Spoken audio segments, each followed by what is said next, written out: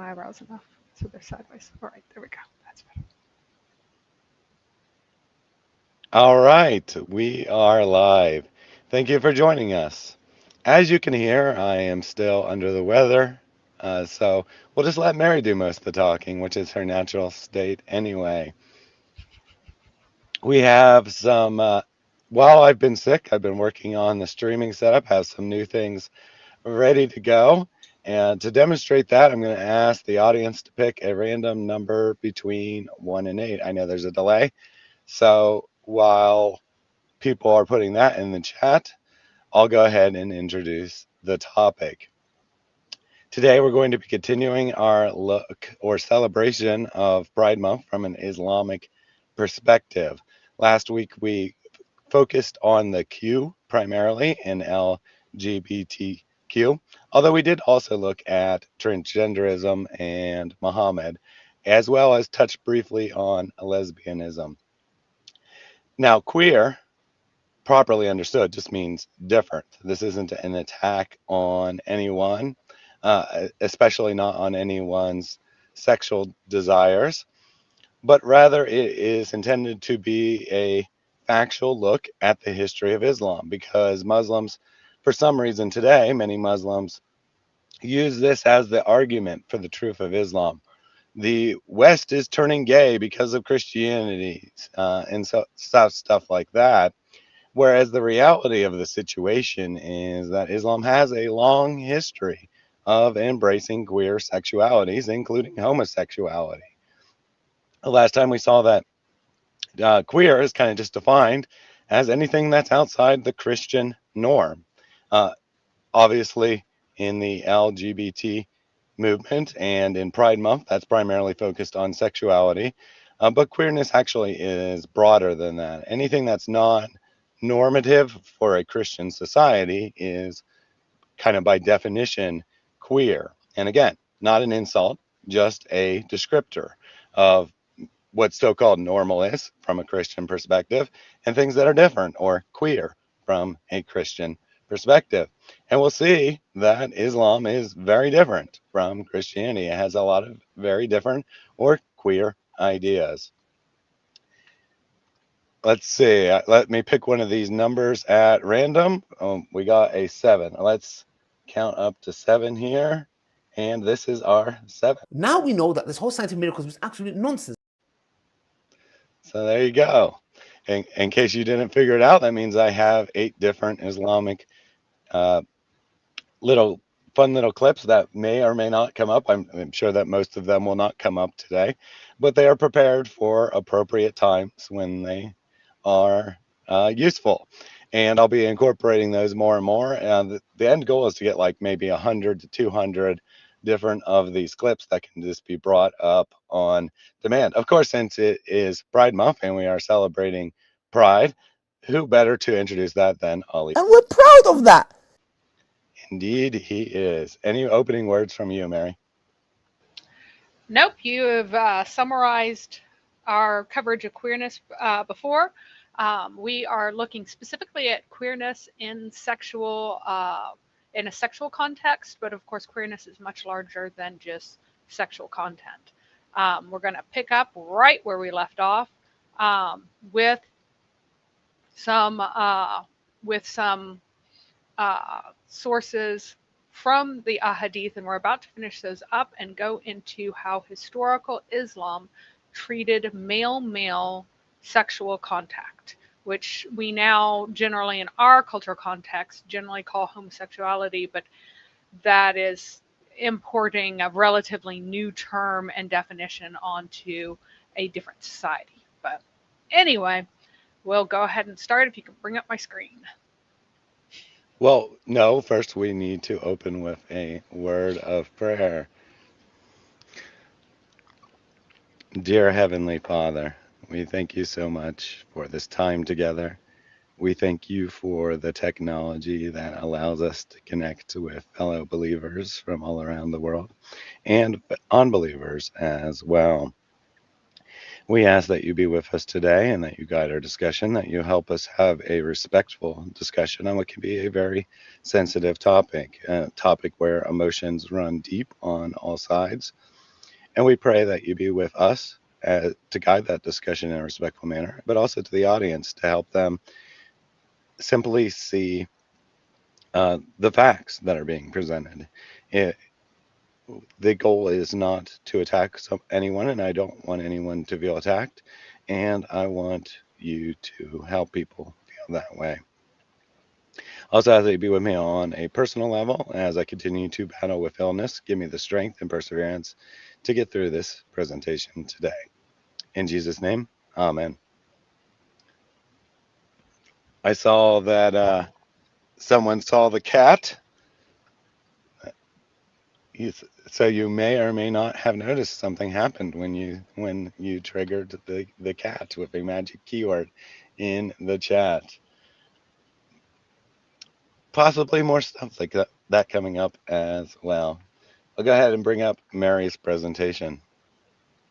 All right, so last time we showed how Muhammad uh, wrapped his arms around a man, and whenever the man realized that it had happened, he leaned into him and pressed himself against him. Here we have another example where uh, that uh, Muhammad was joking around and he poked one of the guys under the ribs with a stick. And he said, "Let me take retaliation." Retaliation is a legal term for exacting an equal amount of revenge, right? And he said, "You are wearing a shirt, but I am not." So he's saying that since I'm shirtless, for me to retaliate properly against you, you also need to take off your shirt. So the prophet took off his shirt or pulled out his shirt up, and then immediately, instead of poking him, the man embraced him and began to kiss his side. And then he said, "This is what I wanted, messenger of Allah." So because you notice that this is in regarding kissing the body, that this is considered an example of correct practice. And if you children don't stop that, every time you guys type cat in the chat, the cat's going to come up. So you guys need to calm down. We're going to have to take the cat away for the rest of this presentation. Yeah, so people are like, what is up with that cat? Which then triggers it again. Very funny, very funny. Oh my gosh, Gabriel. Bad. All right. But Saeed said cat is definitely not a law, and I would have to agree that a cat is far too cute to be a law. And Johnson asked, "What's the cat's name?" This is Artemis. Well, there One. will be, I'm sure that there will be a hadith somewhere narrated by Abu Huraira, which means father of cats. So we will probably see a cat hadith or hadith by a guy who really, really, really liked cats before it came back. But yes, you guys might have to get that taken away for a while. All right, so the effeminate men. It's new. They'll get bored Yep, with it. Don't worry. yep. I'm gonna move this down where I don't actually have to look at it. I won't get distracted. So the effeminate men are a class of people. They're called Mukathathan, and they're called Conifs in later sources, but in this one they're called Mukathathan, which is the passive form of the same verb. Okay, and those are a class of men who were uh, in post Islamic times. They're a class who worked in houses, cleaning houses if you didn't have a female slave, and who provided sexual services on the side. So they're prostitutes and house cleaners, essentially. And they could come in with the women and be like circulate among them in these pre-Islamic times. But Mohammed didn't like that, and he said, "Put them out of your houses." So that means like don't let them hang around with your women as you have in the past. Here's another example. And here's why he said take them out of the houses, because he said, whenever you take Taif, I'm going to tell you where the hottest, chubbiest girl is for you to take in marriage. So what he's doing here is telling them, is like providing personal, private information that he would not have known if he hadn't seen them without all of their wrappings on, right? And this is in Taif, but because the practice of veiling was a pagan practice, it was not originally Islamic. The Christians didn't do it. The Jews didn't do it, the kind of veiling that is in Islam, but the pagans all practiced this kind of veiling. So even in this pagan society, these effeminate men were allowed to come in to the women's private quarters and see them in stages of less heavy clothing that would not be allowed to most unrelated men. And then he's spreading word about it.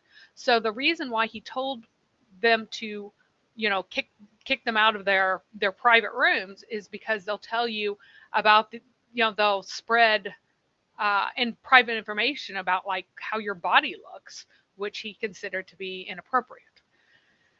So, here we go. Here's our father of cats. An effeminate man, the typo there is really throwing me off, who had dyed his hands was brought to the prophet. He asked, "What's the matter with this man?" He was told, "Messenger of Allah, he imitates the look of women." So he issued an order regarding him, and he was banished to Naki. I don't know where that is actually on the map. So he was just banished to an outlying area. And then they asked, "Should we not kill him?" And he said, "I have been prohibited from killing people who pray." So this together kind of provides an understanding in Islamic law as to how this class of men should be regarded. So he personally offended Muhammad, but he, those who say that, those who practice male same sex ought to be thrown out. Well, here you have an example where he said, "No, I'm prohibited from killing this exact kind of person," that Umar, for example, would later have killed. And you see the context for why he had forbidden them from the houses. And so later in custom, these things came together and they were considered to be prohibited. Anyone who would talk about women, anyone who would talk about, oh my goodness, women was forbidden, but those who were not the sort to talk about women were not. And the division of women really made this position more like there need to be a niche for somebody who's wealthy but doesn't have access to slaves to have someone who can clean things and do heavy housework and stuff like that. And they wouldn't allow intact men in such a circumstances, and men would not allow their own daughters to go and serve in another house because they would not be around their own mahram to protect them and everything. That certainly get assaulted. Their reputation would be destroyed in this kind of context, that the pre-Islamic context that Islam continued.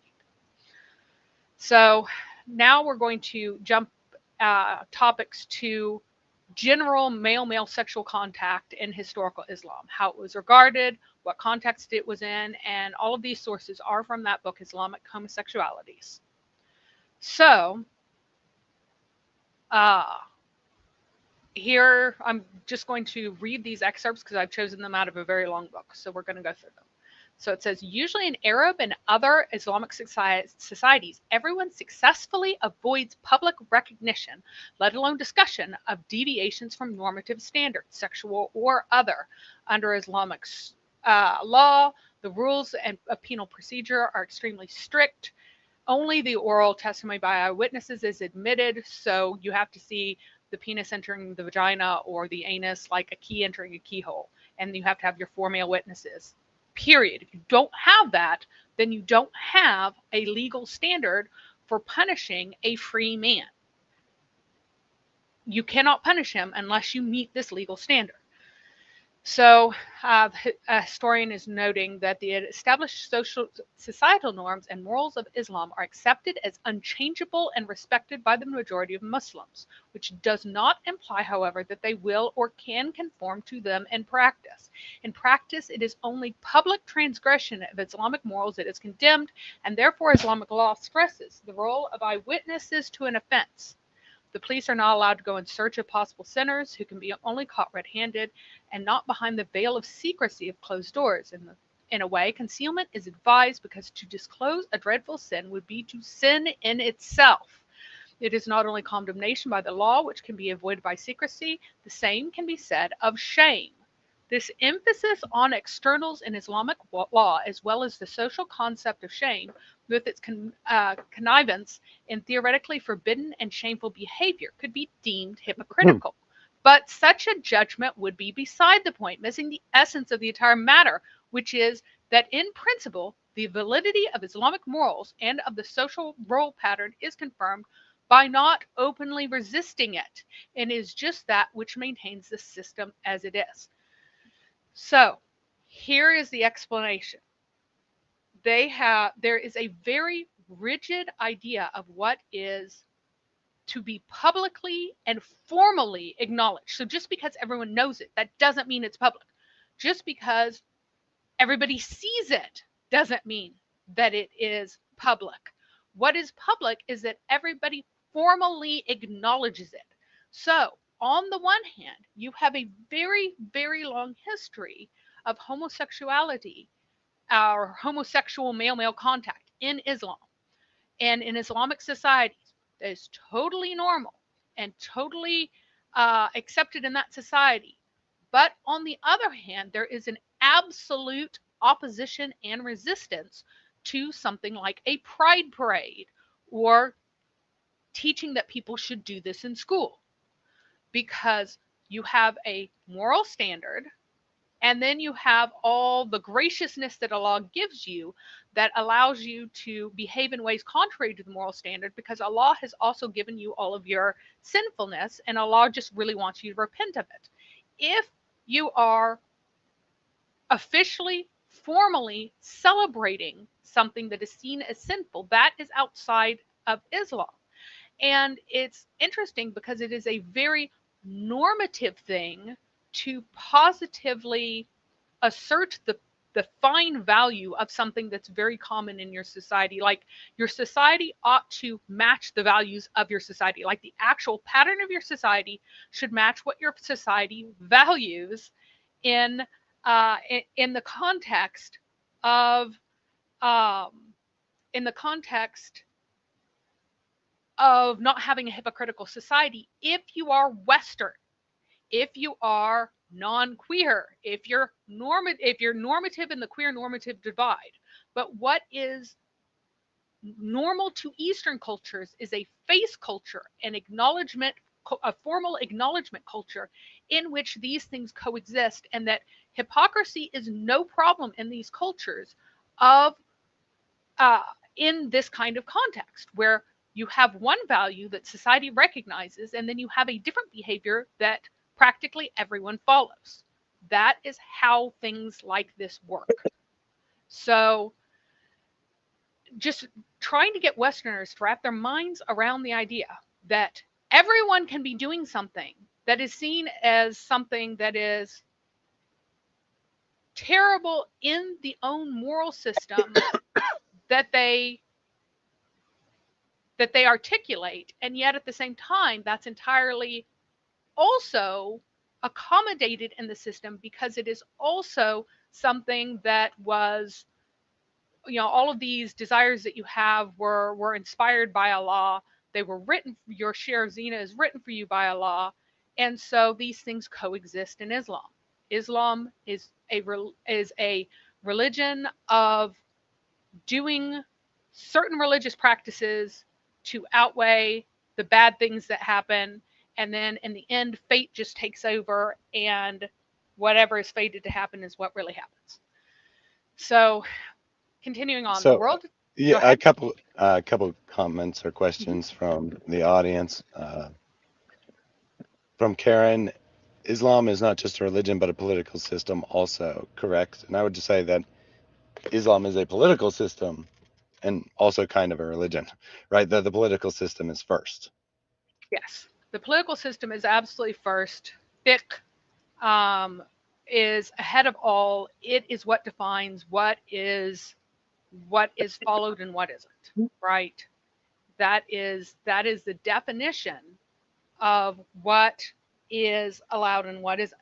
So And In then, this system, there is a the fault for doing these behaviors.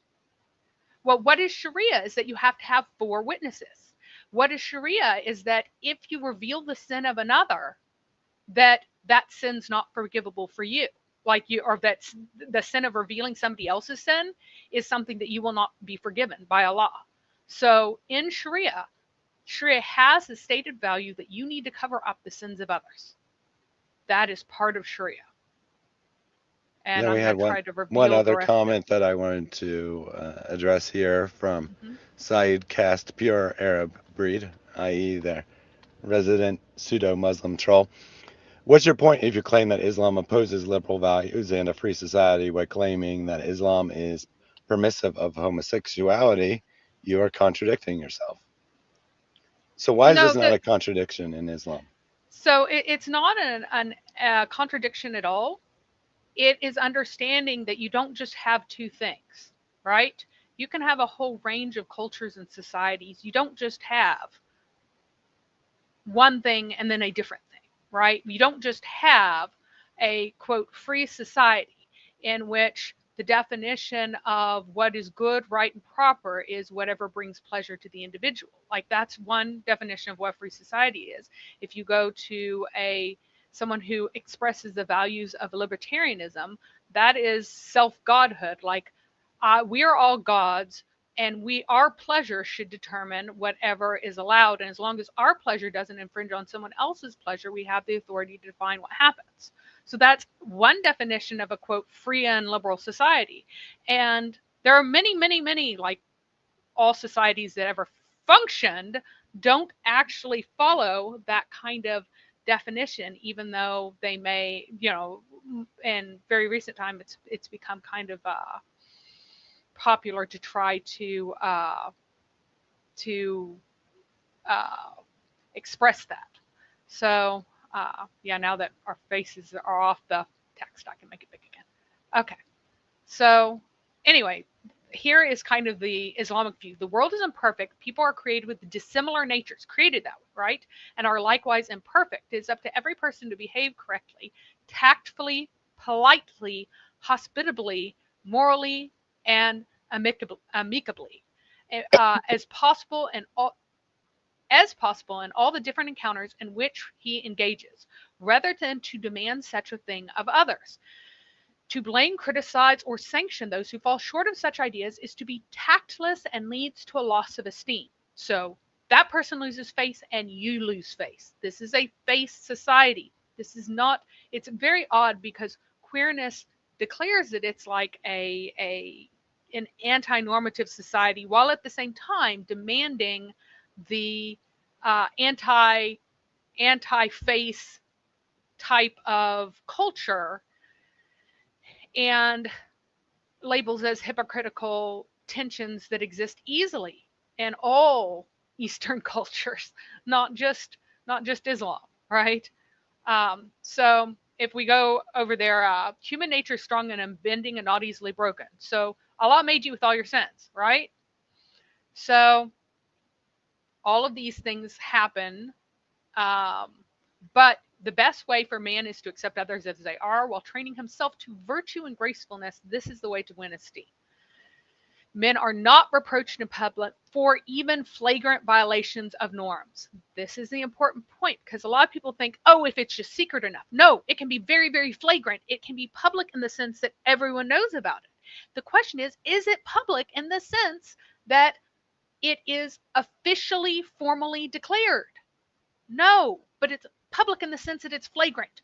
That's still okay unless the society has been affected by colonial values and influenced by Western culture, and there is a desire to rectify the stated goals of Islam with honestly Western virtues that are by definition not queer and normative.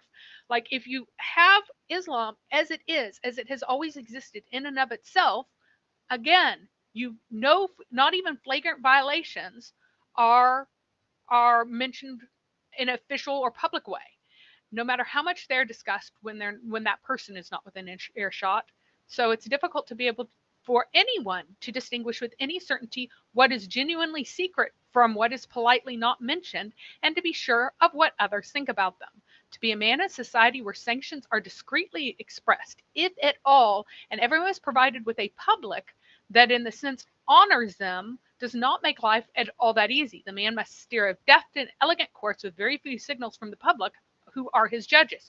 He can never be sure that his value is what he thinks it is, as he observes his bland reflection in the polite spectators. And here is the kind of cultural expectations of male sexual contact, and what the quote honorable man should do to maintain his the esteem that he holds in society. So here is a quote from one source. A man should not allow others to bugger him, otherwise he loses his name, his honor. That is, if others know it and are known to know. The decisive line is not between the act kept secret and the act known by many, but between only talking behind one's back and saying it in your presence, between rumors and public knowledge. There's always room for maneuver, and you can always ignore what everybody knows. As long as nobody draws public attention to something everybody knows, one ignores what might disrupt importance to social relations. There's a clear rule. You cannot be. But what this really comes down to is saying somebody that had sodomized disturbs social relations. That's what's meant here, right? This is not inconsistent with sodomy being very common, as the Italian editor-author Gianni De Martino notes for Morocco. One does it, but one does not talk about it. Men and boys make jokes and puns about it, allude to it, do it, but never talk about it in a serious manner. After the act, the impure object is thrown away. The man of the Maghreb, that's kind of northern, that northern portion of Africa, eliminates the sodomized one after the act. He denies all importance to the act and declares it to be free of sentiment. At once he rushes to the shower to talk about it as something else, not because one feels guilty making it, but because it would be shameful to denounce somebody as having been sodomized. Done discreetly, one is able to pretend that nothing has happened. So, as noted, having been sodomized damage one's reputation only if the behavior becomes known. If one starts to go ahead. No, sorry, that was just a cough. Okay, sorry, I thought it was a wait or something. If one starts to like being sodomized, the behavior is almost certain to become known. And some say that one penetration, whether by force or money or in play by an older cousin, might be enough to become addicted. The danger of starting to enjoy being penetrated and then desiring and seeking it is a part of transcontinental Islamic cosmology. To most Muslims, anal lust is not really unnatural. One has to avoid getting buggered precisely in order not to acquire a taste for it and thus become addicted. It's like an infectious disease. Once infected, it can be very difficult to get rid of. Now, this is actually the same way that Western society regarded it for a very long time. So if you want to say that that makes it less queer, you can, but in a lot of ways, the reinvention of homosexuality is something that's very novel and different and inconsistent with the experience of any culture. So the way we conceive of it now, of how gayness works, is something that was invented within the last 50 years. It did not exist before then. So if you want to look up Dr. John Money and his new definitions of these practices that existed for a very long time and were understood very clearly by many cultures in particular ways, you can look him up. Dr. John Money is the name. So once a boy is known to have been sodomized, whatever his own reactions to the experience, he is fair game for others. Dutch psychologists talked about something that what happens in Morocco, saying that boys look for younger boys, 7 to 13 years old, who are fit for this. And notice, by the way, that this induction of age of boys was the typical age that you wanted to capture a young slave, so that the young slave could also be accustomed to being made a slave as well as accustomed to being used for sex if he were attractive. So From my conversations, it's clear that tips are exchanged about boys, young men, or men who could be or are fit. Usually, one cannot claim someone for oneself. This informing has a consequence. Some boys get the reputation of Zamel, which is someone who is sodomized, right? If a boy has this image, it will be most difficult for him to uh, submit another from his own circle. So, otherwise, for him to be on the giving end rather than receiving end within his own circle, he is the one who is passed around to his entire circle. So, so uh, Houston has a very good comment. If you can bring that up, Yep, he I was says, going to. so it's okay to be gay dominant, but not okay to be gay submissive. And this is actually a a again a very common thing. Um, so it is just something that men do if you are the dominant one, right? But it's shameful to have been used in something that is considered a sin in Islam. It's considered a sin to have anal intercourse, even if you're the dominant person. But it does not degrade your honor and manhood. So it's like the difference between being caught brawling and somewhere, right? So brawling's bad, but it doesn't decrease the image of manhood in any society, right?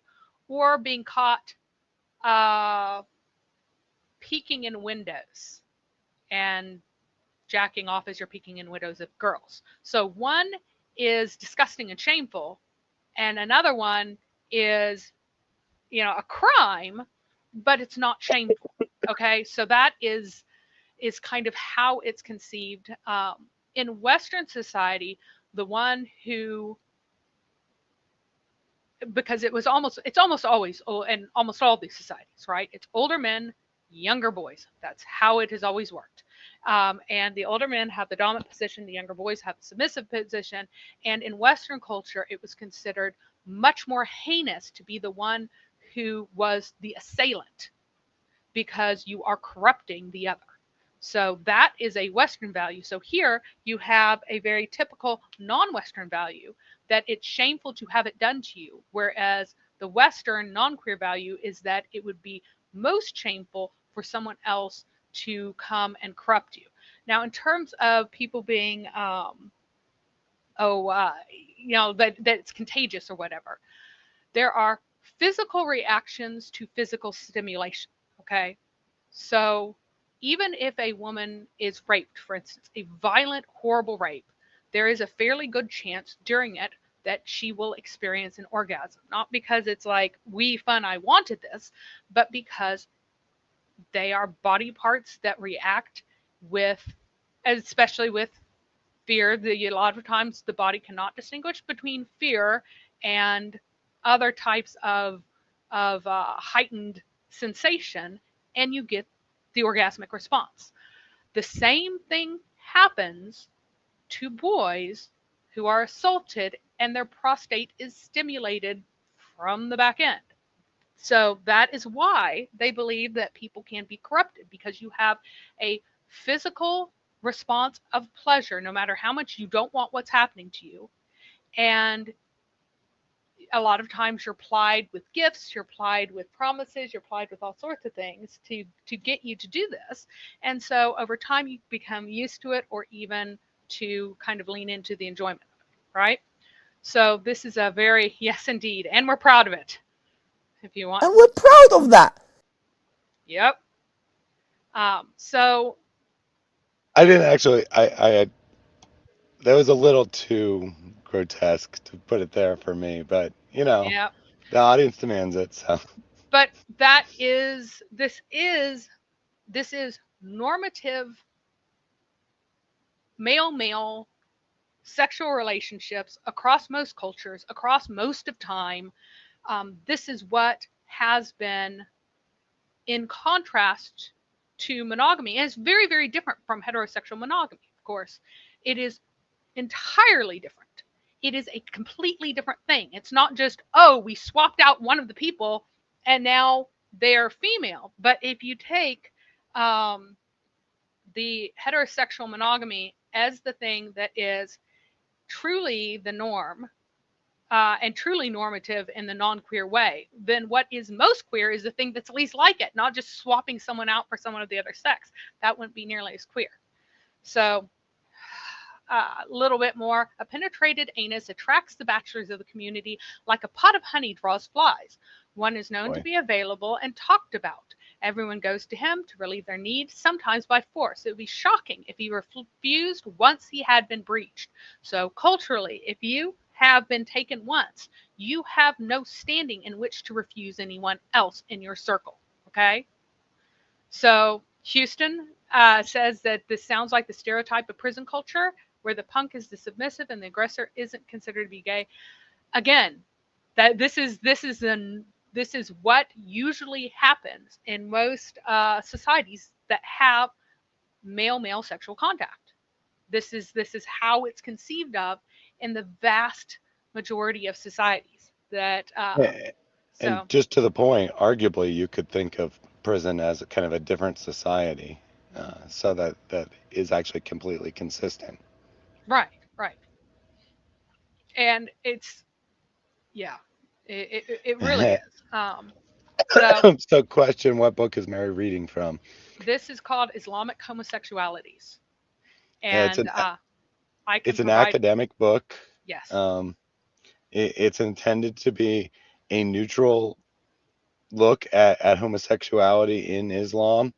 It's not written like, from a Christian perspective or something. Indeed, many of the people writing it are writing it precisely to argue that Islam needs to change its views on homosexuality due to its history.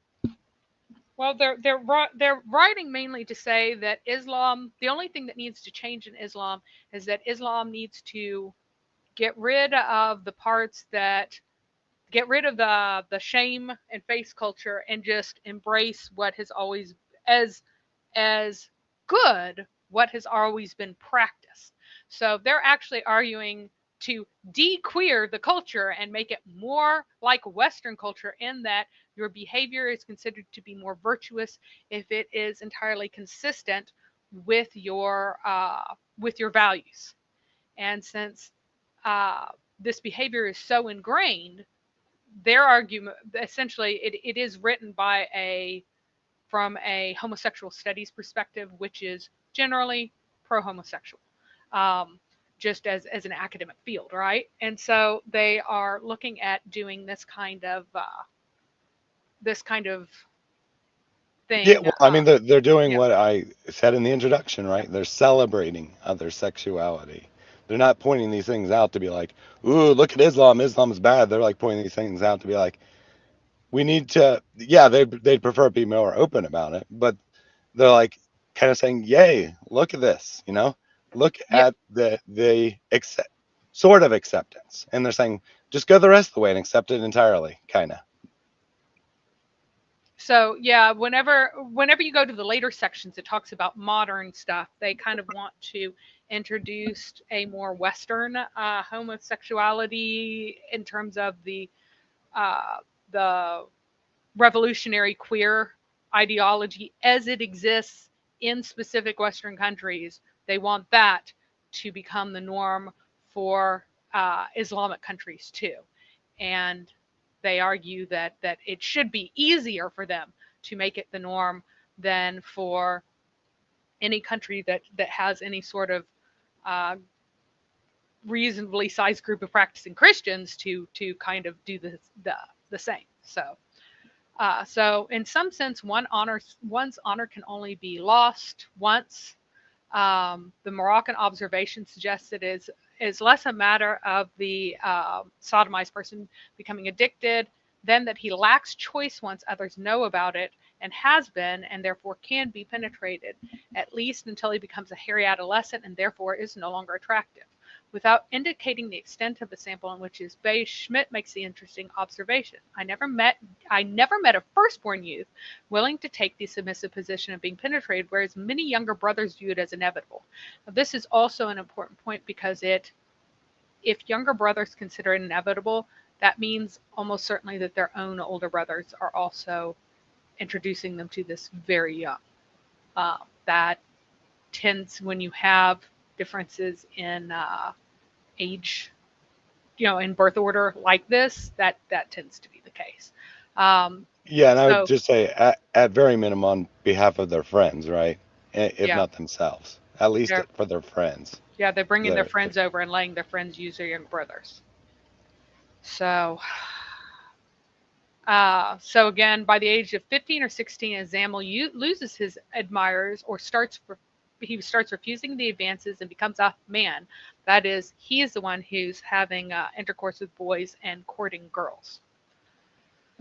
So, uh, so for a beloved to become a man may be more gradual than a clean break, and so there are various fictional representations that are written by Turks who live in this culture. So they're talking about fictional representations. They're talking about fictional representations from people who live in a culture and are trying to tell a kind of story that belongs to that culture, right?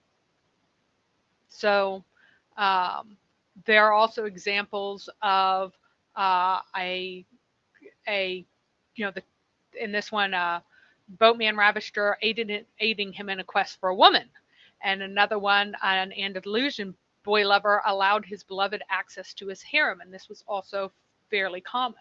Um, there was another one said that a 16-year-old Yemeni neighbor was reputed to be the passive partner of other young adult males. He refused to wear pants to school as other adolescent males did and made advances on foreign women. So just because you are the bottom, so to speak, does not mean that your sexual proclivities are exclusively oriented toward that in that particular way. And this is actually also true. All the research on American men who have sex with men have shown clearly that men who have sex with men have more sex with women as teenagers or girls, other girls their age, usually not older women, and also have an earlier at younger ages. So they at younger ages they are pursuing sex with females, though they become over time men who have sex with men, uh, primarily or even eventually exclusively, right? So the idea that there is this that it is normal, or again, here I'm using normal, not the normative sense, but in the kind of the way queerness is constructed in the West, that this gay boy will not be having intercourse with females because he's attracted to males is literally untrue in terms of every study that's ever been done. They have more sexual contact with girls than straight boys do at earlier ages. So it's really sort of the lack of sexual inhibitions. Those with the least sexual inhibitions are the most likely to become men who have sex with men and continue to have sex with men. This is what all the studies show, just very clearly. So here's some other examples. In Morocco, those who depilate, that means like take off their hair and otherwise emulate female appearance, are called hassas. In Turkey, kochek, and Oman, Conifs, and that's what I was saying before, it's the same word. And Pakistan, kusra, and so forth, right? And I've been unable to find any data on the relative proportion of sexually used boys in any Islamic society who grow up as proper men or as gender variant. So we have these two categories. The vast majority grow up to be proper men, and then the small percentage end up being these gender variant. And that means those who continue to adopt some female characteristics and continue to be, they make their trade by being male prostitutes for other men, even past the age at which boys are used in that way. So,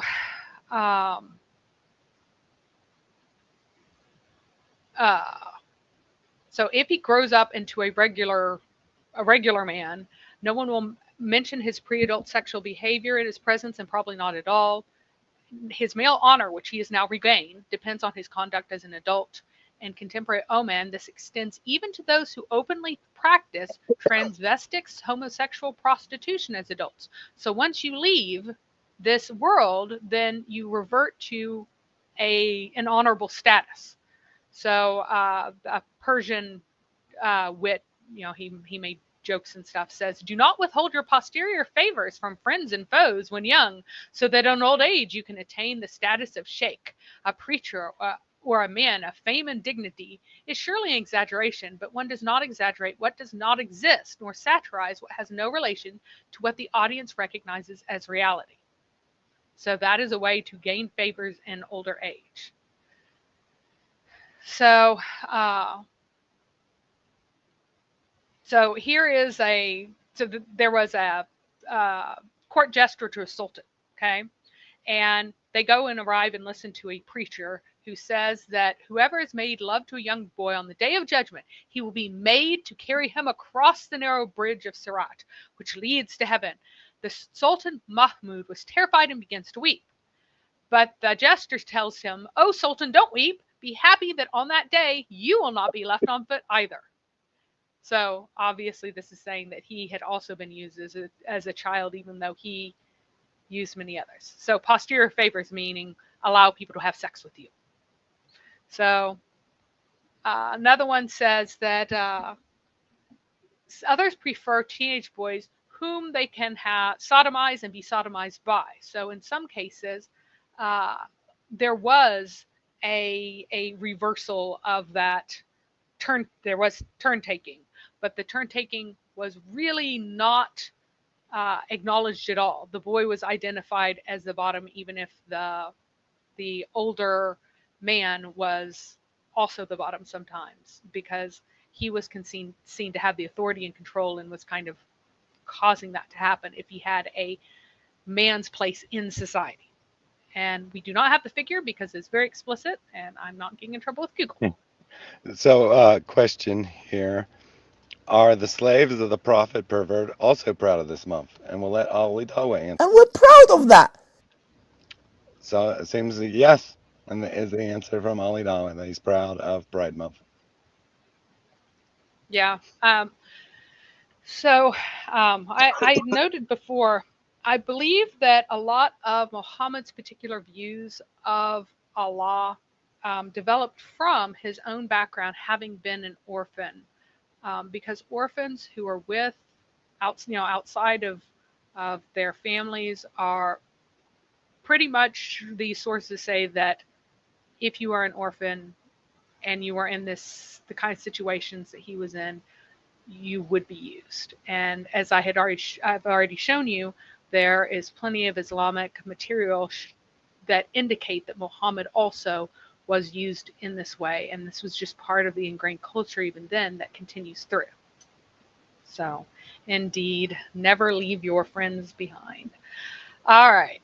So here are examples of surveys of men who admit to having sex with men. University of Beirut, their median age of first experience was 14 years. The range was 6 to 19. Another one found that 38% of Arab students had homosexual experience. Another one said that 44% had, and the median first experience was age 12.4, even though the range was the same. In 1952, the Moroccan male students of the Islamic University openly engaged in homosexual relationships.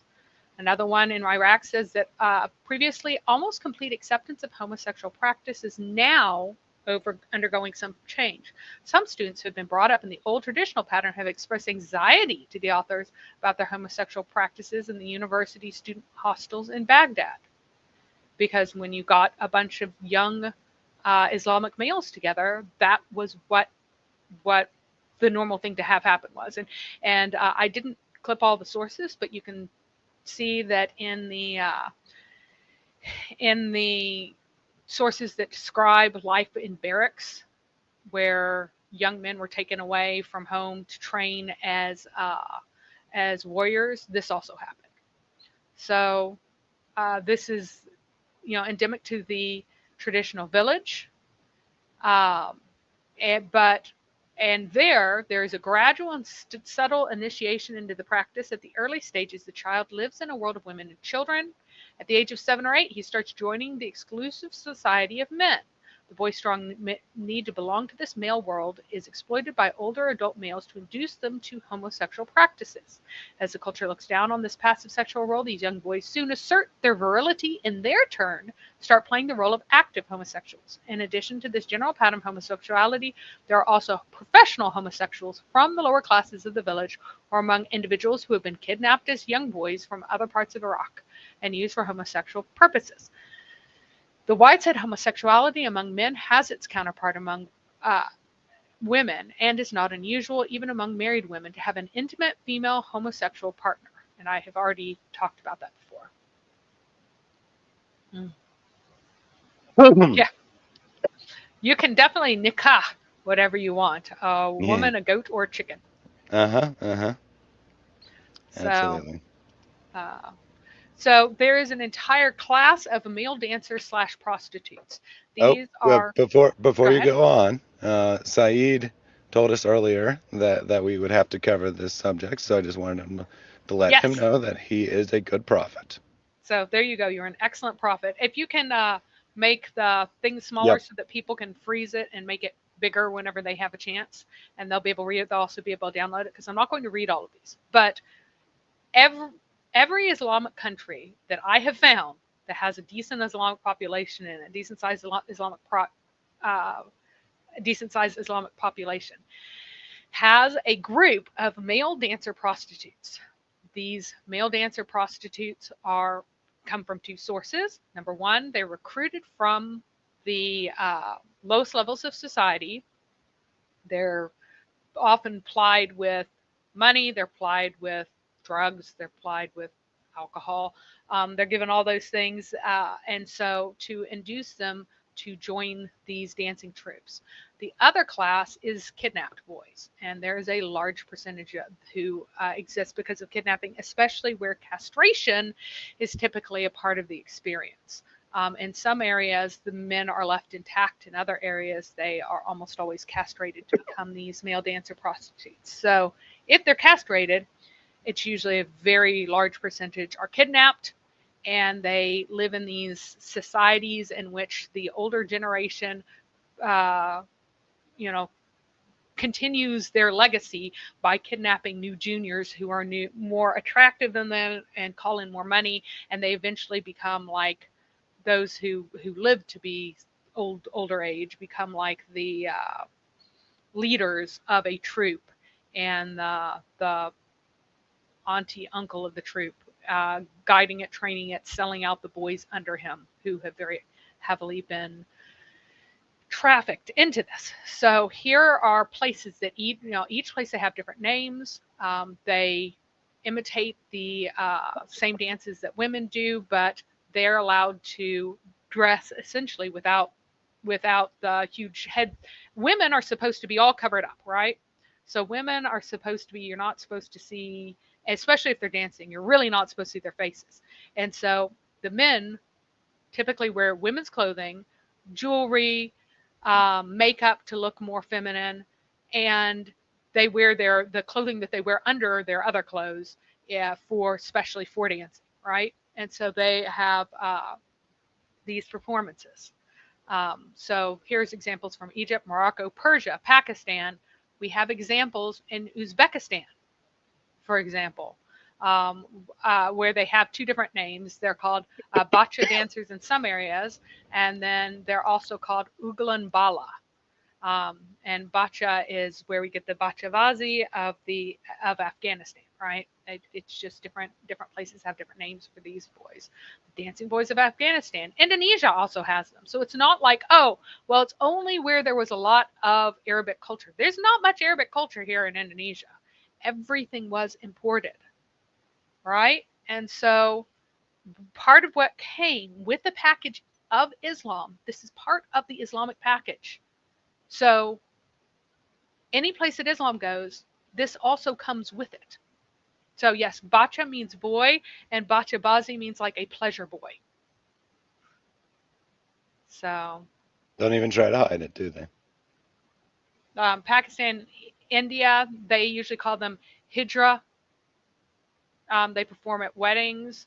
And part of the reason they perform at weddings is because they will bless you if you give them money. If they don't, they will pull up their skirts to show where they've been castrated and curse you. Okay, then. Yeah. So, So never compromise. Christ says, I can confirm as a Pakistani that this happens way too often in Pakistan. There's barely any Pakistani mosque in which it does not happen. yeah, it's horrific. So, um, from my normative Western Christian view. um, so here is the more detailed view of the Conif folks that we were talking about before. So the Conif were the ones who that Muhammad kicked out from his wife's private chambers because one of them remarked on the body of a woman in another town, saying that, oh, I'll tell you where all the hotties are with the really uh, sexy fat rolls and stuff. Um, so he said, I don't want you having them in there. Well, these people still continue because, again, all of this is read together. It's not read just as one thing. The reason why he kicked them out is contextualized, as well as the fact that he refused uh, to consider them worthy of any capital punishment, right? So um, this is in Sohar, which is on the coast of Oman. Okay, and so there's an estimation that 2% of Sohari men are in this class. So she was confused by these men who had come in before, and until she figured out who they were.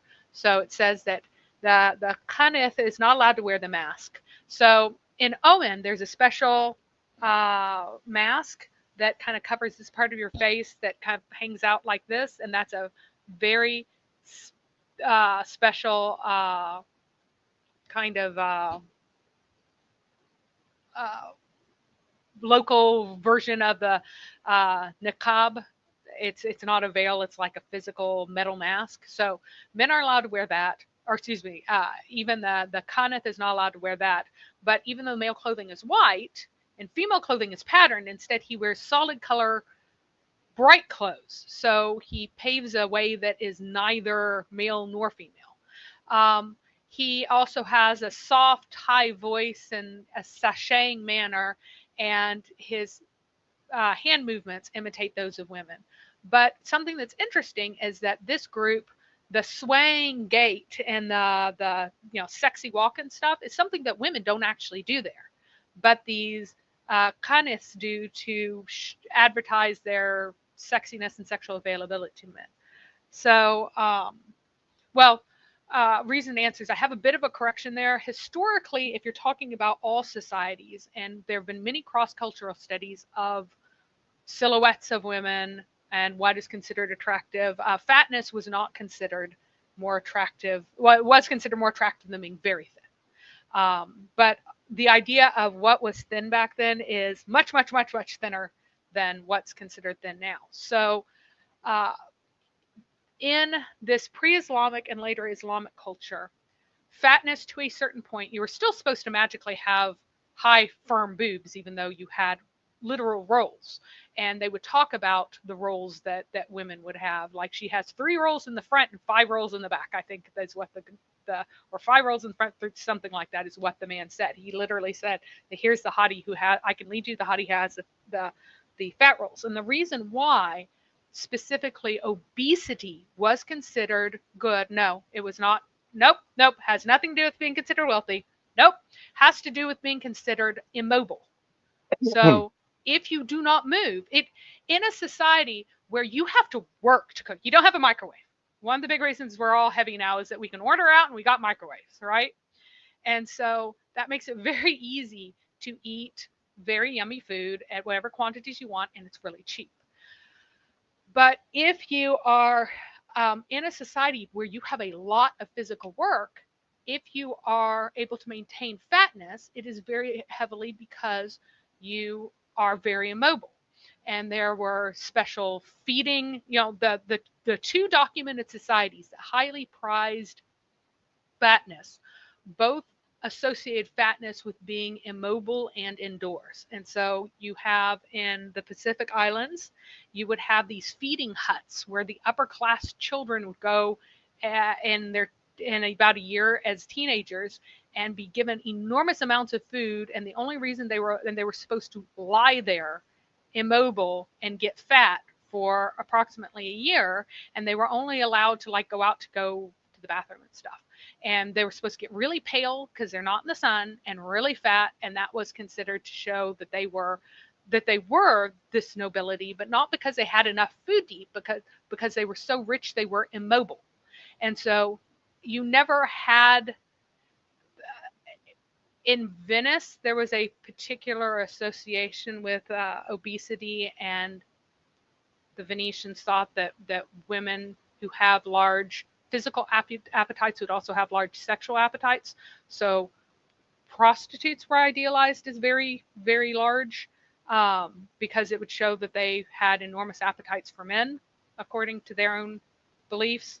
But Islamic culture values the woman who is secluded, the woman who does not leave the house, the woman who does not stand up.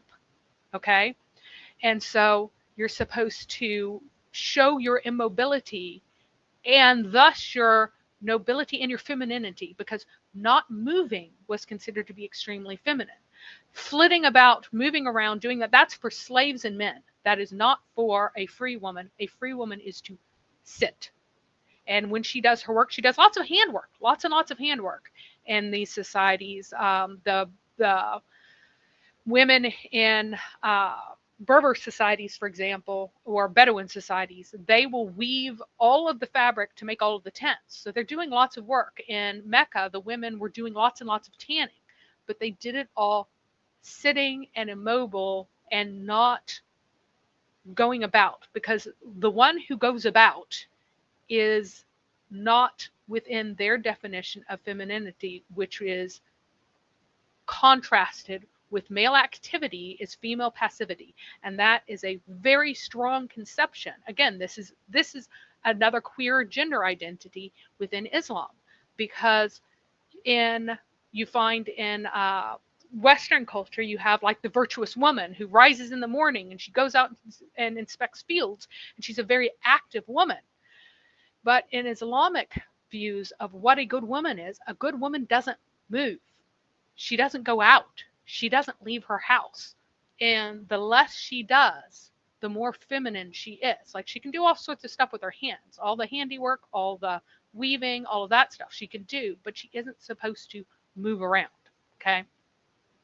So gypsies are not Berbers, Rose Petal. So I'm not sure why you're saying that. Anyway. So one other thing related here from Houston, also having white on tan skin was a status symbol because it meant you had servants to do the outdoor work. And that'd be primarily for men, because obviously women wouldn't be generally doing the outdoor work regardless, correct? Well, the women, We're the talking slave about women did, and that was one of the reasons why right, slave right, women right. couldn't cover up.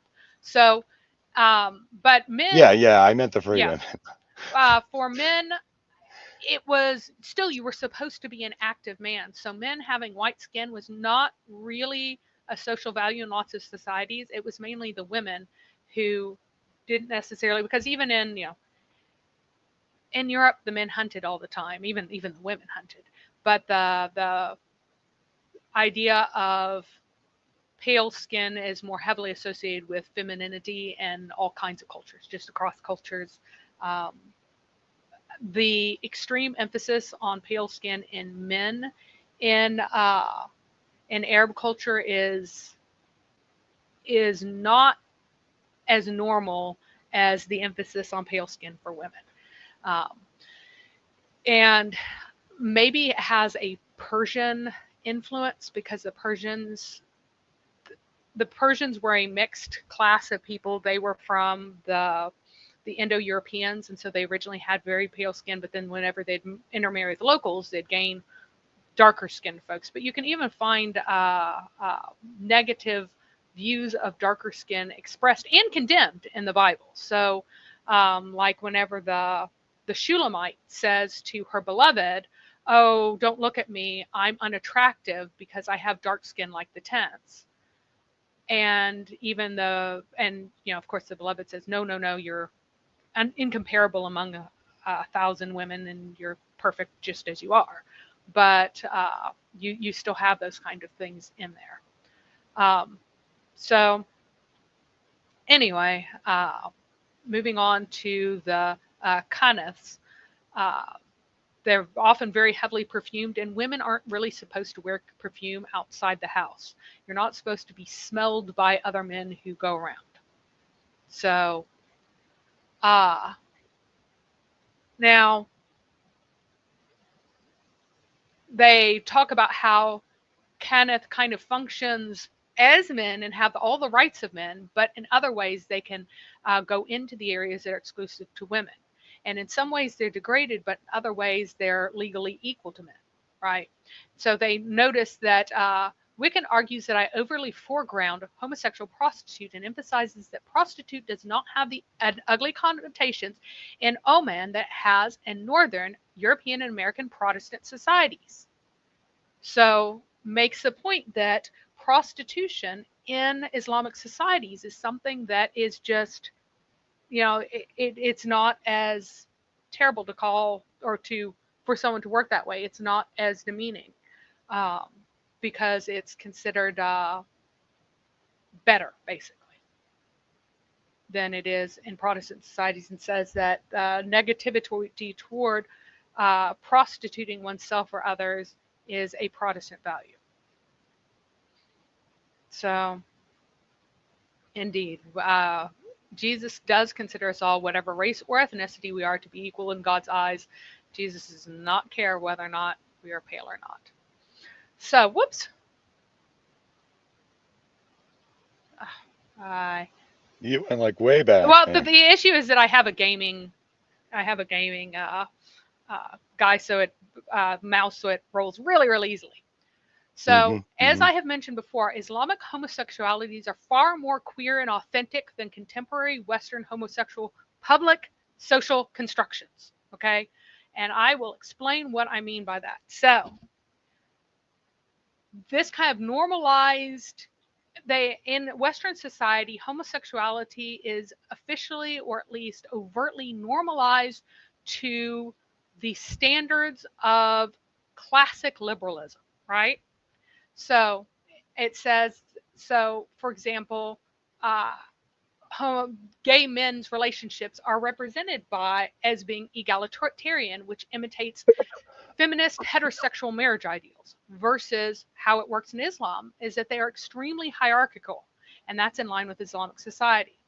Marriage is presented as the ultimate form or end for the normalized sexuality or homosexuality that's made to more conform to heterosexual relationships, right? So marriage is they always talk about gay marriage, gay rights equals gay marriage, right? But in the queer Islamic homosexuality, marriage is never considered. It's something else. It is not a homosexual relationship with one person switched out. It's a different thing. Monogamy is considered a value in the normalized homosexuality because, again, of this emphasis on marriage. However, while extreme devotion can be idealized, a monogamous life in terms of an Islamic homosexual context, would be an extreme exception, like incredibly extreme. Homosexual family building with children is presented as a value for this heterosexualized, normalized homosexuality in the West, but in queer Islamic sexuality, it has zero relation to traditional family building, although favorites could be joined to your family through marriage. For example, you could give your former male lover to your daughter in marriage. That could happen. But it's not like you aren't trying to set up a household with, if you're a man, with your male lover and adopt kids or something. I mean, adoption isn't even allowed in Islam, right? So, uh, Yeah, so just to be clear, this is partially due to the completely different conception of what the purpose of marriage is to begin with. Because in Christian society, we think of marriage as primarily being about the love of a man for a woman, where or in a homosexual context, a man for another man, whereas in Islamic society, it's primarily about setting up this um, contract by which you are able to have children. So obviously, man and man is not a possibility. You might have a love relationship, a emotional relationship with another man, but that has nothing to do with marriage to begin with. So there's no conception of there being a homosexual marriage as a result. right. All And right. indeed, women generally are not seen as objects of love at all, whether you are having sex with them or not. They're seen as objects of pleasure. So you derive pleasure out of them. And the female lover is idealized to this large, immobile object that does not move even during copulation. I'll be blunt. I've read a number of sources about how heterosexual sex is normalized in Islamic societies, that it's idealized that she does nothing and lies there while the man squeezes and enjoys, right? She's there to be the object of his pleasure. Whereas, you have the kinds of things that you might see describing a girl or a young female object is applied to males in the homosexual literature. So, example, a supple waist and big eyes and kind of this youthful firmness that's firm and plump at the same time, but is very uh, uh, active and mobile and vigorous and strong and lively. All of this kind of stuff is not acceptable for women to have, so it gets applied to these boys. Now, if we go over to if we continue on, we're talking about what's authentic to the typical gay experience. And I am talking about in the West. So, what's authentic to the West? So, here is an article. Oh, I didn't clip the top, but it said the dirty little secret about gay marriage is that most gay couples are not monogamous. We have come to accept lately, thanks partly to Liz Mundy's excellent research cover story in Atlantic, and partly because we desperately need something to make the drooping institution of heterosexual marriage seem vibrant again. Again, this is very, very pro-gay source, right? That gay marriage has something to teach us, that gay couples provide a model for marriages that are more egalitarian and less burdened by the old gender roles that are weighing marriage down these days. Now remember, the idea that homosexuality would be egalitarian is entirely Western, does not exist elsewhere. But the thorny part of gay marriage experiment of the gay marriage experiment is sex, and more precisely monogamous sex. Mundy writes about an old study from the 80s that found that gay couples were extremely likely to have sex outside of marriage. 82% did.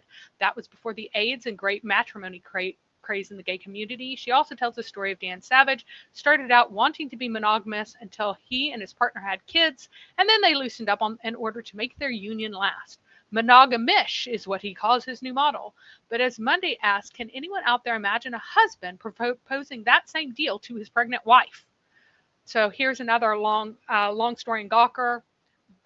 It says that the gay right movement has put forth couples that look like straight ones together, forever loyal, sharing assets. But what no one wants to talk about is that they don't necessarily represent the norm. The gay couples study out San Francisco State University, which, following over 500 gay couples over many years, it's actually this is 3 years. That was in the look, or in the was actually what was considered in this particular study, has found that about half of all couples have sex with someone other than their partner with their partner knowing. In writing about the subject, gay people emphasize the aspects of their relationships that sound most wholesome and straight-like, Stephen Thrasher writes. They neglect to mention that, say, in Thrasher's case, he met his partner for sex only once, and they ended up falling in love. The larger part being that gay couples are very different when it comes to sex, even if this is not the convenient moment to discuss that. And in legalizing gay marriage, we are accepting a form of sanctioned marriage that is not by habit monogamous, and that is inventing all kinds of new models of how to accommodate lust and desire in long-term relationships. So let's look at what this gay couple study said. And this is gay couples, I mean male. Okay, so to be clear, right? 45% had monogamous agreements. 47% had open agreements. 8% reported discrepant agreements.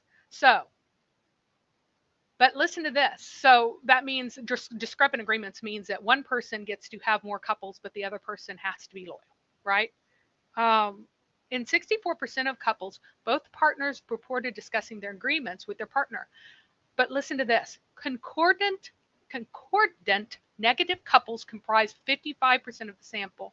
22% were concordant positive, and 23% were discordant. So that means that 23%, one person was saying that we have an open relationship, and the other person was saying that we have a monogamous one. I just want to make this clear that we have discussed this, we have settled this, and we absolutely agree that we can have an open relationship. So 55% agree that they, at least one of them, can have relations outside of marriage. Okay? I mean, I guess that technically, I was assuming that they, one or the other was lying, right? Right. Well, not lying exactly. I guess they're both telling the survey the truth, but they're lying to their partner. But I guess that actually could be that you could have an agreement where one person is monogamous and the other but isn't. That's the 8%. So that's 47% open plus 8% discrepant agreements. That's your 55%. Gotcha. So only the concordant negative couples are being counted. Or it ends up working out that way. So concordant negative couples are 55% of the sample. So two people are saying the same things. Either only one of them is allowed to have sex outside of their marriage, or both of them are, right? 22% both said we are not going to have sex with anyone outside of our marriage. 23%, one of them said, we said that we are going to be faithful, and the other one said, we agreed that we can fool around. Whoops. Yeah. That's a lot of I mean, I don't mean to laugh because these are human beings who are living in broken relationships. But how pathetic is that a quarter of people can't even be honest with their own partner? And then the rate, and this does not include, even among those who are concordant positive, there is also cheating that exists. So cheating is classified differently than an open relationship. Well, yeah, I mean, okay, so to be fair, there's a difference between, wanting to live in a monogamous relationship and breaking that from time to time, right, and telling your partner you're going to and having no intention of doing it. Those are two different things. Yes, but I'm just being clear that the statistics for, quote, open marriages, even now among heterosexual couples, are less than like 5%. I think it's something like 2% because they usually end up getting divorced very quickly. But even so, all studies say that over 80% of people in a marriage have never cheated. Whether or not, depending on the study, who's being studied, how old they are, whatever, the number may be as low as like 81% of men of a certain age in a certain study, and as high as like 89% to I think some of the studies women get as high as 90%, right? So, but again, which actually represents queerness more accurately and is more truly queer? Is it actually queer to just try to swap out a female with a male? And so, again, what's typical to the authentic gay experience? Is this monogamy is something that's typical? So here is a Yeah, so quick question from yeah. Joe Go ahead. Chris here. And do they give statistics for homosexual men versus lesbians and marriage monogamy? That study was exclusively men, correct? Yes, this one's specifically about men. Lesbians also have much higher cheating rates than women in heterosexual relationships. Um, so, uh, but Yeah, and I think that yeah, that clarification is good enough. We yeah, can move uh, along. yeah. So, yep. But this because the more public kind of homosexuality in Islam is the male male. I'm emphasizing that more, right? So, uh, so this is men who have sex with men compared to heterosexual men and women, and this one was done in Britain. This is a study done in Britain, and the outcomes were that the men who had sex with men reported longer cumulative lifetime periods of new partner acquisition than heterosexuals, more gradual decline in new partnership formations with age. So they're continuing to have sex with a lot of people for a whole lot longer um, than heterosexuals, even in modern Britain, right? So, among men who had sex with men, 86% of the 18 to 24-year-olds, 72% of the 35 to 39-year-olds formed a new partnership during the prior year, compared to 56% of heterosexual men and 34% of women ages 18 to 24, and 21 and 10% respectively of ages 35 to 39. Men who had sex with men are more likely to choose partners 5 years older and were 2 to 3 times as likely as heterosexuals report recent concurrent partnerships. So this is just showing that it's not just swapping out a woman for another man. It's something different, even in practice in the West. And so trying to de-queer it would be making it less authentic and more artificial, right? So this is an American study, number of casual male sexual partners and associated factors among men who have sex with men. Basically, a lot of these are trying to figure out why is it that gay men are at such high risk for STDs and HIV. Is it just because of the type of sex, or is it because of the amount of sex? That's what these studies are all about. That's why they're scientific studies, right? So this is a 1-year study. 76% of them had reported having a casual male partner. 32% had only male casual partners. 44% had main and casual partners. 24% had main male partners exclusively. So this is all of these people were sexually active. That's why these two numbers add up to 100%, right? Because this is just men who are sexually active, right?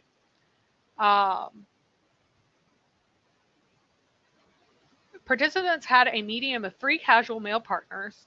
This gives us our quartiles, so that that means every fourth. Notice that the third quartile is 9. So the very top group had more than 9 sexual the top fourth of men who have sex with men had more than 9 sexual partners in 1 year. So the top fourth did. So let's see. Those who did not report a main male partner in the last 12 months for an interview had an estimated 6.5 casual male partners, but those who did have a main partner were estimated to have 2.4 casual male partners. Men who had sex with men reported an exchange sex partner who reported an exchange sex partner. That means that they're swingers, right? Had an estimated median number of 8.6 casual male partners, an estimated median value versus an estimated median value of 3.1 casual partners among those without that kind of history, right? So But you can say that this deception that's being wrought on Westerners does have a queer purpose in itself. By disrupting normative marriage, you can confuse it. You can cause a confusion of what marriage is, and that would be a beneficial, revolutionary uh, task of someone who is queer.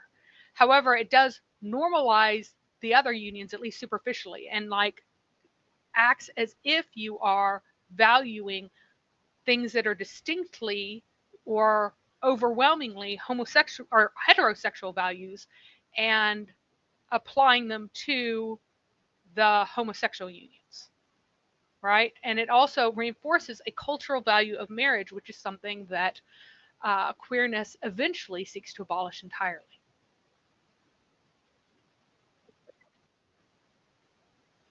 Yeah, Mohammed actually for it says Muhammad was the greatest swinger of all times. This proves he was the perfect example for humans of all times, including swingers. There had actually been practice previously of exchanging wives, which the Quran does reference. That was not abolished until someone sought to exchange wives with Aisha. So he wanted to have Aisha and give Muhammad his own wife for a while and then swap back. But there is a specific statement about if you seek to exchange wives in the Quran, and it relates to a hadith about wife exchanging. Um, this was something else that seems to still exist in the Quran, but was abrogated in a hadith. And I don't even have that one in here. I have 113 slides, and I don't even have that in here. All right.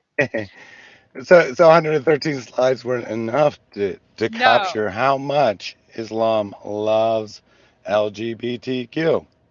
And we're proud of that. it's it's so much more queer than what we are being told now is what true queerness is, which is just kind of interesting. It's odd to me that like the West is supposed to be the the forefront of queerness, but instead, what we find out whenever we actually view it is that everything in Islam is far more queer than their counterparts or similar things in the West. So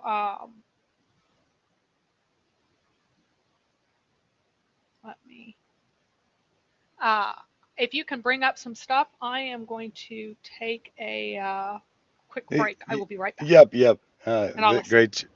Great comment here from Mojo Dude. I'd rather open a can of worms than look at Muhammad's favorite toy. Not much difference, but less disturbing. I like that comment there, Mojo. Excellent stuff. I see that Lorenzo is in the chat as usual, having nothing to do with anything. Well, I guess that's not true. It's like 1% related to the topic. But as usual, he can't address anything that's actually being said. He has to come up with nonsensical reasons to attack Christianity. The nerve is incredible. Queer lifestyle or boy booty surfing is the real Eucharist of the church. And gay life is the law of the land we live and breathe. Are you kidding? Yeah, Lorenzo, I've probably been to 100 different churches in my life, and I have never seen a single church that practiced boy booty surfing, whatever that is, as their Eucharist, nor have I ever been to any church that endorsed quote unquote queer lifestyle, especially since queerness is defined as being non normative in Christian society. I don't know how a church would be queer exactly. But of course, you're not interested in actually engaging with any of the material. You just want to spew your nonsense. And there he goes. Jesus himself was of questionable sexuality. Well, because Lorenzo, Lorenzo believes this because he has imbibed the standards of Islam, which believe that men cannot control their sexual urges, and therefore any man who is not having sex with lots of women must be having sex with men. This is like the normal idea of what people might Yeah, think about. I mean, let's be honest here. People who are vehemently anti-homophobic, or I mean, vehemently homophobic, often are speaking from personal experience. Let's just leave it at that. I'm sorry that your mom did not treat you correctly, Lorenzo, and that you have been scarred by that. As the statistics show, it is very common that somewhere around 40% of boys in Islamic societies are raped by other men or by adult men. So chances are pretty good that that includes you, and I can clearly see that you are scarred by it, and I feel for you. I definitely feel for your hurts there, Lorenzo. Do have a super chat from Ask Truth Apologetics. Early, and this is indeed a sign, yet most of them are not believers. Give alone to Allah, give alone to Allah. Ride the wings of Gabriel, give alone to Allah. Use this donation for vitamin C. I'm sure Allah will appreciate that loan that will allow him to buy some vitamin C. All right. So, um, Iran and this is from a, let's see, I think it's on the next page. Yep. It's from Pink News, which is a pro LGBT, pro LGBT, LGBTQIA plus site. There we go. Too And many it's letters. also pro communism, right? That's why it's pink. Um, it's a pro-communistic site that is talking about how the practice in Iran. And so here is part of the T again. So transsexuality in Iran is not only permitted, as you might consider the Conif to be kind of a form of transsexual, right? It's actually forced true transsexuality. So it forces, here it says hordes of gay people to have gender reassignment surgery in an attempt to rid the country of homosexuality. So they think that they are, that those who have same sex attraction do so because they have a soul and a body that has the wrong match, essentially, right? And so uh, they claim that some of the trans surgeries occur are part of a serious program or a sinister program designed to eradicate queer people. They're trying to cleanse this country of homosexuals, says an activist. So another one says that they view gay as being an illness. They believe that the only way it can be cured is by changing gender. And this would be a very queer view that the body that you're born in can be a mismatch to what you actually are inside. That is not at all the Christian view. The Christian view believes that the soul is instantiated and begun with the beginning of your, when your body begins as a separate human organism, so your soul grows in that body. That is the official stance of the church and has been for many hundreds of years. And so the idea that you can have a wrong soul in a body is something that can exist in Islam because the body grows for a while and then Allah decides whether or not it shall be male or female and puts a soul into it much later. And so you can have the belief that before that, although the body might be one thing, since the soul hasn't been assigned to it yet, Allah might have assigned a different type of soul to a particular body. And so you could correct it that way. And so this is a very Gnostic kind of view, and as a lot of what goes into queer theory is Gnostic at the foundation. This is something that queer theory agrees on with the with Islam, that you can have a body and a self that are discordant, right? So your body looks female, but really you're male, and you know you're male because of your spirit, your feeling, your mind, whatever. And so you ought to have the two match. And so yes, so Allah chose, according to this view, sometimes Allah chooses to put a different soul than what your body is in order to have your trials and things that you need to repent of and go through difficulty in life, and thus come out with more reward. So perhaps the difficulty that you need to go through is having gender reassignment surgery, right? So anyway, the government believes if you are a gay man, your soul is that of a woman and you should change your body. Again, this is because of the Gnostic origins of Islam, right? We think this is a way for them to fight the existence of homosexual people because you can change the body and solve the problem. The regime gives gay people two choices. The arrest is a homosexual and risk punishment or even execution, and change your body. So we think this is a way for them.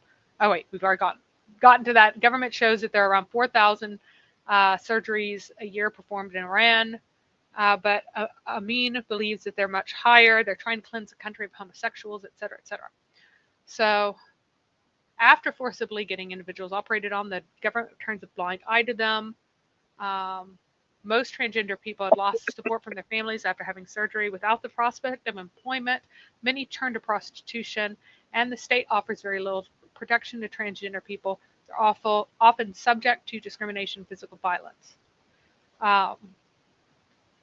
So that is how one Islamic state with a Shia approach treats homosexual desires, right?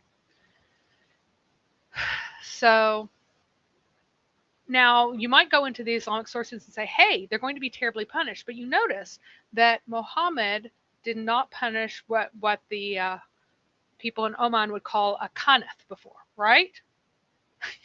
Marion, I'm not surprised Allah puts the wrong souls in people. Allah has proven himself to be pretty confused.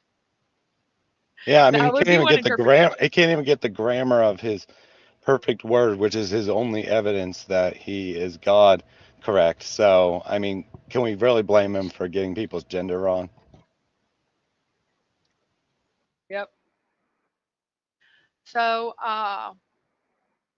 here's a note that all legal schools regard sex between males as unlawful, but they differ over the severity of the punishment. The Hanafite school maintains that it does not merit any physical punishment because of the hadith, Muslim blood can only be spilled because of adultery, apostasy, or homicide. And again, there's that other hadith about how the Conif should not be punished by physical violence and blood because he is a Muslim, right? The Hanbalites, on the other hand, believe that sex between males must be punished severely, and they draw on Quranic references to the rain of stones that destroyed lots of people, on the hadith about stoning mentioned above, and later authorities. The prophet's successor and father-in-law, Abu Bakr, is supposed to have had a luti burned alive, and Ibn Abbas said that the Sodomites should be thrown from the highest building in town and stoned. That does not actually trace back directly to Muhammad, but I'm not sure whether or not Ibn Abbas said it on his own authority or whether or not he said it because Umar did it. I'm not sure which. I don't remember. I didn't look it up again because this was quite a bit of work. Sorry about that. Now, there is an exercise called shahid gazing, right? Which means like or shahid. It's not shahid. Why did they write shahid? Anyway, shahid gazing, which means to gaze upon a witness. It's also sometimes translated as martyr, but here it just means a witness of God's beauty. And so you would look at a beautiful boy and you would gaze upon the beautiful beauty of a boy and you would think about Allah. And that would help you attune your soul to Allah. Now, the reason for this particular thing is that, for example, there are hadith in which Muhammad describes Allah, saying that, I saw him as a beardless, handsome youth and things like that. And these kinds of comparisons of Allah to a very attractive young man entered Sufism as kind of this way of approaching Allah, because Allah is so unapproachable, is through the admiration of the best of his creation, and the very best of his creation would be a beautiful male. But a lot of the theologians disliked physicalizing this, And so Ibn Sina, for example, says that the spiritual inclination is not to be a pretext to sensuality, and the embracing and kissing of boys is only permitted if it does not lead to sexual immorality. So embracing and kissing is fine, and that's Mm-hmm. part of like your uh, becoming more enamored of Allah, but you should not actually go as far as sexual immorality. Others, such as the Hanbalites, went even further and forbade altogether any practice. For example, the uh, amorous gaze, which means gazing with sensual attraction, right? However, there are in Sufism especially, there is a tradition that you cannot become a good student of the Quran unless you have allowed your teacher to have use of your anus and you have fallen in love with him. Because how can you possibly love Allah when you cannot love in this way the man who allows you to seek him or go after him or get closer to him? He is your access to Allah. Therefore, uh, you should have the same kinds of emotional attraction for him as you're supposed to have with Allah. So it's this highly charged sexual things. So Halaj is the ultimate Sufi. He's the first great Sufi. He's a great martyr. He's considered to be one of the greatest saints of all the Sufis, right? And so he did not use the symbolism of physical eroticism, but uh, he wrote of the love of Allah in terms which derive from the emotional side of love between males. And he drew inspiration even from profane writers such as Abu Nuwas. And Abu Nuwas, it was a very prolific pederast who really, really, really adored the uh, yes, Mojo dude, thank you. Uranus has nothing to do with the topic. Haha. Yeah, yeah. Anyway, I don't think that yes, poem was thank worth you. acknowledging, but I put it up there anyway. And Marion says, "Let him have your arse." So there you Yes, go. indeed. So here's a following a poem that treats mystical love as a relationship between two souls, which are derived from an idea expressed by Abu Nuwas.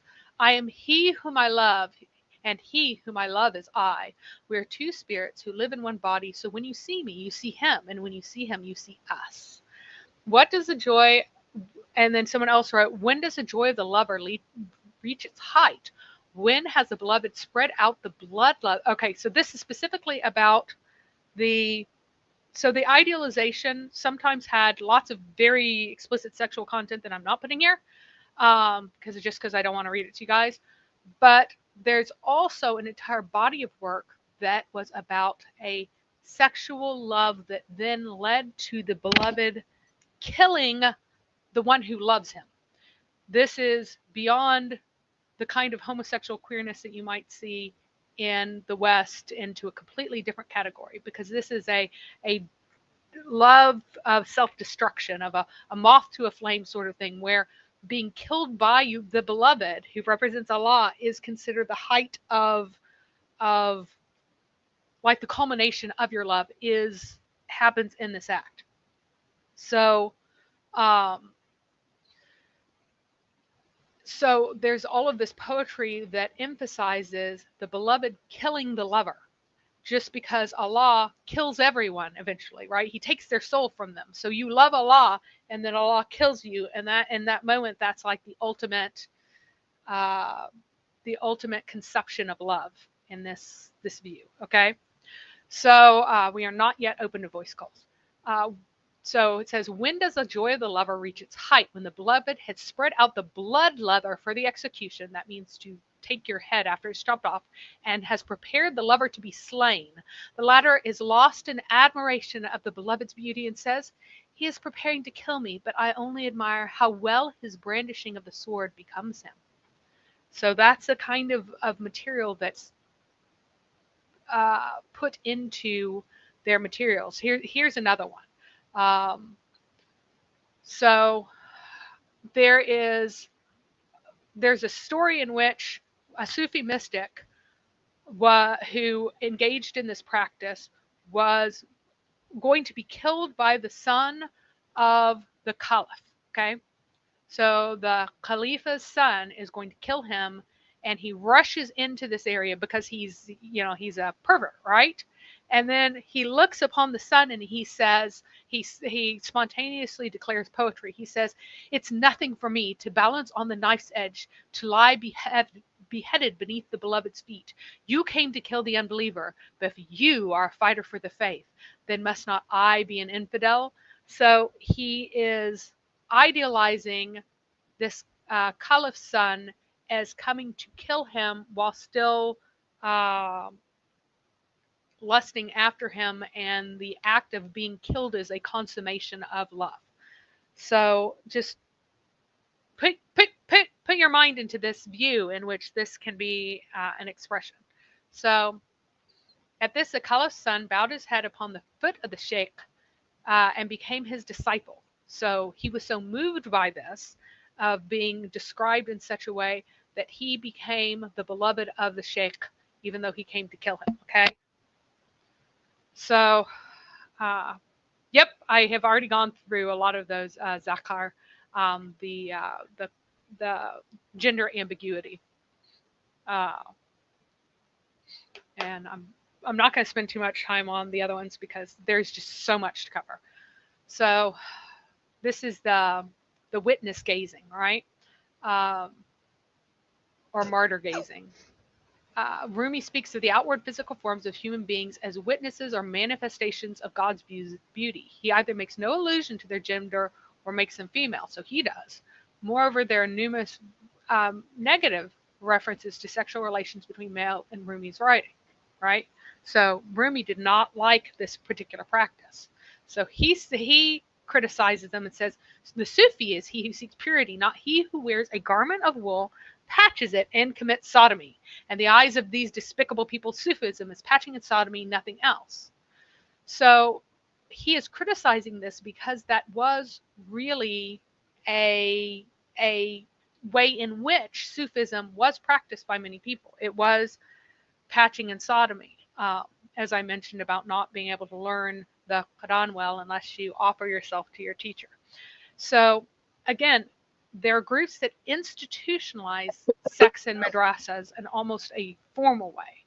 And then, of course, a lot of madrasas use sexual assault as punishment, even though it's not approved of.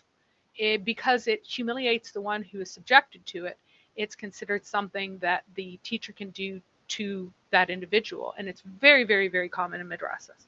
And so the idea that using someone sexually is an appropriate form of punishment, that would be, again, a very queer value to have in this society. So, and another one, so he is contrasting the lower self with the Persian hero Rustam. So he said, had war no blows of the sword and spear and arrows, Rustam would be no different from a catamite. So basically, what makes men men, they need these difficulties in order to be men and to resist becoming a catamite, basically, to resist becoming the one who commits pederasty, and so on. So Rumi was faithful to the letter of his religion in maintaining that love relationships between males should be absolutely pure, but it's worth noting that he recognized the temptation to intimacy with males, and it was not foreign to his own nature. So he said, yesterday your intoxicated dream image came with a cup in his hand. I said, I don't drink wine. He said, don't do it then, but 'tis a pity. I said, I'm afraid that if I drink, shame will fly out of my head, and I might put my hand on your curls, and then you'll recede from me.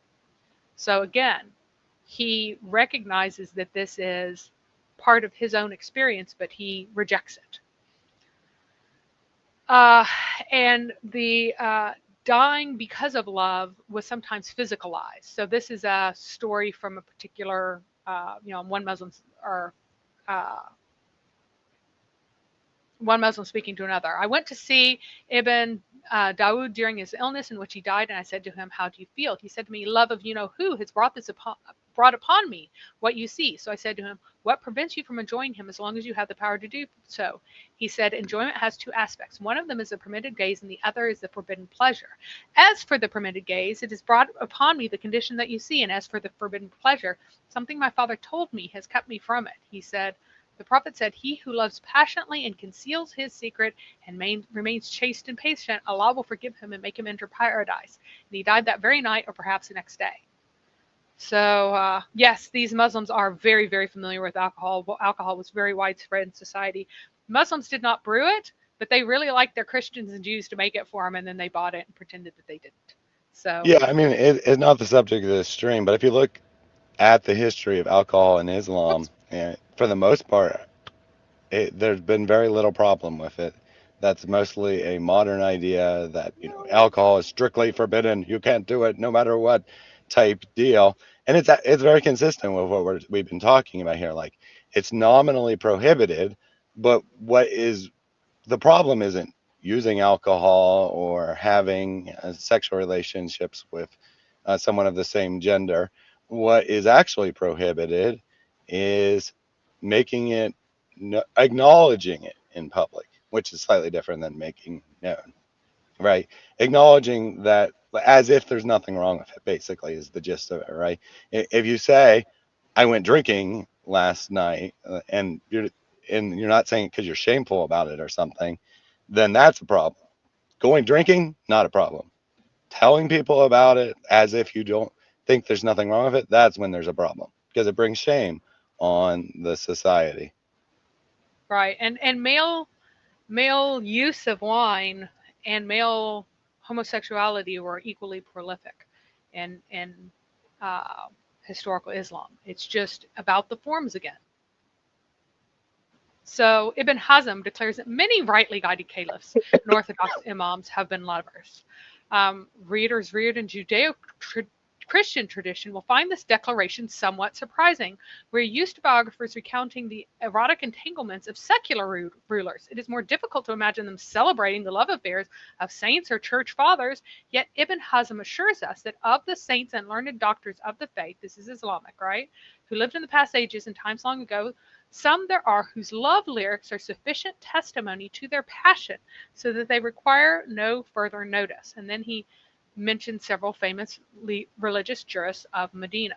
So this is inherent to the religion of Islam. It's like everything else that where Islam has a weakness, they act as if it's a strength, or where they have something that opposes what their claims, they act as if it actually agrees with it. It's very odd. Or Now, in this case, I would say that Islam is actually very good at hating people. And they've decided that one particular group in modern society that they can gain points by hating them, so they decide to hate them too. But they're very good at hating people in general. I mean, that's what Islam's all about, is hating people who aren't Muslims. That is the primary reason that the average Muslim raised in the Islamic world would never consider another religion or leaving Islam. It's not because they think Islam's great or something. It's because they think anyone who is not a Muslim is a subhuman piece of garbage. yeah, well, it's again, their objection to pride is just that it's publicity, that it's being in your face, that it's being that's their objection, because their standards are that it be silent. But however, whenever Islam comes into the West, sometimes branches of it absorb values other than face culture, right? And yes, they generally hate other Muslims of other groups too. That is true. Ask Truth Apologetics. So, while traditional Islam has this very queer view of uh, what constitutes sin and face and shame and all of that, at the same time, there are gay mosques specifically for people who are LGBTQ and everything else, right? And it exists, they're growing everywhere in the West, because whenever they run into the tension between traditional Islamic practice and now growing up in a society that values consistency, one thing or another has to give.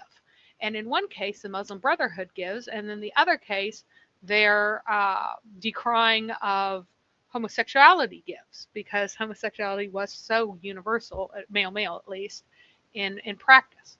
So here is an example. There's a Chicago mosque, Masjid al-Rabia is one. Yes, Berlin also has one.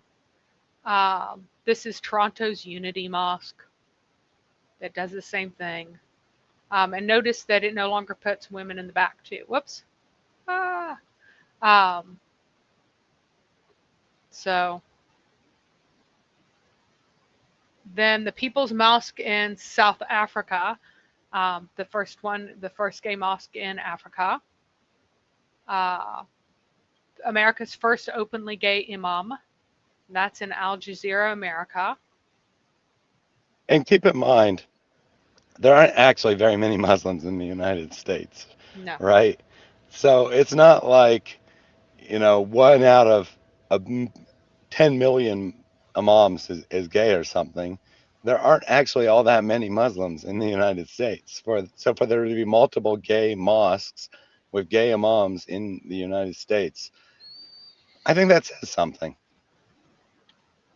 Yeah. And then there's also one in Berlin, and I didn't even clip that one. I think the one in Berlin was first too. There are also queer gender roles for women. And I'm not going to go normally into this because most of the ones where women live as men, they're not. So it's a queer gender, but it's not really a queer homosexuality because they rarely have a homosexual role. Instead, they adopt the practice of being socially male so that they can inherit like men, they can keep the property together, they can go out, they can be in public, they can mix with men, they can support their mothers, things of that sort. And so this is found in a number of places. The Albanian, oh goodness, what are they called in Albania? The Balkan sworn virgins, that's what they're called, sworn virgins in the Balkans, especially in Albania, um, are partly grown out of a very high rate of death from duels between men. And women could go out and tend the flocks, and even women who were sworn virgins and having the role of a man would not be in the line of fire for their male duels. Um, in Oman and Iraq, they usually, they dress like men, they behave socially like men, they inherit like men, but they live alone. They are also supposed to be essentially forever virgins, and it allows them to escape some of the crushing living conditions of women. So, Yeah, as yeah, Jack says, alphabet smart mosques move. are cropping up everywhere and will continue. Yeah, As Jack says, smart move by Muslim women. I wouldn't want to identify as a woman either in Islam. yeah. It's a way to, it's also allows them to pursue legal actions that they otherwise wouldn't be allowed to pursue. For example, one woman whose mother was murdered by her father's family, and justice was totally denied for her because it often is in any kind of what's considered an internal. It's called like a private matter, right? Justice is often denied, and so she heavily adopted the position of being socially male in order to pursue her uh, legal goals, which did not actually turn out because anyone trying to get justice for a private murder is pretty much out of luck in a lot of these Islamic societies. And we're proud of that. Indeed. Muhammad also had a peculiar relationship with his daughters. We find that he gets in bed between Fatima and Ali whenever Fatima has asked Ali or her father for a slave. The reason that he denies the slave is because he knows his son-in-law. If he gives Ali a slave girl, Ali is going to be having sex with that slave girl.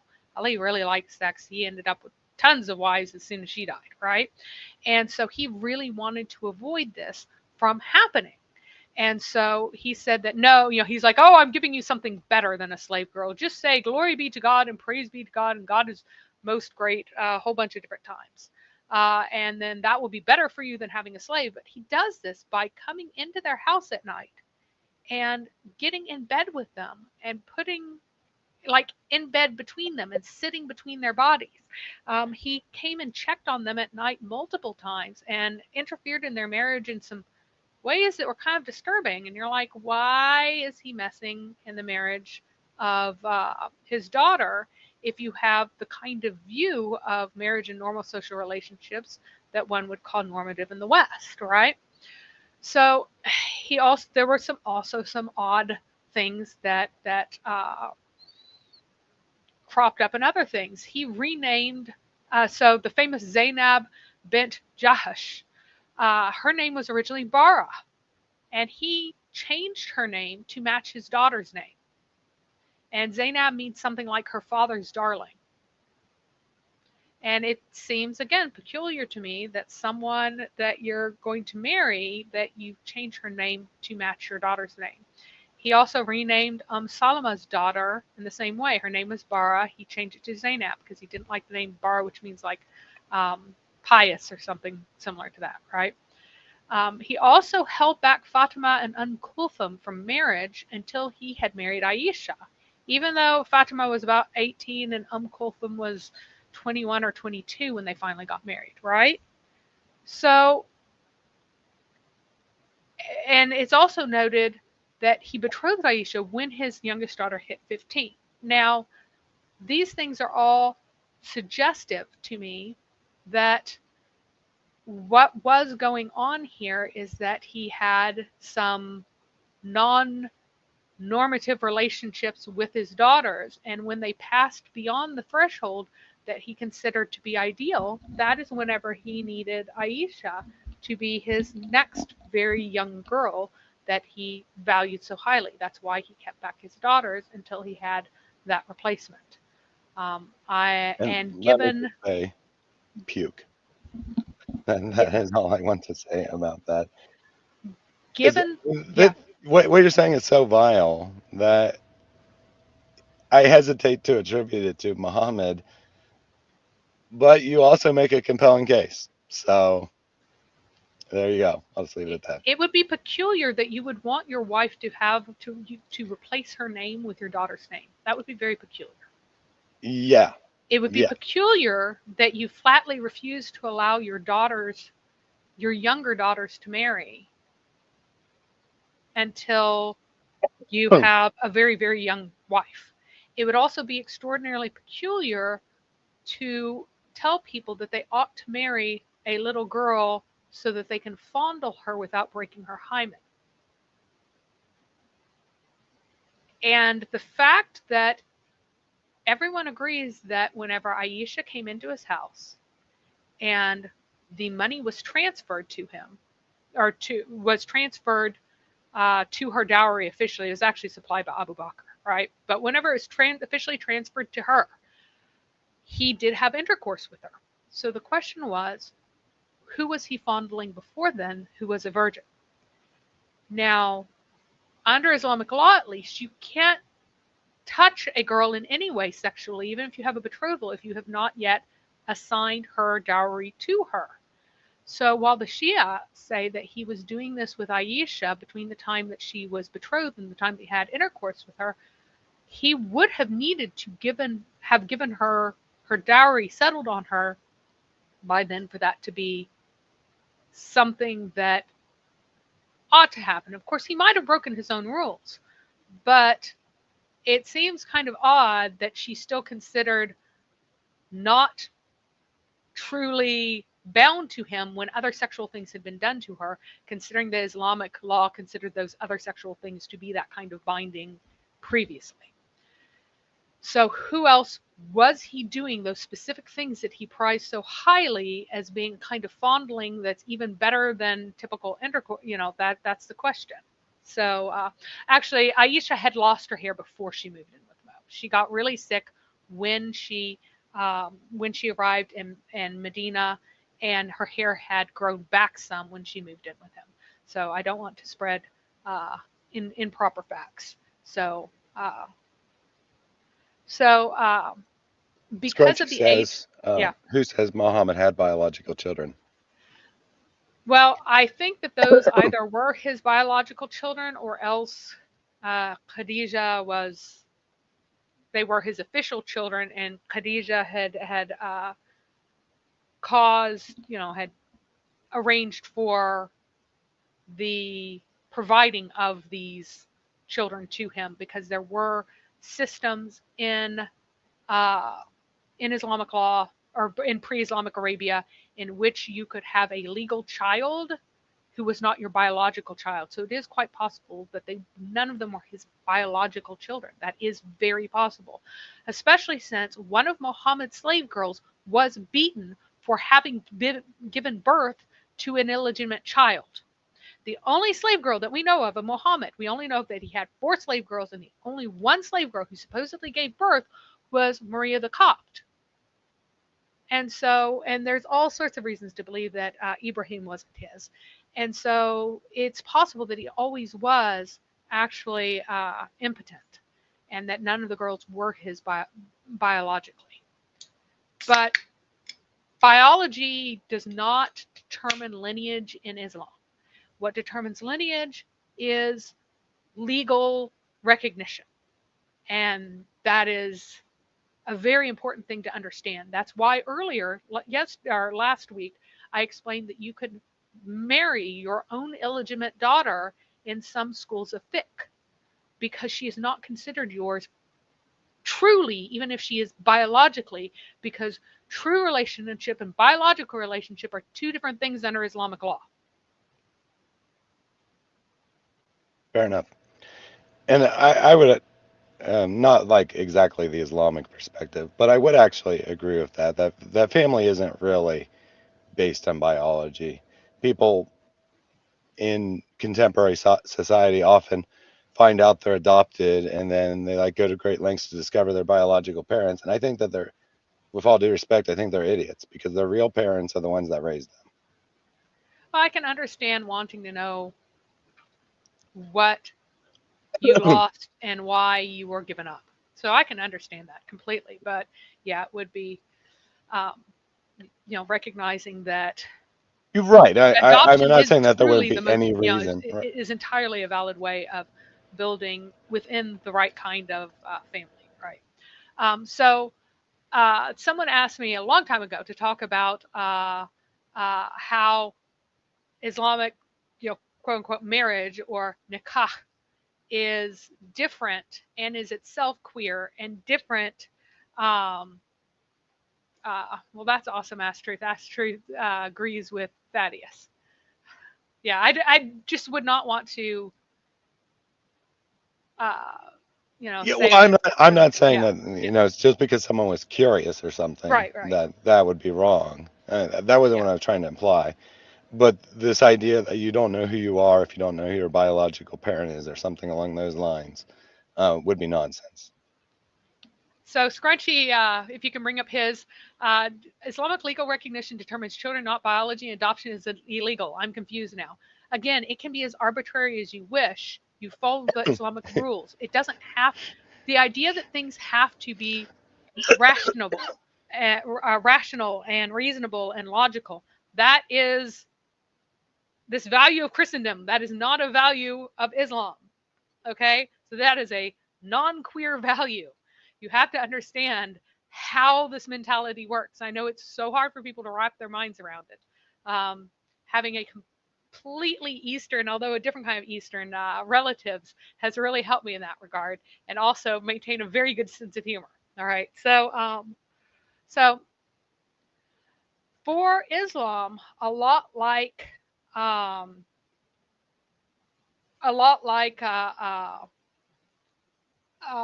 Gnosticism and utilitarianism and all that sort of stuff, good is bodily pleasure, at least for men. For men, okay? So for men. Um, Formal validation, there's also a formal validation of minor attraction in Islamic nikah. Like, again, Muhammad thought that the best form of marriage was one with a virgin. So Mojo Dude says that the 3-year waiting period probably had to do with the fact that Aisha had contracted some disease. She got a fever, her hair fell out, but the 3-year waiting period itself actually stemmed from the fact that Muhammad couldn't get up the funds to pay her dowry, and so eventually Abu Bakr fronted it, because I think Abu Bakr was getting a little bit desperate about having the number of just having to continue to support her over time, and found it easier to raise a lump sum to make Muhammad support her for a while. So yeah, it is for men, and it also has polygamy. And compared and in the context of Christendom, polygamy is another form of queerness, right? It also denies that there is any sacred element in marriage. So there was always a view, because the Bible explicitly makes family a metaphor, has a metaphorical, symbolic sign relationship between family, marriage, offspring, and all of that, and the relationship between God and men and within the Trinity themselves, right?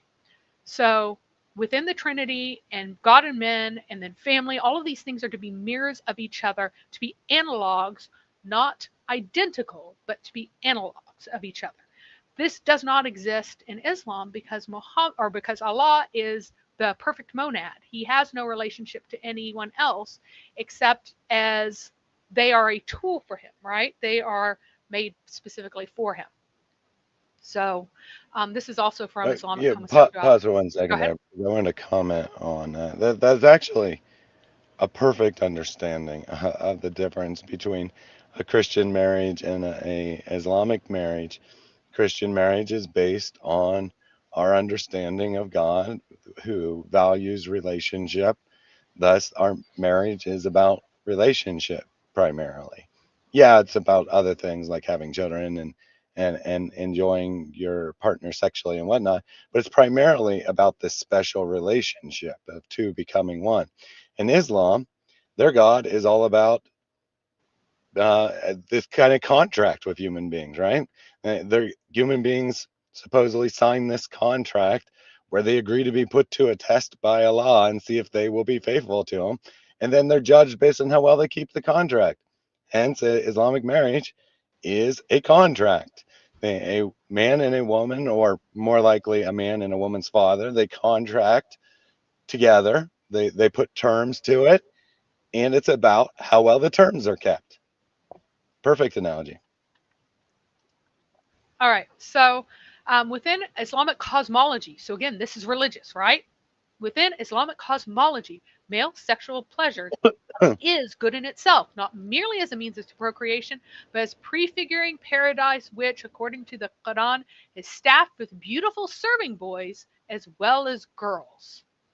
In marked contrast to the many later stories of the Prophet in which male sex is condemned, there is a famous tale in which Muhammad saw Allah in the form of a beautiful youth, and the tradition that the Prophet loved a man, and the reports of al-Jahiz concerning the ease with which early companions of the Prophet discussed sexuality in the introduction of Kitab Mufakharat al-Jawari al-Wa al-Gulman, a book of debate comparing the advantages of sex with women and young men.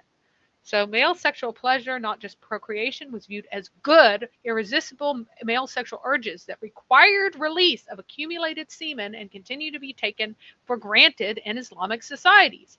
Most Islamic religious leaders marry. They are not segregated in monasteries of celibate religious adepts. Moreover, for North Africans and Southwest Asians, it is self-evident that men like to sodomize all kinds of objects, and it is understandable that men prefer boys over women. Boys are much more available, their sexual use is less serious than the expropriation of women's bodies, to which some other man might have the rights or responsibility for conserving, especially the virginity of married females and the clear paternity of their children. So, very clear here what the standards are, and that is an excellent articulation of what I have seen over and over again in Islamic society. He is not taking any kind of liberties with the reality. So we're looking at the normative views versus queer views, specifically in female obesity, which I've covered a bit before. So a normative view is that health and maximum physical function is valued. And obesity impairs your maximum physical function, right? However, in the queer Islamic view, female health is subsumed into female sexual appeal, which is increased by obesity. So it's more important for a woman to be attractive to a man than for her to be healthy. And attractiveness is in this it's like foot crushing in the East. Foot crushing made a woman in the Far East, made a woman immobile, right? And so this also immobilizes her and shows that she doesn't move around very much. In ages before we had cars to get everywhere, none of us move around very much. uh, in the normative view, healthy weight would be which would indicate by looking at someone, at least theoretically, a capacity for activity which is prioritized in a companionship and partnership marriage. So you want two active members. However, in the queer Islamic view, obesity indicates to the Islamic male gaze passivity, dependency, and inactivity, which is prioritized in their sexual receptive role. They are to be receptive. Yes, foot binding. Yep. So healthy weight, and then in the normative view, healthy weight appears as an indicator of self-control, whether or not it's true, right? I'm talking about how it is conceived, right? It appears as an indicator of self-control, which it was much more before we had such an obesogenic society, which is considered to be desirable in a mate. However, obesity appears as an indicator of sedentariness, which is desirable in a mate, in contrast here. So just how they are to be the objects of the enjoyment of men is very heavily prioritized, to the extent that girls are force-fed to make them plump and even given drugs to encourage weight gain. So they're talking about the girls being bony and revolting. There are some documentaries. So look at Mauritania force feeding, and you can find documentaries on this on YouTube, and about how you have little girls with heart problems because of this, because it's so serious. So this is one quote from a woman who actually force feeds young girls for a living. She says, "I am very strict. I beat the girls or torture them by squeezing a stick between their toes." And yes, you can find pictures of this on YouTube too. It is quite shocking. There are videos showing this happening. I isolate them and tell them that thin women are inferior. The child cruelty is a horrific product of Mauritanian beauty standards, which idealize obese bodies. A woman's job is to make babies and be a soft, fleshy bed for a husband to lie on. This is not just a Mauritanian view. This kind of sentiment is expressed in the Bedouins of Arabia too. I found writings from the 1920s that pretty much said the same, right? This is not restricted to one little area far away in Africa. This is how Islam perceives women to be, ideally. The force feeder enjoys additional payments for stretch marks, hailed as a crowning achievement for any Mauritanian woman trying to gain weight. So it's gavage, which is how foie gras is created, which I probably horribly mispronounced because I didn't take French in school. The dehumanization of girls and women extends far beyond semantics. Mauritania's Moor population, which makes up 2/3 of the country's, has viewed female obesity as a status symbol, then as being a sign that the woman's husband could not afford to feed her, also could not afford for her to stay at home. In the documentaries, a lot more emphasis is about the woman being confined to the house, sedentary, everything else. This is what they do to Muslim females. This is what they do to their own daughters to make them into ideal wives. So, as a result, in order to display wealth, higher income girls were fattened with milk to make them more desirable to potential suitors. Exemplifying this relationship between obesity and attractiveness, a Moor proverb observes that the woman occupies in her man's heart the space she occupies in his bed. By creating a direct relationship between weight and desirability, this beauty standard encourages extreme behavior. So if you just type in this particular title, you can find the entire thing, and there are all kinds of descriptions of this. Something else that's done to emphasize how women are to be the passive receptacles of men's sex.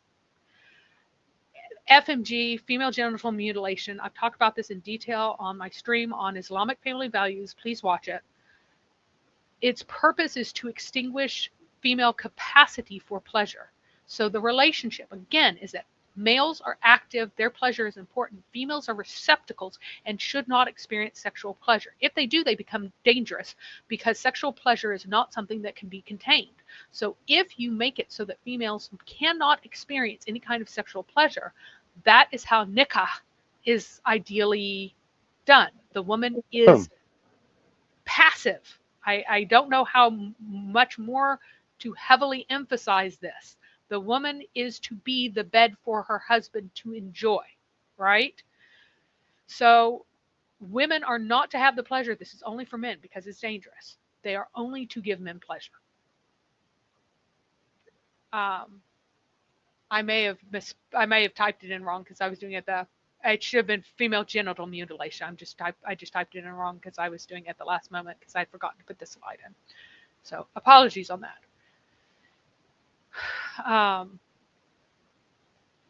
So here is a larger view of kind of the normative marriage based on Christian values versus the queer Islamic marriage based on Islamic values. So Christian values versus Islamic values, the normative in definition in queer theory, that's normative, versus the queer, which is that which differs from the normative, okay? So in the normative marriage, in the Bible, we find that the wife is called the Ezer. So that means help, but it means help in the sense of without this help, you are helpless. It is not good. And she comes from one side of the husband in the actual Hebrew. So women are not superior to men or inferior to men. They come from one side of the husband, right? And so are his corresponding part. Now, in Islam, the wife is created defectively from a crooked rib. I have all the sources for this here on the Islamic side. I'm just assuming that most people will know the Christian sources, but this is in chapter 3 of Genesis. It's not good for men to be alone, according to God. Everything was good until man was alone, and that was the first thing that is not good. However, women are created as a tilth, not as a companion. So aloneness versus something to till, to take your penis, your plow, and plunge into to create children and derive enjoyment, right? So on the normative marriage side, thus husband and wife are to treat one another with according honor. And then on the other side, thus husbands may tell any lie to a wife that will make her happy. Because what is the purpose of a wife? It's to be a tilth, and she's crooked. Her head's wrong because Allah made her crooked. So on the normative side, husbands and wives have different roles, but the wife is fundamentally a corresponding being. This is in the text. On the queer Islamic side, men are the guardians of women who are legally classified as fools. Women are prisoners with you and cannot leave home without permission, and so should be treated kindly. So they're prisoners. Let me just their definition of kindly. Yeah. Yep. So the lie. Let me just put my Islamic hat on here, and so you're only supposed to read that word kindly. You see, Islam is all about treating women kindly. Well, that's what the lie is. Lying to her is treating her kindly, so you don't tell her anything that will upset her. Since she's your prisoner, you make her feel good by lying to her.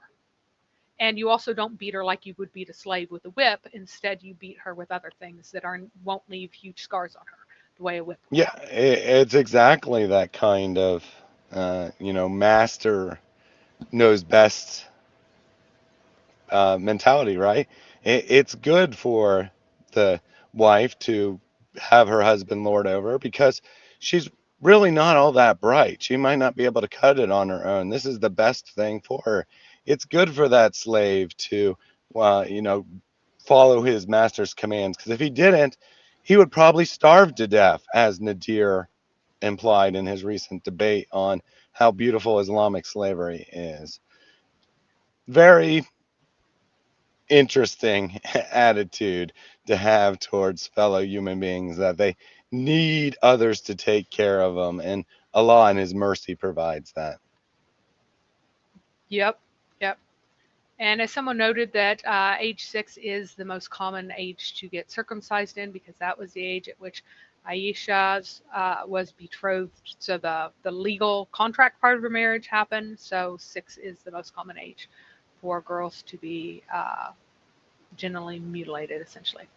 Um, so you still kind of get the idea that women have carried the honor of the family in both a Christian society and a queer Islamic society. But if you go, for example, into Emily Post's etiquette, right, which is probably the crown of the era in which there were these very defined relationships between men and women that heavily did not overlap for a lot of families. And you find in Emily Post's etiquette, you find that wives are the ally of the husband. And the wives, they determined who was introduced to themselves and whom to invite to hosted events, and they manage the social calendar of the entire family. So they're the social ally who helps the husband make connections, who cultivates the correct kind of relationships, who cultivates the family's honorable ties to other people in society, essentially. That is one of her primary responsibilities if she's a middle class or upper class woman at the time of Emily Post, who was writing in the early 1920s, right? Distasteful men were excluded. The distasteful men from the husband's past, like one of the things that new husbands were told in that book is that he is not to just introduce his wife to anyone, but find out ahead of time whether or not she wanted to be introduced to this man, because her role is the guardian of the family's virtue in an active way. Okay, so she's seeking out these relationships and these social ties and associating them with the right people and activities and charities and everything else. In contrast to the queer Islamic marriage, in which the wives are honor bearers, but as antagonists. So they must not admit to the house anyone the husband does not want admitted. So they're being controlled by their husband. They must be veiled from non-mahram men, and the husband solely determine male invitations. Women are not involved at all, and women are not permitted to eat with the non-mahram men. So they're not socializing with these men at all. The honor in that family is controlled by the women staying within the area of the house that belongs to women, and are being, through their imprisonment and their dwelling only in this private sphere, thus is honor protected, versus the idea of a woman as an ally going out and doing things to help the family, essentially, and help the family's honor. Instead, the only thing that she can possibly do is hurt the family's honor if she's active, instead of being locked up as she's supposed to be. So, going back to more original sources rather than cultural contexts, right? So back in Genesis again, we find that in the Christian marriage is the union of one husband and one wife who become one flesh, versus in queer Islamic marriage, polygamy is the norm, and it's extended beyond just the 4 wives to other classes of women who can be included too. And the Christian marriage, a new unit is formed around husband and wife. So the marriage is this unit making, versus nikah is based on the contract of purchase for the right to enjoy a woman's body. In the normative marriage, common ownership of property, or the endowment of the wife with the property of the husband is how it's conceived. And queer Islamic, and if you go to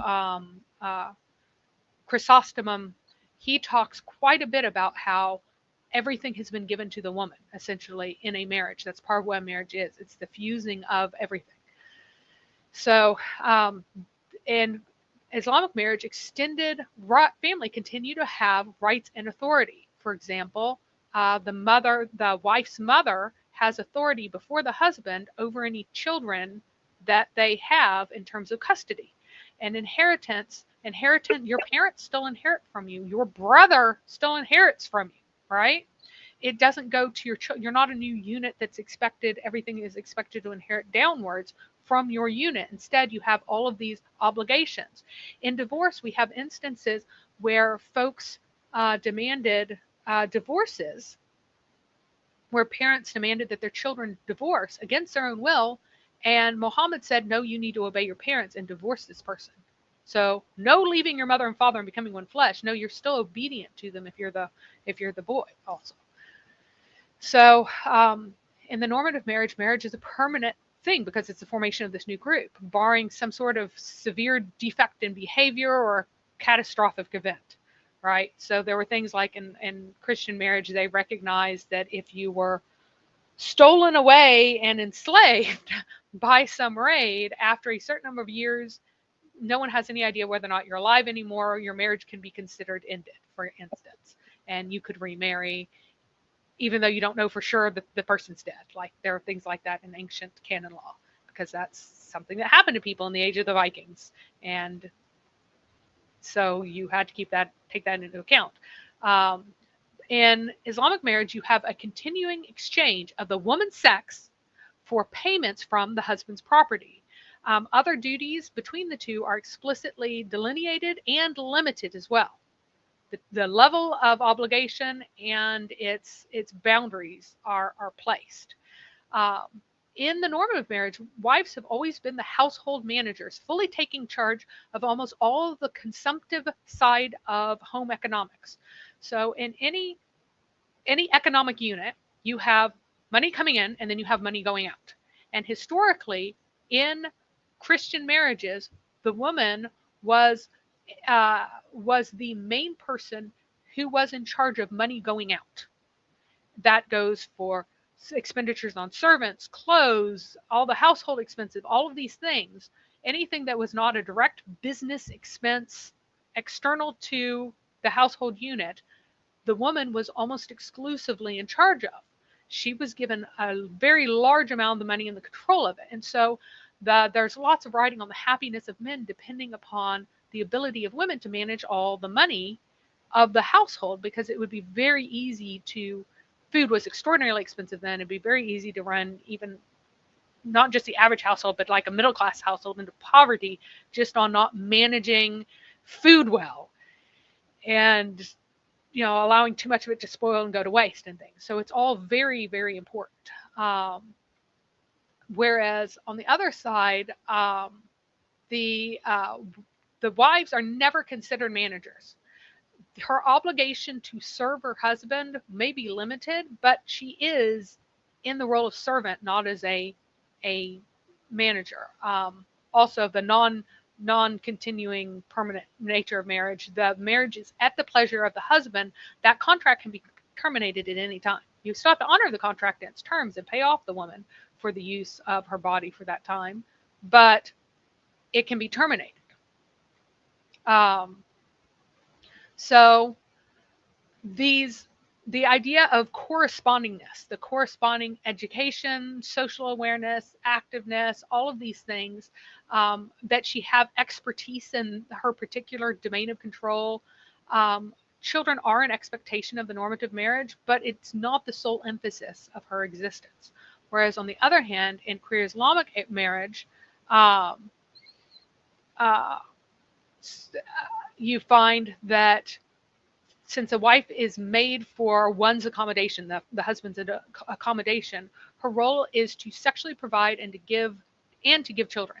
Otherwise, she exists to avoid bringing shame. In return, she is not given shame by giving her vagina to a man beneath her status, and her daughters are likewise provided for. So, like your daughter is going to be given the honor of having her vagina sold to an appropriate man instead of a man who would demean her to having sex with her, essentially.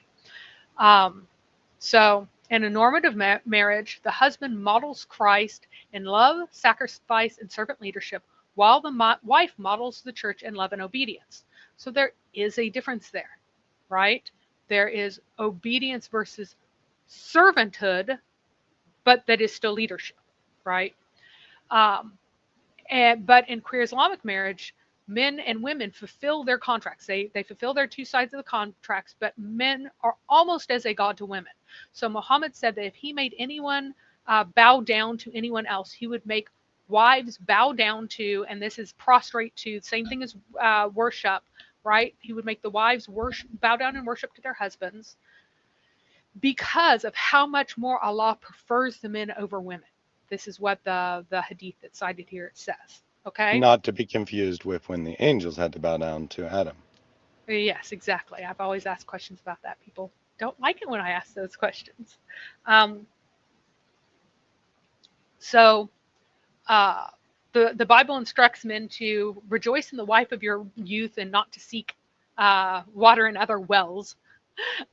But if you go to someone like this, the authoritative tafsir of Maududi, he says that men are not expected to like old or ugly wives as much as young and pretty ones. So why would you like an old, ugly wife with droopy boobs as much as a young, pretty, plump one with all firm boobs, right? No one will like a Well, woman that much. yeah, I No mean, one likes him. again, there's no conception of there being a love relationship between people. So obviously, a woman that is less capable from a certain perspective of providing satisfaction to the man is less valuable. Right. Um, so in the Bible, it explicitly says that men and women have equal rights over each other's bodies in marriage. Okay. So men and women are from the same substance. They're corresponding. Then they do have absolutely equal rights over one another's bodies in a marriage.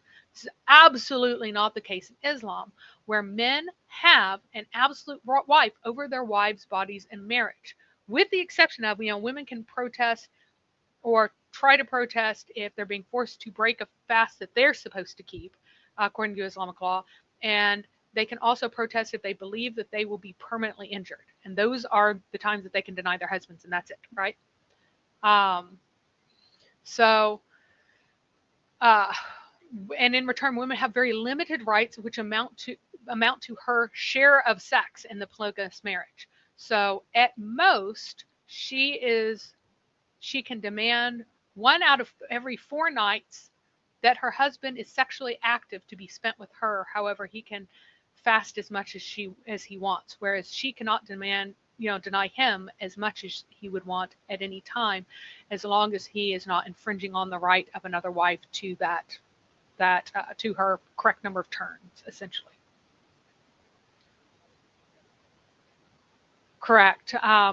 The purpose of marriage is not for the sexual satisfaction of one another.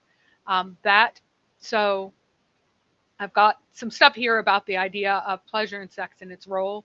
I think I have it here. If not, I will have it whenever I do my part on how Trinitarianism informs our understanding of humanity, which I'm very much looking forward to and wanting to get back to as soon as we finish this. And I am so close to done. I have 3 slides left, boys and girls. I gotta make it Excellent, for 10. excellent. I know that Lorenzo is chomping at the bits to get in here and get cut off when he goes and talks about Christianity, because we all know there's zero chance he's going to address the actual subject. He's going to come in here and call us names and call us imperialists because we won't let him spew nonsense about Christianity, which really means, New York City, the place that he lives. He looks at the values of that city and he thinks that's Christianity. So, Yeah. So there is a comment. If fat was desirable, then why did Sauda being fat make her unattractive? Now, again, you're supposed to be fat in the right way. You're still supposed to be fat and yet still kind of youthfully firm and not saggy. So you're right. supposed Don't to be forget, kind of Sada was also old. It right, specifically right, says fat and old. and old. So she got saggy and continued to get fat. So there's a point beyond which it's no longer attractive. And in Mauritania, that point is quite a bit higher than in other places. But if, for example, you see, I don't know, a 16-year-old who is quite plump, she will be plump in a very different way than a 50-year-old who is plump, right? And they very much valued high, firm breasts that were large but up. And they absolutely despised breasts that hung low. And when you get old in a society without bras and you've had larger breasts for a long time and you may have breastfed babies, then they would sag quite a lot. So that would be something that would be considered particularly unattractive in that society. And there are some remarks upon attractiveness, unattractive versus attractive breasts I in the mean, Islamic eh, sources. So can you really blame them though? I mean, their God tells them right in their holy text that the women of paradise, the houris, have enormous breasts. So obviously that's the ideal. well, they're swelling breasts. So it's the idea of these very large, firm, round, high breasts. So they all look like they have boob jobs, right? No, they don't look like they've lived life, shall we say? So obviously that state would be quite brief in a society like this, and very soon things would begin sliding southward.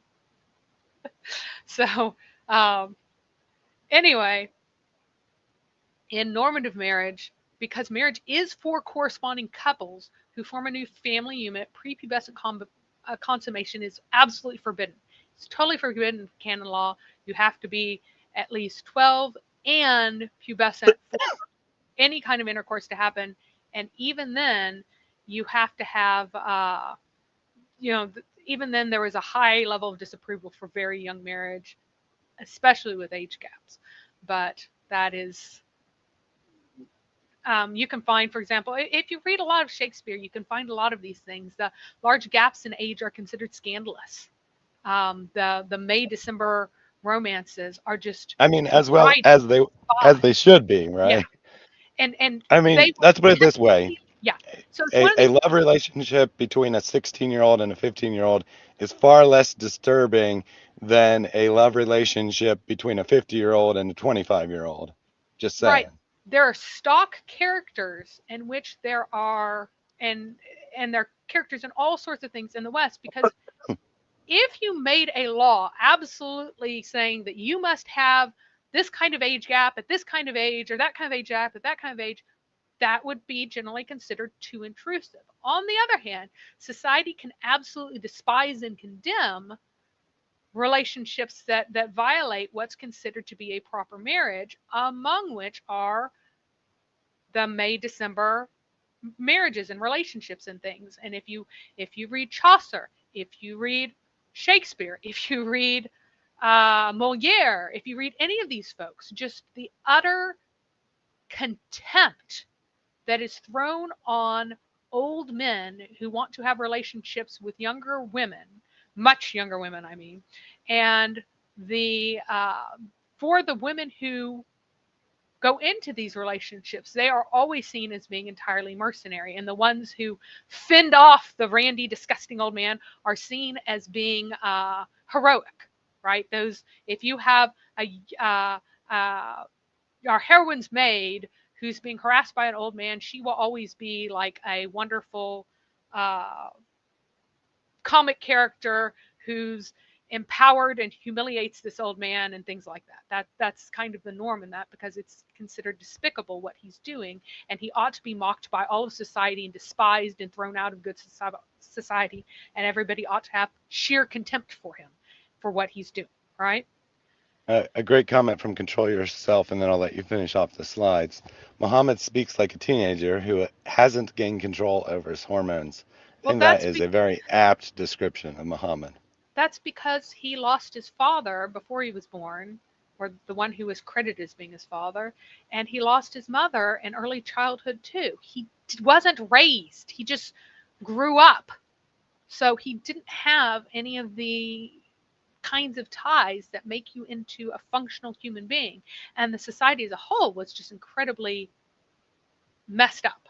So, in contrast to this, in queer Islamic marriage, because marriage is for the sexual accommodation of the man and the interests of the parents, prepubescent nikah is idealized. So it's not just allowed, but it's literally idealized. Hey, Faris is here. I have actually invited him, specially to come here. So I hope that he Well, will I join timed us him later. out, but I I know. didn't block him, so hopefully he'll come up and talk to us when we open the chat in like 5 minutes. Yes, so Uh, hopefully he'll come up because I wanted to talk to him. So, according to Muhammad, a woman is married for her wealth, family status, beauty, or religion. And while religion is preferred, all of these reasons are valid. It is completely valid in Islam. It is considered a legitimate thing to have only married a woman for her beauty. Okay? Whereas in Christianity, if you only marry a woman for her beauty, that would be condemned and looked down upon. A lack of beauty was still considered disqualifying, even if she had religion. If she has fabulous religion, but if she did not have enough beauty to really stir your male parts, then you really need to have that high level of pleasure that you'll be able to get out of it, or else the marriage should be considered disqualified. So um, we're on second to last slide. So, in a normative marriage, marriage and family model God's eternal Trinitarian dispensation and also the creator creature relationship, including the production of children. This marriage also prefigures the destination of the family of God in the resurrection. Now, here's the marital pleasure. Even the pleasure of marital intercourse, which is seen as a pleasure of a union, is a shadow of divine asexual bliss. This is how it has always been seen in Christianity. That's why marriage is a sacrament. So, because the pleasure is seen as union, the pleasure is supposed to be mutual. Now, in queer Islamic marriage, in contrast, marriage and family are for the sexual satisfaction of the man and the production of children for the man's prosperity and for jihad. Pleasure is the word of Allah and Jannah and its own end for men. So the goodness of Allah becomes a utilitarian access to unrestrained orgasms with ideal partners for men in Jannah. Women still aren't having pleasure in Jannah. They are still objects. They are there to have pleasure in their own beauty. But that's one of the reasons why they have regenerating hymens, because this is for male pleasure. Because men are supposed to prefer, above all, one who is virginal and intact, to be able to eternally deflower her over and over and over. Right?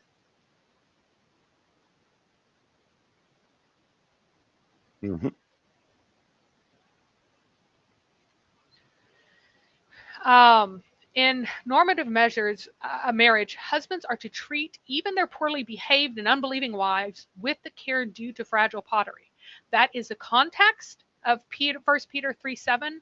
The entire context for all of 1 Peter 3 and part of 2 before it is about what you do in difficult circumstances when you are in a family or a bound relationship with someone who is unbelieving and defiant. What do you do? This is not about how do you treat someone who is believing, but how do you treat someone who's unbelieving? And men are told to treat their unbelieving, rebellious wives with the care due, with the understanding that they are more fragile than the men are. So, with more care than you would for any male who is sturdier, right? Whereas in queer Islamic marriage, if you fear that a woman is uppity, the root of the word means like rise up or stand up, like she might stand up against you in her heart, right? He should scold her, deprive her of her marital due, and then beat her.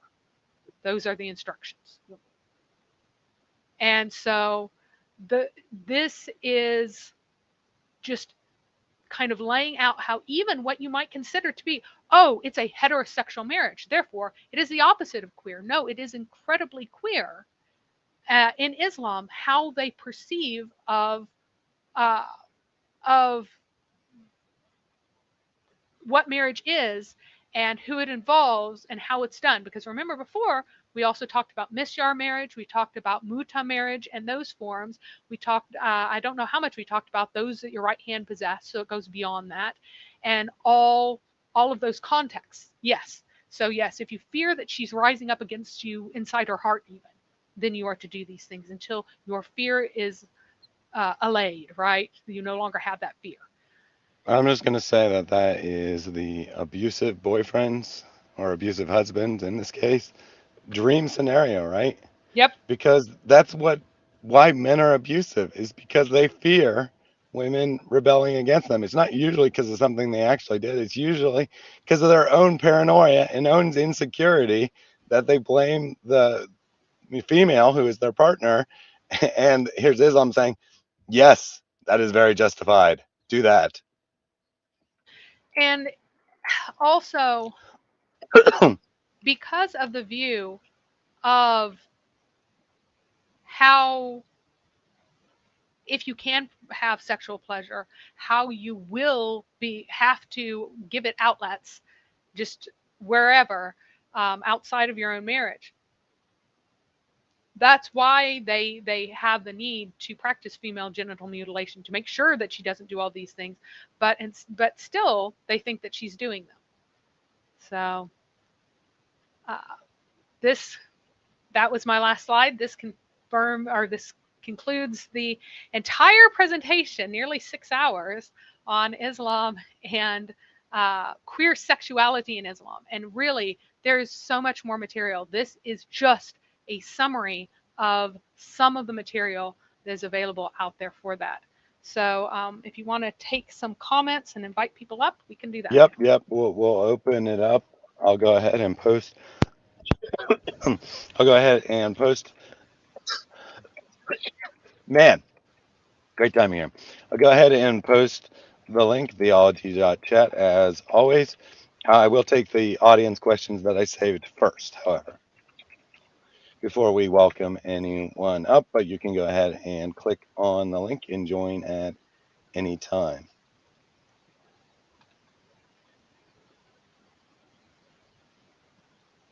All right. So first, super chat from Christ is Salvation. If you want your wealth to increase in this dunya, then give sadaqah more and more. Every single day, two angels come down. One of them is making dua for those who give. He says, Ya Allah, give those who give. Oh, we finally got one of the new clips and in there. I mean, two angels are coming down every day to check whether you are giving enough. So you better give. Give, says Sheikh Haytham. Muhammad says to drink camel urine and milk. Please do abstain from this medicine and adhere to Western medicine. God bless you. Thank you very much for that donation. Christ is salvation, even if there aren't two Islamic angels watching over and blessing you for the donation. So Houston asked earlier, Allah promises plenty of young boys and Jannah. What is the purpose? So yes, if you look at the ancient folks and if you look at how people traditionally interpreted it, yes, it is for completely for your pleasure. So if you prefer little boys, you can have them in Jannah. The idea that there are eternal evils is foreign to Islam, and it's just that they're embarrassed, just like Aisha being being 9, that they pretend that that's not what they're for. So they're described as perfect pearls in the same way the houris are, the females are, because they are to they can be used in the same ways. And we do have some amazing logic from Lorenzo. It's a demonstration of no confidence in your faith, complete fragility, that we wanted to give our presentation before opening it up to calls. I'm pretty sure that's literally how every presentation in the history of the world has operated. I don't recall anyone presenting on any subject and just randomly allowing some clown to interrupt them in the middle of it. But apparently it's because of our fragility. Now, Lorenzo, do let me know what mosque you are a member of so I can go to your mosque and just in the middle of service demand that I get time to present my case. And if they decline, it's because of their fragility and their lack of confidence in Islam, obviously, by your logic. As you can see, Lorenzo has joined. He'll get a chance to speak in a moment. But like I said, I'm taking the comments from the audience first. This is a good one to summarize it up, I think. Never compromise Christ. I had a question for Mary. Does she think Muhammad forbade homosexuality in the Quran because he was insecure and confused about his own homosexuality? No, I think that he forbade it in the Quran because he had to pretend to be an Abrahamic religion. Because he borrowed the story of Lot and he was trying to present himself to the Jews saying that, oh, I teach the same God. Oh, and by the way, my God doesn't care about marriage at all. You can go ahead and have sex with everybody. I mean, that's why he creates this muta marriage definition, because he had to make it conform at least superficially to some idea of a marriage bond, right?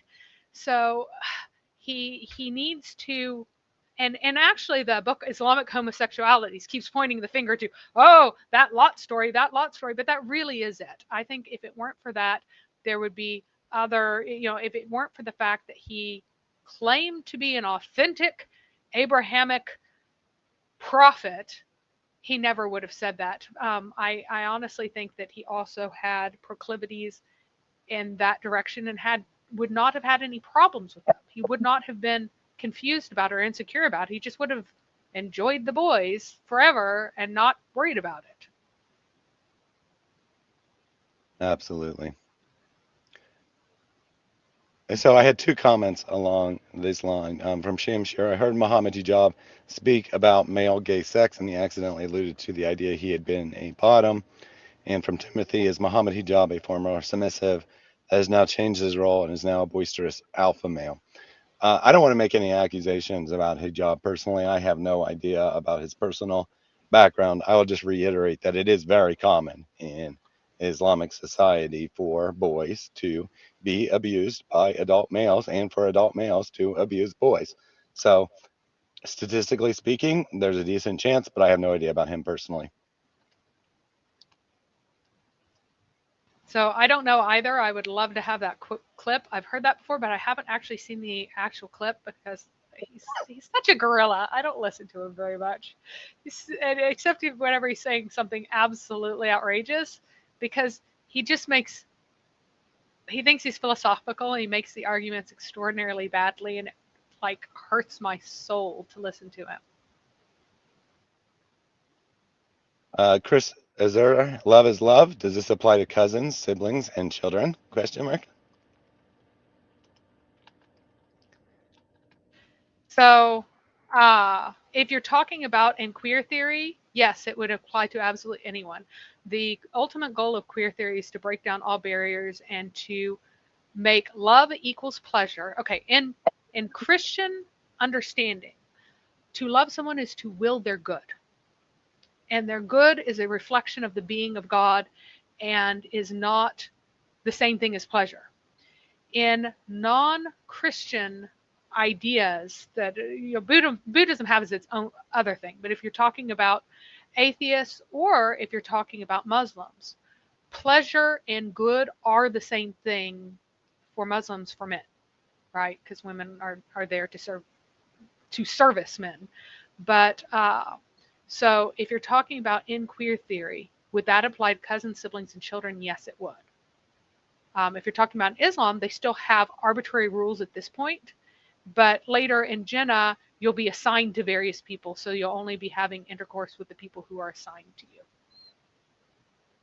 Very good. From Zekar, didn't Abu Hanifa normalize homosexuality in his fiqh? He also normalized incest. I'm So not I think the Hanafi school. I mean, I wouldn't use the term normalized, but I'm pretty sure the Hanafi school prescribed no physical punishment for right. homosexuality, So which is kind of a way of saying it's okay without saying it's okay.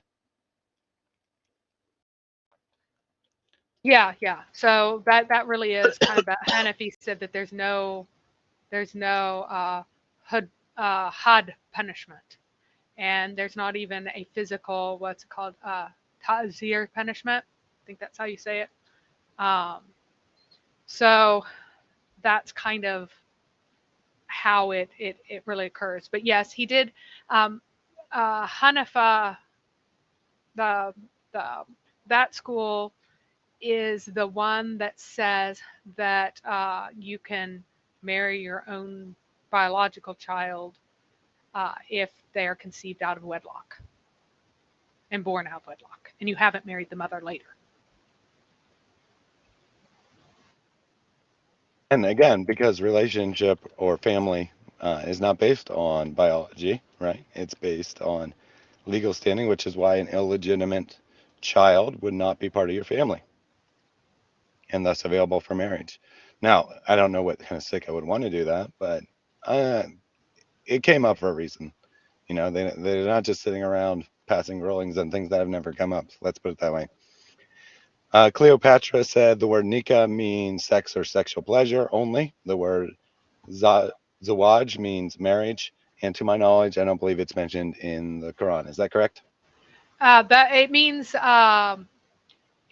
coitus, and occasionally it means orgasm without coitus, but with um, sexual fluids coming out. So whenever it talks about the until nikah for testing the orphans, it refers to the first wet dream that a boy has, if he has not been prepubescently married to a woman. Because there was also understanding of a prepubescent marriage of boys as well. It's not, it isn't, we focus a lot on the girls because girls are more physically damaged by prepubescent marriage, and it's far, far, far more common. But boys can also be prepubescently married to women. But there it's talking about the test them until nikah means that test them until they reach the ability to have coitus, shown by either successfully having coitus or by having a wet dream. Whenever it refers to women, it refers to usually usually refers to consummation, meaning the first act of coitus in context, but it can have a variety of meanings, but they all have to do with intercourse. Um, Zawaj is not in the Quran. It does mean marriage in the broader sense, but because these are contracts of the exchange of intercourse, it's not a term that's usually used there. Now, in common society, if you said, "Hey, I want a nikah with your daughter," you're going to get hurt. You better say zawaj, because it does have that intercourse meaning, right? So but it's all about kind of the context. And so really, what is in view is the right of the use of her privates, basically. Very good. I had a comment from George Odissio. Thaddeus, be careful what you say about the prophet. We might be forced to humiliate you. Well, no need to be forced. You got the opportunity to humiliate me. I saw you just in the chat a second ago. I know you're still here. Click the button, come humiliate me. Not by like, what you think is humiliating, like spewing pointless insults. You know how to actually humiliate me? Show me that I'm wrong. Show me that I'm lying. Something along those lines. That would, I mean, it wouldn't humiliate me. I would just, because I'm not lying, right? And if I was actually trying to be wrong, I would admit I'm wrong. But it would at least do something, right? It wouldn't humiliate me because I'm completely confident in who I am and what I stand for. And I'm not going to be humiliated just because someone shows me to be wrong on something. I'm not that fragile. But much better than insulting. Insulting is definitely not going to humiliate me. It just makes me laugh at how pathetic you are. And threatening, haha, yeah, right. That is not going to accomplish anything. A couple comment praises for Mary. Thank you, Mary. That was very helpful information and references, on point as always. And from Michael, she knows her stuff. And then one last question for you, Mary. From Scrunchy earlier, I wonder if Mary would mention martyrs and martyrdom in Islam. Is that a subject that we will see at some point? Not like next week or something, but just at some point. Yeah. I would really like to talk about it because they take the same word that becomes martyr. So the word martyr in English comes from the Greek for witness.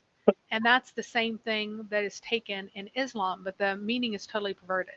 And there's no reason, no logical reason for witness to be used in the way that it's used in Islam. There's a very clear logical progression of meanings being packed onto the word witness over time in Christianity. And so it's just really bizarre the way Islam just grabs the word and runs with it and then redefines pieces of it without that tradition and background and history that makes the word mean what it means. Nurani, I have spent 6 hours talking about uh, queerness in Islam. Sweetie, you can Yeah. come So, up and talk to yep, us, yep. or you can watch You it. can click, the link. You can watch it. But I just wanted to point out the pure circular reasoning here, right? The comment admits she hasn't watched it, and what is her reason for not watching it? Because she knows it's non-Islamic beliefs. What? How can you know what the content is without watching it? You've just decided that the content is not something that you're interested in because you're not interested in the truth. You're only interested in reaffirming what you already believe. And therefore, you have declared that whatever the content is, it must fulfill what you think it would have to be. Amazing stuff. Amazing stuff. So, Nurani, I'm actually going And to so, talk. yeah. Yeah, So, Nurani, okay, fine. When we talk about Trinity, maybe future live streams.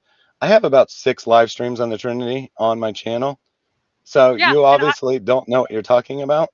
no, not at all. I've done like, I don't know, 8 hours on the Trinity so far, and like next week, I'm going to talk about why Islamic marriage is queer in the context of how the Trinity defines the Christian normative view of human relationships and how Islam queers that into something very different.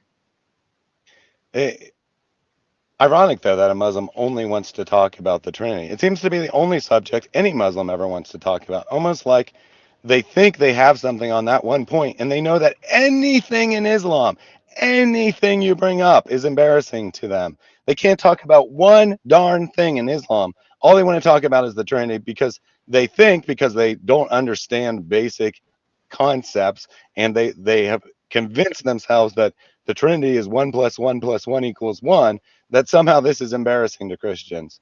Guess So, what? It's not embarrassing to us. Like I said, I have like about 6 streams on that subject, more than any other subject on this channel. It's not embarrassing to us. We are happy to defend our religion. You can't defend your religion because you know it has no defense. That is so the reality of the situation here. yeah, Nur Ani, what's your akida? Go ahead and put it in the chat. Because so few Muslims have any idea what their akida actually is, or what an akida is, like literally what it is. They'll say really odd things instead of what they ought to be saying for it. And, But and I do apologize that I said that that was the last question, but I did want to also ask you this one. yeah, I'm going to Is there upload it. any way we? Actually, I can do that right now. How about that? Yep. Won't that be fancy? Yep, yeah, I'll get the she'll put it in the chat apparently right now, but I'll also get the link in the video description for the presentation for anyone who wants to review it. We promised that during the first one after the second one was complete. And guess what? The second one's complete. So one last housekeeping, a super chat from Karen Weiss. Brothers and sisters, why to lose this great opportunity? Remember, when the person is on his deathbed, the last minute, he will ask Allah Jalla wa'ala to be delayed for 1 second to do what? Not to pray, not to do other things, but to give sadaqah. Because sadaqah, you can give it just like this, yeah, in 1 second. Remember, when you're on your deathbed, the one thing you're going to desire to do is to give more charity so you can buy your way into heaven. Allahu Akbar. And as Solo Cristo said about the previous clip, sounds like the prosperity gospel. Exactly. That is exactly why I do these clips, because it's exactly like the scam preachers who are so-called Christians who tell you to donate money and get favor with God. He'll give you money in return. Guess what? Islamic preachers do the same thing. And in their case, it's kind of backed by the scriptures, right? I mean, it kind of is, right? That what you do, it's all about actions, not about intentions. So if you give $1 in charity, Allah is going to give you something in return. And it's not really charity, is it? It's you paying for a transaction which you get benefit out of. So I have now posted the link, and Thaddeus, that should be the permanent link. So if you can add it to the description at some point, that would be awesome. Yep, So I've copied the link and I will get that added afterwards. I have not even corrected my typos. All right, everyone. As Scrunchy says here, prepare yourselves for a Lorenzo rant, a demonstration of weakness of his dean, because Lorenzo has been unmuted. Hello? Hello, we can hear you. Yeah. This is good. You know, I've listened to a good portion, not all of your I know you have. nonsense, have. which is It's about all you. it's hours of bombarding with different subjects. It's impossible to address. Well, Point, you can address something, but I'm point guessing by point. instead of Okay, addressing anything said, you're going to go off about Western society, homosexuality in the schools, something along those uh, lines, and say it's all because Jesus is gay.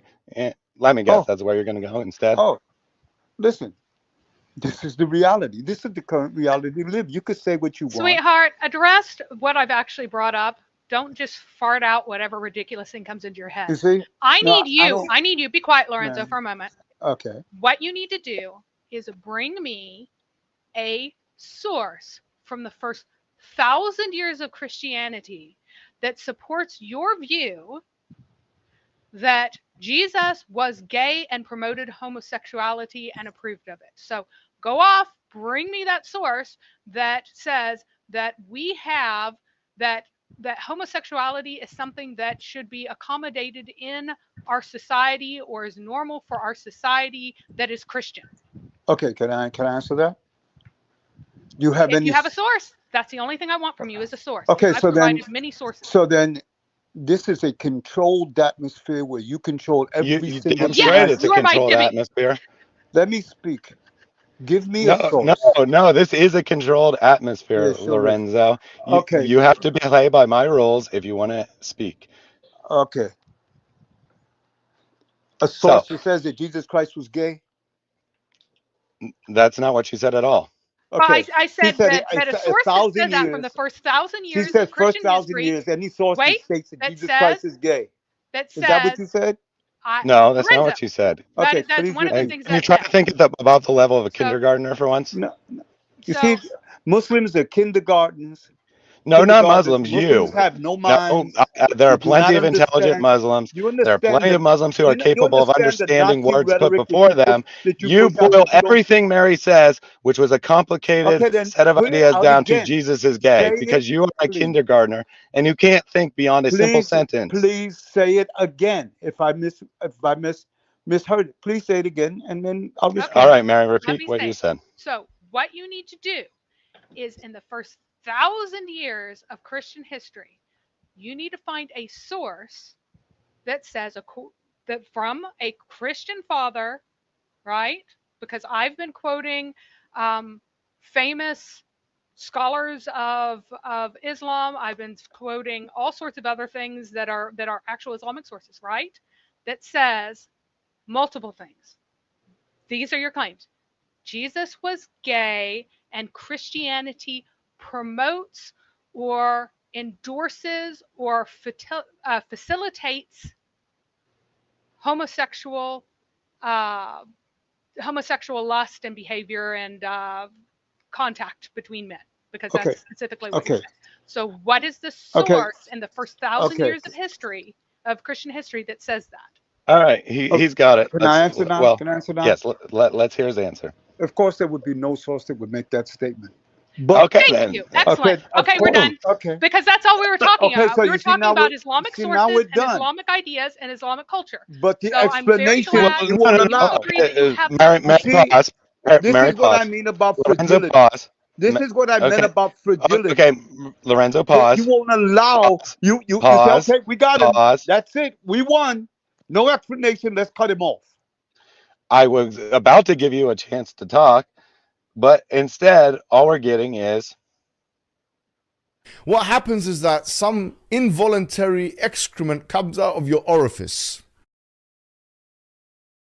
So, you have another opportunity here. You have already acknowledged that there is no source for the first 1,000 years of Christianity that teaches this, which means it can't possibly be something that original Christianity taught. Now we will allow you to make your additional point. Did you ever You're hear on mute. Did you ever hear of something called the Greater and Lesser Questions of Mary? No, I don't know what you're I talking about. suggest you read it. Epiphanius was a Why? church father. He was a haerosologist. And he picked up and he found a writing by the Gnostics. You could take it any way you want, which presented some very, very freaky things about Jesus Christ. Not only that, there's also Okay, pause for a second. Pause for a second. Do you realize the Gnostics are well within the first 1,000 years I of know who the Christianity? Gnostics are. I know who the Gnostics are.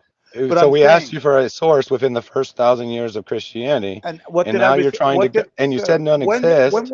Of course, none exist, and now you're trying to go to the Gnostics. the So which Gnostics is it?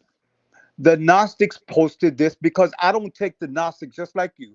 What Gnostics say, especially Epiphanius, was a lying freak. Okay, on what he said, he held back. He had this so-called thing called, and Google it right now, called the Greater and Lesser Questions of Mary. There was also something called the longer version of Mark. Mark found at Barsaba. Yeah, I'm Okay, familiar with that. there's also another question, and then on top of all that, of course, you're not So going to find would you like to anything that's going to discuss the say that longer Jesus ending Christ of was Mark? gay. All right, would you Hello? like to discuss the longer ending of Mark? How it is a 17th century fraud that was projected It's out there. It's out there. back into the 3rd century by a gay It's out. That's why I activist? told you. That's why I told you that I don't accept it, but it's out there. But I'm saying you're Well, not going yeah, to it's find. out there, but Let me talk. literally a gay activist wrote a fraudulent document in the 17th century and pretended that it was written by Mark. Okay. How is that c- anything of any Can I just? relevance to what we're Okay. discussing? Again, I'm just saying that it's out there. Another thing is, if we So look at what. one other thing, Wait a Lorenzo, minute. Lorenzo, Could you wait one please let second. me finish? Please let me finish. Well, you Please. brought up two things, and I Oh would like my to address God. another one of them. Okay. Okay? So you have said, "Oh, now I want to go to the Gnostics." You realize No, that I just Christians, pushed. Well, hang on, no, hold on. actually, he didn't. So he said I that told the you that I Gnostics don't said some accept it. stuff, I but they're just brought freaky it up. liars. So I'm not even quite I sure why you just brought it brought up it in the up. first I place. just brought it up that it's out there. I never told you that I accepted it as valid. In Okay, but fact, I we told ask you you that I for didn't accept it as reasons to valid. believe that your interpretation is correct, right?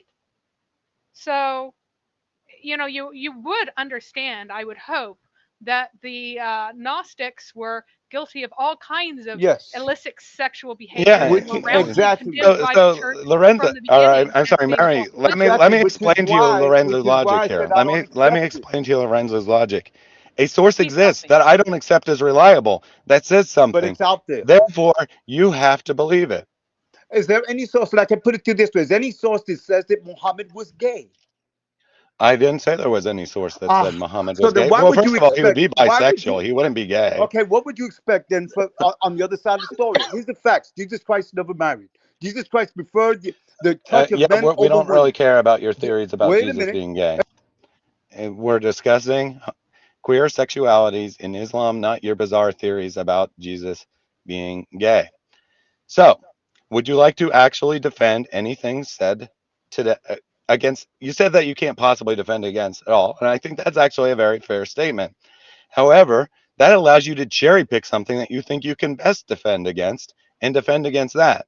Or you can just say, Christianity. Your choice. So, Christianity, your would you? choice. Okay, let me put Jesus Christ fits the complete pathological definition of homosexual. It is only Western Christian society has legalized gay marriage and made it the law of the land. LGBT community has devastated. In fact, my 5-year-old granddaughter is being taught LGBTQ in school, in preschool. It is Hmm. dominant here. It is the law of the land. It is the law Hmm. of land by the will, legislated by the will of the people, by the majority, which surpasses Sodom and Okay, Gomorrah, which I've Lorenzo, said before. And I have Mary, a quick let him question. and finish. this is Let the him finish reality. his rant. Let him finish his rant. I want to Okay, get his and let's move full on. rant Let's out move there on so we from can there. hear all of his verbal diarrhea Okay, and then it's move all on to but something let's productive. confirm it. Confirm it. Is gay marriage legal in the United States of America in some states? Yes or no? Well, all states, yes, Is it legal in many countries in Europe? yes. Is Gay Pride Month a fact in many of Christian countries? Yes or no? It's mostly the United States, but Name probably one a few other Muslim countries. No, they're country. not Christian No, countries. all throughout. Listen, Yeah, sorry. Zero Mary Christian Kotick, countries. important thing. There are 0 Christian countries in the world. There are Amsterdam. zero. Well, Name I one suppose Muslim Vatican country. City. Name I one suppose Muslim you could say country. Vatican City is a Christian Name country.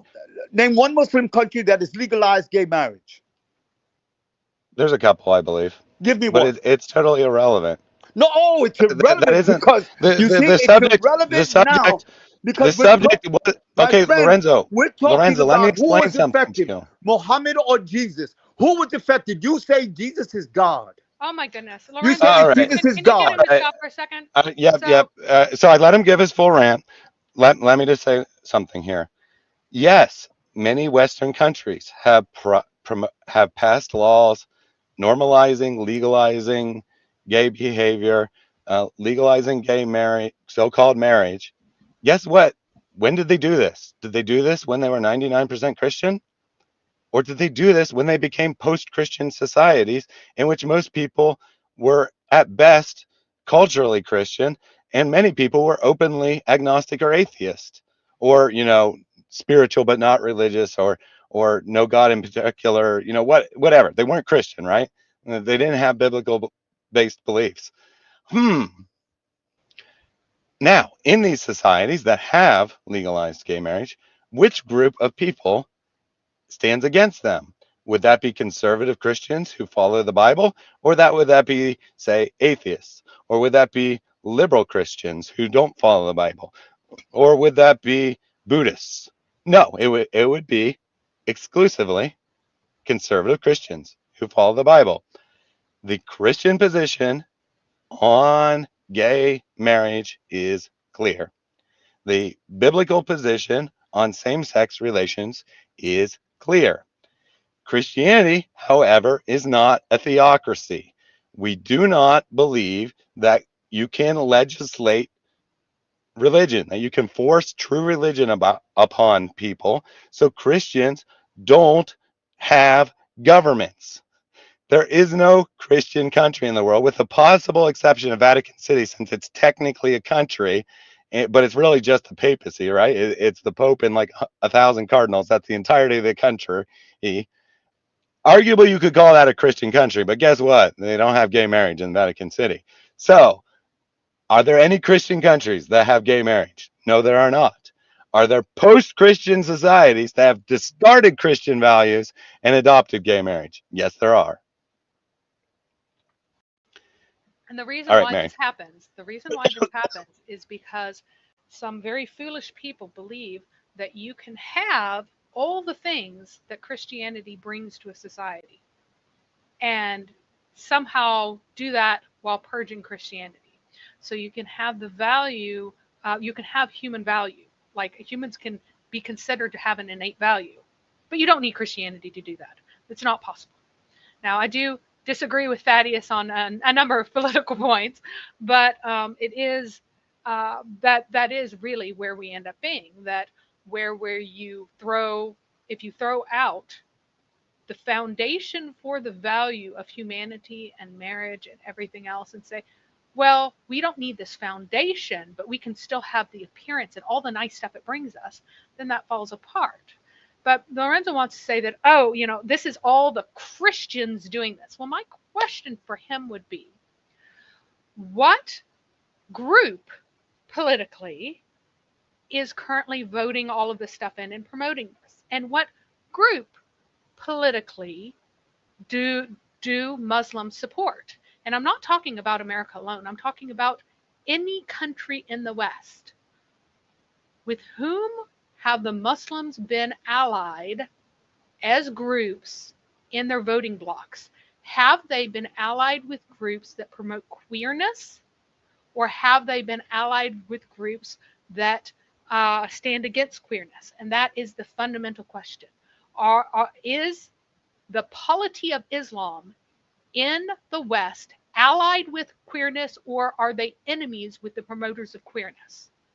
Yeah, let's see. So I answered the facts, right? And Lorenzo asked me a number of straight facts, which I answered, even though I knew that he was going to try to distort those facts to being anti-Christian. Let's see if he can answer the straight fact: which political party is aligned with uh, the homosexual agenda in America and other Western countries, and which party do Muslims generally all vote for? Lorenzo, let's hear the hard Okay, now facts on speak. that. Okay, again, this is one of those types of questions. Muslims then, when Muslims vote in relation to the Republican and Democratic Party, they're voting mainly, if they vote, I don't vote, because both, there's no such thing as a conservative in reality. A conservative is nothing more than a liberal with brakes on.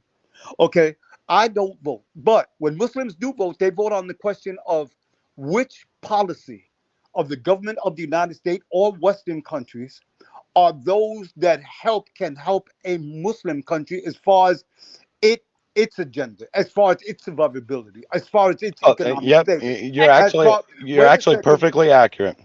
you You're know, it's perfectly accurate. It's okay. all about what spreads Islam. It's Yeah, not about no, no, morality at no, all. no, no, So, no, Thank you. so no, hang on. no, Thank So you. no. what You're spreads not Islamic listening to what values? I'm Things like saying. child You're not marriage, listening to what I'm saying. pederasty, No, you're not listening. multiple marriage. All of You're not these listening to things what are I'm part saying. of sexual I'm queerness. saying, as And Hold on, far, because hold on a second. Islam is Hold on a second. inherently, you're not listening to what I'm Because saying. I'm actually, we saying, let Lorenzo get away with something. We as let him far as go on his long explanation when we actually asked him just a simple fact.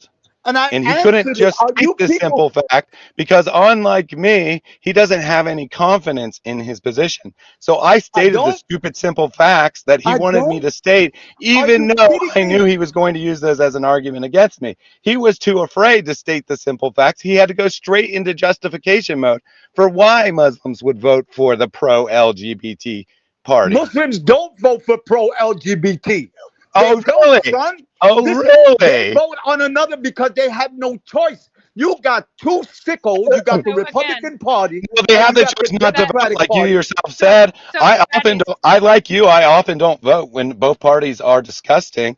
You by And Muslims, let me ask you something. voting What is for the, a pro let me ask you something. LGBTQ Democrat, Can I ask the you Muslim something, sir? endorses that Sir, position, whether they eh, choose to sir, may believe I that ask you or not. something?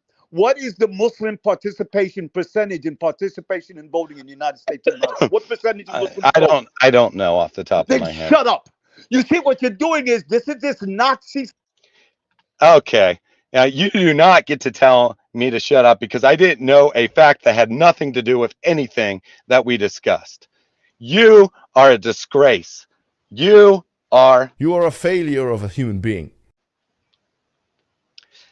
so if you could please kick him off. I would like to point out Oh, that he said specifically, he did say specifically that Muslims are voting for the things that further their agenda.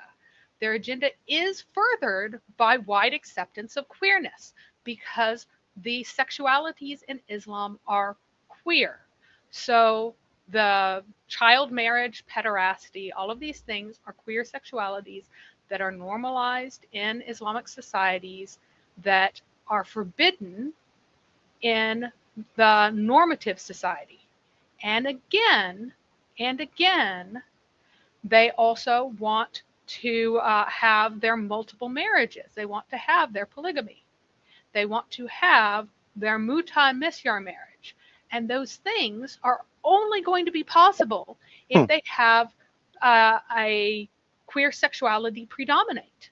Now, they don't like pride because pride isn't queer. Pride is normative in the sense that it seeks to make behaviors reconcilable with values in society, and that is not an Islamic value. So, your values and your behaviors do not have to reconcile in Islam at all. No, And I will say that Carol is dead right here. yeah, he is. So he needs to go Lorenzo on. is demonstrating the one and only actual value of Islam, which is dominance. Or at least he's attempting to dominate. Obviously, he has no position to, which is why he instead complains about us being in the position of power here. Now, if he was a reasonable person, and could have a nice conversation, he would get equal time. He wouldn't be treated like a demi. But because he insists on acting like a total clown who thinks he can order people around, he gets treated like a demi. So, Rizan, you're up. Can you hear me? Okay, yeah. Can you hear me? Yes, I can. Okay, so I need to address some points. So I did not listen to the whole conversation, but Mary brought up some points. So I just need to clarify that one. So first, Mary told that Ibn Hazm that all the caliphs and the imams were lovers. So that one is talking about the love of the wife, man and female, not a man and man love. So first thing. Second, so second thing, he talked about that the Prophet Muhammad saw Allah in a young man. So that is not evidence for the homosexuality. As an example, Daniel saw the God as a old man. So is that homosexuality? So that is my second point. Uh, and his third point in the heaven. So we have the children. So it doesn't say we can sex with them. So from your whole conversation, I could not get a single evidence for the homosexuality in Islam. So, can you provide some real evidence? So, without any misinterpretation, because as Well, everyone, So Rizan, so first of all, what makes you think it's a misinterpretation? okay, as an example, Because the I mean, Prophet most of Muhammad. this you straight up read the sources. Okay, let me that first those 3 points. Can you address that one? The Ibn Hazm. I have Yeah, his so article. let's take them one at a time. So repeat your first one. Okay. One at a time. Yeah. Okay, maybe you can go. I am finished. I think it'll be more effective to take them one at a time. Yeah. Yes. Okay. So, what was your first point? Yeah, my first point is that Ibn Hazm, he said the most of the imams and that uh, imams and caliphs were lovers. So he is talking about the love of the woman and the man, not the man and man, right? no. So Uh, okay, you want okay, to bring back? You want to find that okay, quote and bring it up Yeah, for us, it Mary? doesn't say it in here. It doesn't say it in here, but here, let me try and oh goodness. Uh, okay, it's going to be really hard to find it and really quickly within the book Islamic Homosexualities. But okay, whenever it's talking about the Yeah. entanglement and the religious So, jurists, a lot of yeah, times they're talking. This is a yeah. book If on you want to try to homosexuality. look for it, I can kind of explain the context if you want. yeah, because if it is a well-known fact in Islam, homosexuality they will be they put to death. It is from the Well, traditional Islam. yes and From the no. Yeah, yes and no. no, okay, It's give me certainly the a very well-known text, a hadith okay, attributed to companions of Muhammad to put homosexuals to death. However, there's yeah, a dual history. You know that part of the history, but okay, the dual history shows that in the majority of the Islamic empire, historically speaking, homosexual relationships were tolerated. They certainly were not put to death, and it's because of the whole honor shame makeup, right? As long as something isn't made public in such a way that brings shame, it's fine because it's really not about the actions, it's about the honor and the shame behind the actions. So you do yeah, have hadith. I agree. You definitely have hadith that very clearly are anti homosexuality. You also have numerous hadith that are homosexuality friendly, and you also have the history of Islam in practice, where it was generally accepted. It was generally considered just a normal part of society. And that's what okay, the source that Mary is quoting is about. It's okay, describing yeah, the normative, like what's actually going on in reality. It's not like it's not making a religious declaration about what's right. It's simply saying that in reality, a good percentage of imams even have had some homosexual relationships. That's what it was saying. It no, wasn't saying, no, well, this no, is right now, right? That's not what it was no. saying at all. No, actually, the okay. First point is that Ibn Hazm, it is pure talking about the love. Okay, so if you see that article, it is talking about the love between the man and the woman. That's why even the Prophet Muhammad himself, he loved his wife Khadija before the marriage. Okay, so is the in that sense they are lovers, the man and the woman, not the man and man. There's no evidence at all. Second thing, so if you said so many historical evidence, So can you? since you are asserting that you know the original text, can you tell us the primary source text? Yeah, this was I have the article in front of me. It clearly Well, what said is it's the a love. article called? Okay, Can you screen share it? yeah, Because can I, we want to let me see show. the evidence. This is an attack. Uh, We just want to see the evidence. Uh, yeah, yeah, because what we saw in a book written by academics was an okay, excerpt, and they said that it was describing homosexual activity. Is it no, we are theoretically okay. possible? Is it theoretically possible that the academics were mistaken or distorted the text? Yes, but I No, need evidence of that, not just okay, your assertion. okay. First of all, you are the one make the claim, so you have to present evidence. In that case, it No, is no, we did present evidence. We yes, presented the text was up on the screen earlier in the presentation.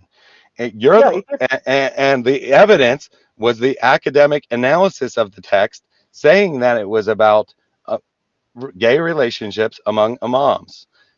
No, Now it is talking about the liars. now Yeah, your job, now that we've presented evidence, is to provide counter evidence. Your job is yeah, not just to I say I reject your evidence and trust me, bro, that's not correct. You need to actually present us something. So you say you have an article, give us the name of it, give us something that we can look it up with, and that will be a good starting point for a discussion.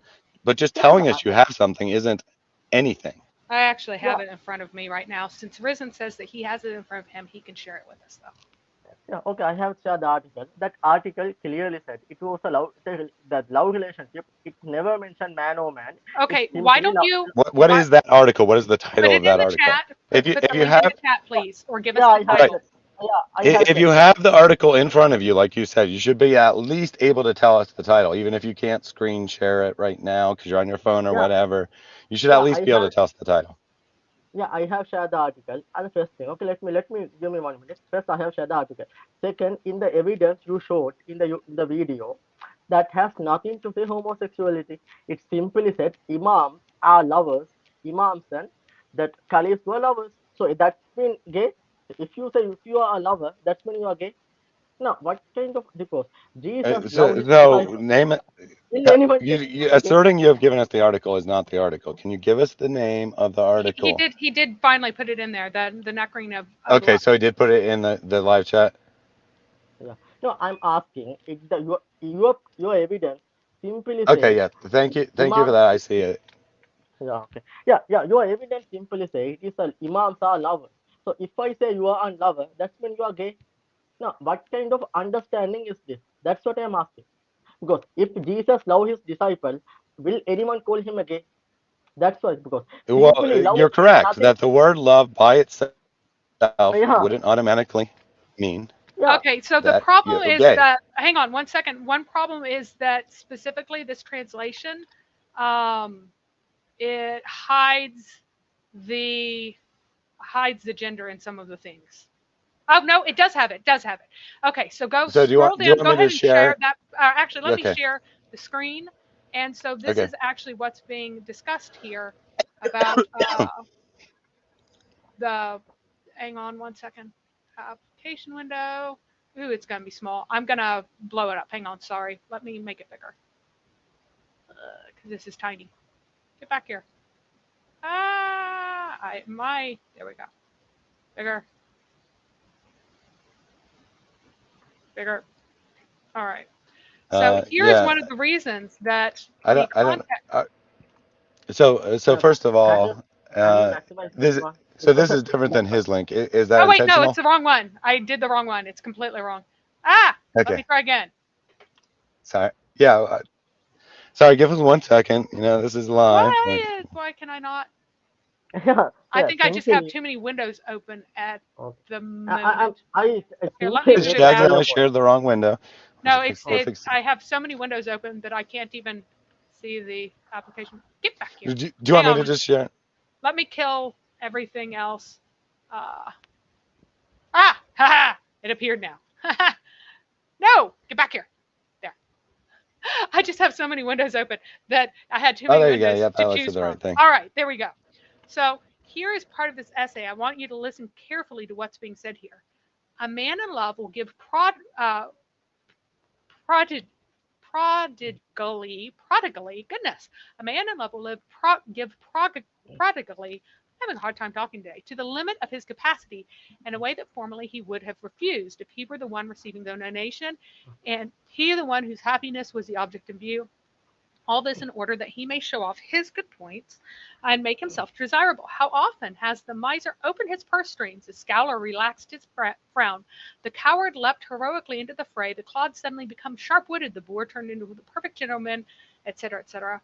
All these signs are, oh wait, is that the correct way? Where's the hem? Have I moved this in the wrong place? Because a lot of this is concealed by, I think that this one has it there. Here it is. Yep, here it's clear in the English translation. This is heavily hidden by the translation because there are very few pronouns. The lover will direct his conversation to the beloved even when he purports, however, earnestly to address another. The affection is apparent, and to anyone with eyes to see, when the loved one speaks, the lover listens with rapt attention to his every word. He marvels at everything the beloved says, however extraordinary and absurd his observations may be.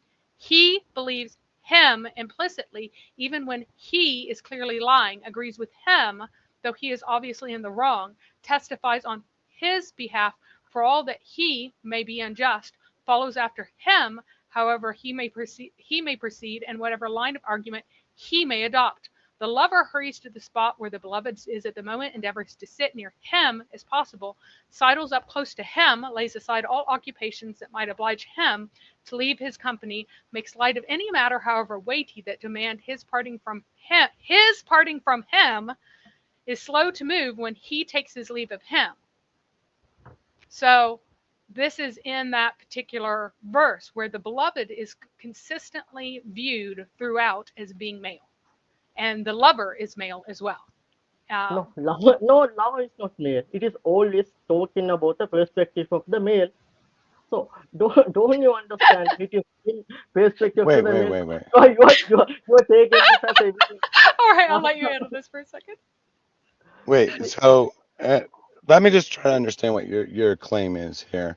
Are you So it is saying that this is a male describing himself and his feelings about his female companion without ever once mentioning her? yeah, it is about always him. He made the same Well, person. yeah, It it's always never about talks him about because it. yeah. It's Oh always no, about me. he's So confused. how I think Risen is literally confused. Well, So yeah, you I don't realize think that that. there are two people in this thing happening right here. There is a lover and there is a beloved. Okay. yeah. Okay, okay. So So all is the okay. beloved a him or a her?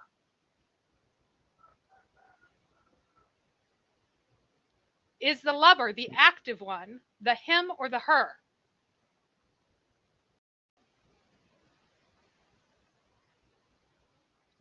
I guess he doesn't know, and that's because as soon as you go to the other one, he also won't know because he needs one of them to be female, but he can't No, actually see how no. either one would be female, right? You are taking this as evidence for that one. I actually I do not know because it is always talking in the perspective of the male. It never mentions Well, any other. Oh what my is the goodness. male though? What is the male, right? Because there are two people being described here. They're describing Yeah, the lover but and the okay, one being loved or beloved. So which one is the no, male?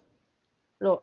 Just highlight one point because it's a long passage, so I cannot grasp it at once. So Yeah, so can you let's just highlight? start with the first sentence, okay? Okay, So the okay. lover will direct his conversation to the beloved, even when he purports, however, earnestly to address another. Yeah, just So stop there.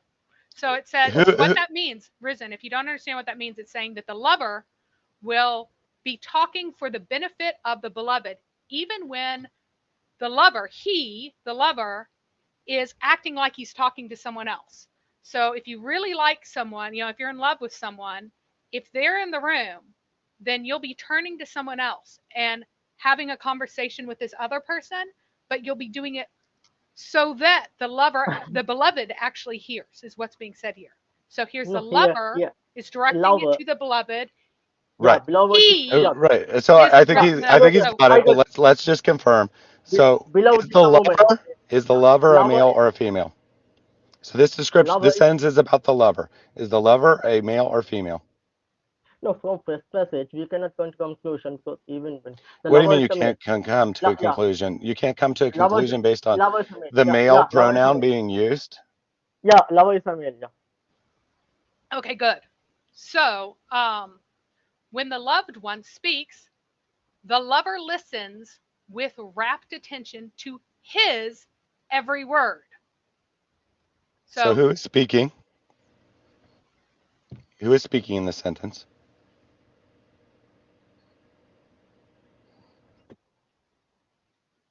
It's written right there.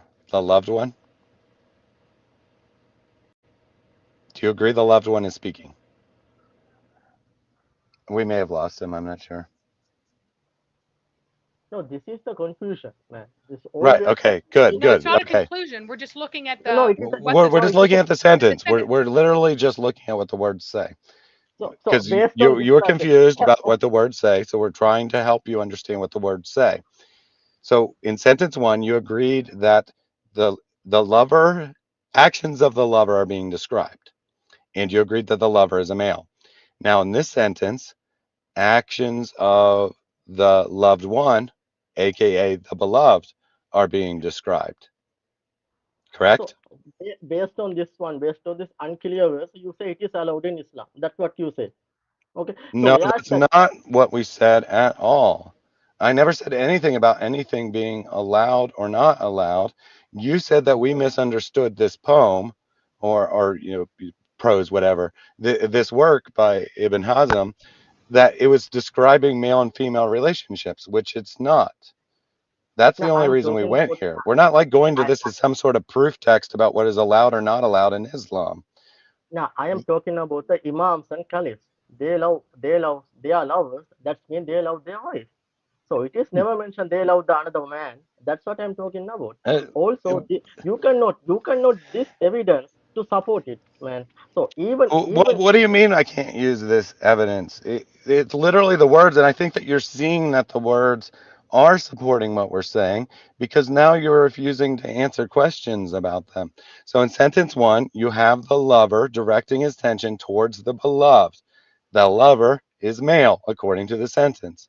In sentence two, you have the loved one speaking and the lover listening to his word. He's listening to the words of what? The beloved one. Is the beloved one a female? No, the beloved one is a male. This paragraph is describing two men. It is not okay, describing male female relationships. okay. So it's a man loving man. So that's mean that is a homosexuality. So Jesus loved the disciples. That's mean Jesus a homosexual. No, no, But no, no, no. then every There's a man difference. Now, I'm glad that you have finally admitted what the passage actually says, that it is talking about men loving men. Now we have to talk about what kind of love it's describing. When you read through this, before you figured out that it was two men, did you think that this was talking about friendship, or did you think it was talking about romantic relationship? okay. Do one thing. Just give me the link to the article. I will read out. Okay, I will What do come you back. mean give the link to the article? You already this is your article. This is the article that you gave us. No, You because do you want to in my give if you want a link to the entire book on homosexuality in Islam, I'd be happy to provide that, but I actually don't even know what you're asking okay, for at this point. okay, give me that one. Give me that one because this passage. Look into this passage. It has nothing to do. It has nothing to do with that one. So give me the passage. So I will go. I will go through it. I will come back one time. Okay. So can you give me the Sure, evidence? sure. Mary, do you have the link to the Islamic homosexualities? If not, I can look it up. I have that. I have that link, which is very long. I also have this one, which is male love and Islamic law in Arab Spain, which talks about uh, how he specifically, this is the Dove's neck ring about love and lovers. Yeah. So, So go ahead and put both those links in the and private I'll, chat so this, for that one's a longer one about, residential review. all right, let me find, And Okay. these are substantial sources. You're not going to be able to review them in 5 minutes. Yeah, But yeah. if That's you're the serious about reviewing them, I would be happy to schedule a time to go over it after you're prepared. I think that's a yeah, perfectly reasonable thing to say. Is yeah, I yeah, haven't read yes, this. I can't respond to it. yeah, I need yeah, time to yes. prepare. So also one thing, okay. Also, this is a cultural thing. So how do you attach the cultural to the religion? Because the same thing goes on the rest of. Yeah. Because you guys are So also yeah. you guys So are let so me hang Christians. on, let, this particular thing begins, he was an Islamic scholar and a scholar of religion, Ibn Hazm, right? And it begins with an Islamic prayer. So a lot of this is talking about, this is not divorced from Islam. This is not something that just happened to hang around uh, in Islamic society from pre-Islamic times. This is something that was continued by Islamic society. Do you have both of those links, by the way? I've given you two links. The second one, it will be considerably can harder you for you put to them find. on the video ninja chat as well? Yep. Because he may not be on the YouTube chat. Yeah, I'll put them there. But it's So good that they're in so the public chat as well, so anyone else who wants to look at them can do so. okay. So let me copy that one. And second thing, these are cultural things. So when Yeah, they yeah. are the So let me answer that question. You made an assumption, right? You made an assumption that we were saying this is what Islam teaches, which is not something that we ever said in this okay, entire okay, presentation. Rather, okay. what we said is that Islam has a history of embracing queer sexualities, and that it goes back to early Islam. We did not say that this is fiqh, that this is law. We never said anything along those lines, with a couple of exceptions that when we actually quoted a law. But for the most part, we didn't say anything about that because that wasn't the purpose here. This is how, gender studies, ethnic studies, in this case, queer studies, are done. You don't like start with the assumption that there is a right position and then try to figure out what the right position is. Rather, you look at what is presented in society and you just kind of um, talk about it, explore it, celebrate it, however you want to put it. So what we're not doing is saying that this is a teaching of Islam. What we are doing is saying that this has existed in Islamic society. So Yeah, I hope one you thing. understand the difference between our Okay, okay. actual claims and what you thought our claim was. Okay, actually, I add one thing. So even in Islam, okay, that if even the man and woman committed adultery, okay, until it becomes public, we are not allowed to punish them, okay, because we have to give them death sentence. So in such a case, so maybe you misunderstood the law, Islamic law. Until it comes public, we cannot punish them because we have the four witness, right? So we have to publicly, because death penalty is something very serious. So we Yes. cannot do So it as easy. excellent. So Excellent. so You're in actually that, completely agreeing with me. Now, I want to ask you very clearly, what is the standard for convicting someone of adultery or fornication? What you have to see, and how many witnesses do you need, first of all? yeah, we have four because the Okay, purpose you of have to the have four witnesses. What kind of okay. witnesses do they have to be? Gender. I think all should be male. I think And yeah. age. They have They to be should be adults, right? adults. Yeah, adults. Yeah, adults. And Yeah, what do they have to see? because they have to see the exact thing happening. Otherwise, they Yes, are thank you. keeping those. That's Okay. actually what I've been teaching all along. I have not said anything contrary. I have said Yeah, that because the standard of proof in Islam is so basically impossible yeah, for yeah, almost yes, yes. anyone, unless you're having like an orgy and people want to testify against you, right? Yeah, yeah, Because it's so impossible, that this is something that by default Islamic law makes room for these things. It makes room for these things because of how what the standard is for proving either adultery or uh, or uh, any kind of fornication or anything like that. Because of those standards, very specifically, That is why there is all this room for this. This is why it flourished and traveled wherever Islam did. Now, it's given to you as a mercy that the standards are this strict, right? This is not No, an this accident. Allah deliberately made the standards this strict so that yeah you this would is understand Allah's mercy, right? yeah because this is the law in the Old Testament also, because this is the purpose of this punishment is No, you Well, no, have it's not. It's you, not. so yeah, actually, I do want to hear. Let's leave the Go Old ahead. Testament out because let's be okay, honest, okay, you don't actually know anything about the Old Testament. You just know what some Muslims okay, have okay, told you about it. But you okay, do okay, know okay. Islam, right? Everything you've said about Islam is true, more or less. And Let me finish. we Yeah, let we me finish. thank you for 1 minute. being honest about that. Yeah, yeah, 1 minute. Okay. Now the purpose of the Islamic that punishment is you have to make them fear. People should fear the punishment. So if you are going to death penalty for this, because it should be it should be 100% confirmed.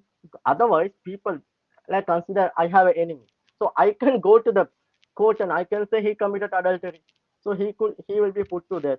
So just imagine, okay, in even Islamic world, those kind of things are that adultery, those are very low compared to the Western society. So Second thing, I have another question for you, by the way.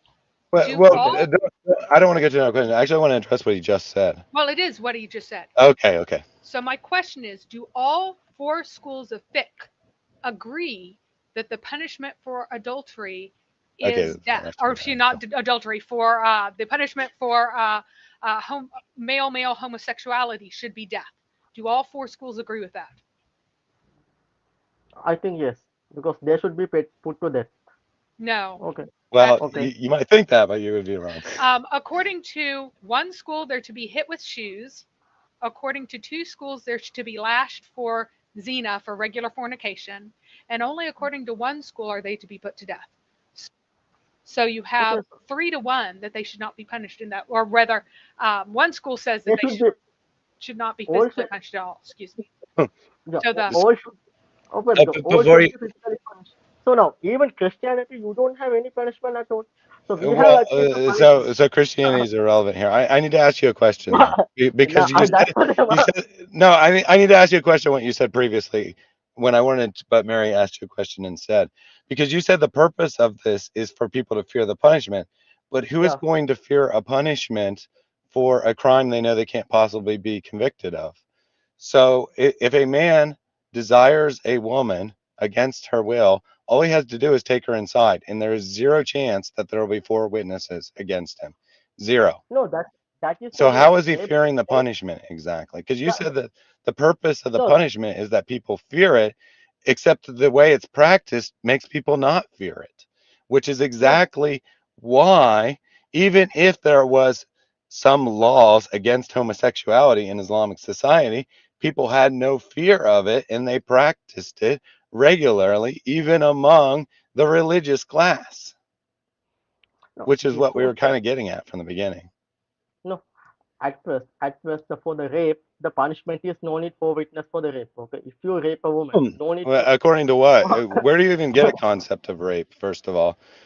Okay, so But this is actually, I don't want to open a new issue. Let's just say it's adultery. Let's just say it's consensual. All a man and woman who want to have consensual adulterous sex have to do is get a hotel room or go yeah, to their own because bedroom for that matter. And there's zero yeah, chance of being four eyewitnesses. So, no, how exactly is this making anyone fear anything? no, because even today's time, okay, people will get fear when they think about the death penalty. Okay, because that's the reason for that one. Because you are Well, talking about I like understand what the purpose of a death penalty is, right? That no, it's it is not. supposed to instill fear. There's not really any evidence that death penalty is actually So, dissuasive, but but that's but irrelevant. That's irrelevant. My point is, if the rule is you have to have four eyewitnesses, I'm sure you're not a criminal, so you don't think like a criminal. But everyone who is a criminal, regardless of the crime, already thinks they're not going to get caught. No one commits a crime saying, I'll probably get caught for this, but I don't care what the penalty is. Everyone who commits any crime either does it in a burst of anger, out of passion, without thinking, or because they think they won't get caught. If the requirements for getting caught are you have to have four witnesses and you know 100% sure that you can create a scenario that there aren't 4 witnesses, how exactly is this dissuading anyone from Okay, committing okay, adultery? okay. So can you show me which punishment should be enforced? Can you tell me what is the best punishment? Because we cannot imagine a punishment for this one. Because even at that time, we should have the clear witness, so we can punish them. As an example, if you put two witnesses, okay, so what will happen? Imagine the Okay, more so people. so now you're I saying it's unenforceable, which is actually exactly my point. It's unenforceable, right? no, The law is I unenforceable, which is no, why no, it I'm was not. practiced throughout Islamic history, No, no, I'm not talking. regardless of what the law says. No, I'm not talking about that one. I'm talking about there is no any other alternative punishment for this one. Because as an example, if someone say, if Well, I you mean, caught up obviously, you two can't have a people harsher inside, penalty. You can't have a harsher penalty than the death penalty.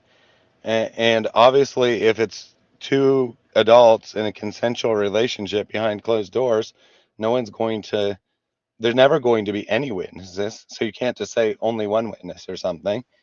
You're correct. It's unenforceable. But you're no, missing how the point.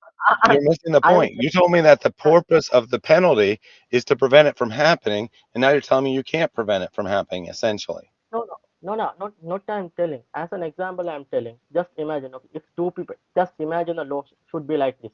Two people caught in the same room should be punished. Then how do we know? Actually, they were lovers, so they committed adultery. How do we know? There is no way of knowing that one.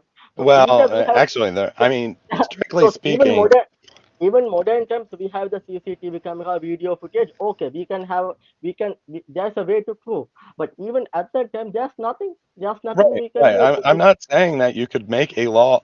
I'm not saying that you could make a law that would prevent adultery, right? That's not what I'm Yeah. saying at all. Okay, no, This is actually, I know you let me. tried to run to Christianity, but this is actually the core message of Christianity is that laws can't change your behavior.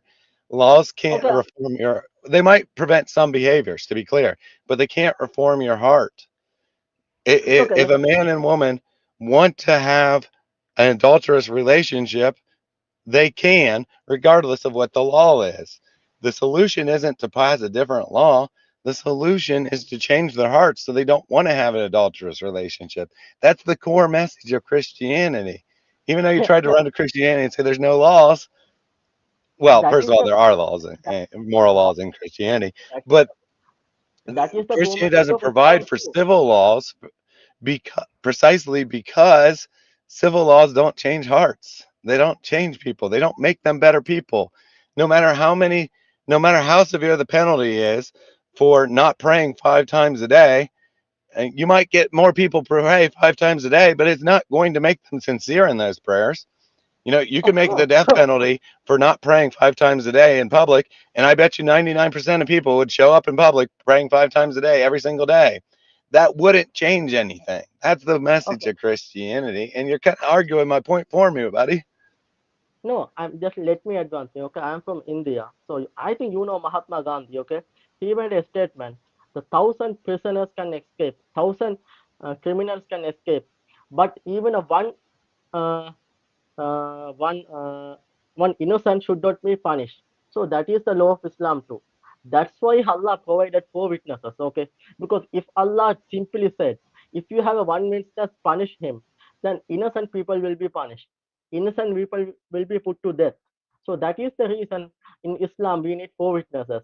So people will fear. Also, that's why we have the so many laws: pray 5 times a day, fast, those things. Also, Islam encourage you to marry.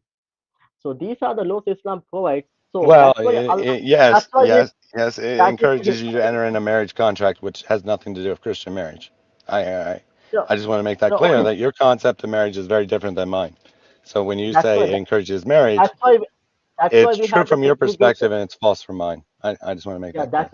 that's why we have the man and woman segregation. All the laws are Islam. So in order to avoid such a situation, Islam give a that a severe punishment, so the innocent people will not be punished. That is Okay, the reason. I know you've been really passionate about this, Risen, but you actually haven't disagreed with anything that I've been saying. If you go No, back and listen carefully to what I've said about how Islam views sin and how it views how difficult it is to punish those kinds of things, how there is the public versus private. You just, and since we have come away from reading that passage, you haven't disagreed about anything. So I don't really know why. I mean, Yeah, I you're mean, arguing for why it's good to have these standards, and I understand that you No, think that these standards are good because yeah, otherwise because you wouldn't be Muslim. because as a And religion, yet, as a religion, we have to do and something. to be clear, we I, haven't at any point argued these standards are bad. I think that they implicitly critique themselves, but I haven't at any particular point said that Islam is bad because it has four witness requirement. I never said anything like that, and that's why I keep that's why I'm what Mary just said and what I'm saying are the same thing. That you're just agreeing with us. You're making our point for us. You're not actually disputing anything that we've said, no, because other than you you're are imagining us critiquing, saying Islam's bad because of X, right? That's no all you've disagreed with, which we didn't even say. We do say Islam is bad, right, all the time, but we didn't say that once today. no. I'm simply telling Islam at least did something. At least Islam did the punishment. Islam say 5 times a day, female male segregation. We did something so we can prevent it. But we have Islam did a better job than the Christianity. That's what I simply say. And also the people are same. Even the Muslim, Christian, Jew, all the people are same. So even the Islamic world, even the Christian world, you have this mean you can see the LGBT. These kind of more uh, prominent in Western societies than Islamic societies. So no, I'm not telling no. we are So we are historically, so Risen, what's happening Well, now? hold on, Mary. Let me just say one thing. Again, Risen, you're imagining a critique, right? You're imagining us saying that Islam is bad because homosexuality is prevalent in Islam, which is not something that we said. We're All we saying, said is that Muslims need to be realistic about their own history of embracing homosexuality before they go and make an argument you should convert to Islam because it's against homosexuality. so no it's if you no hang on. okay So okay all of okay those who are Im- want to embed homosexuality in a Western society, they are consciously queer, which is defined as opposite and opposing to Christian norms and standards and historic practices forever and ever. Islam, by that definition, is very queer, and so is the natural ally of these groups. It's just whenever very specific things about public versus private behavior come into conflict that you have the opposition between the two. So um, we are already at uh, we're already at Oh, three oh yeah, hours. we So I'd are really at like our to stop. very Yeah, quickly run through. I don't want to talk to Lorenzo again, but he's already had his time, and we yeah, have yeah, yeah. two But I more like hours. putting him up here, so it shows how invaluable his time is okay that he's willing to sit there. So Risen, I would like to say that this was a good chat. It was a good discussion. Although you weren't quite understanding our actual point, I think you did well. You represented yourself well, and you had some intelligent things to say in a very reasonable manner. And I would be happy to have more conversations with you. yeah I would encourage you to check out those two links. Again, they're okay in the private chat here if you didn't already copy them down. And you can email me at any time at thaddeus@reasonanswers.com and we can set up a discussion just on this subject or any other subject you like. And I would enjoy that. Obviously, it's up to you, but I would enjoy that, having that conversation. okay sure. So can you please send me an email so I can contact you. Also Uh, I also thankful to you guys I would be for happy to send you an email if you give me your email address. I'm not okay psychic. okay.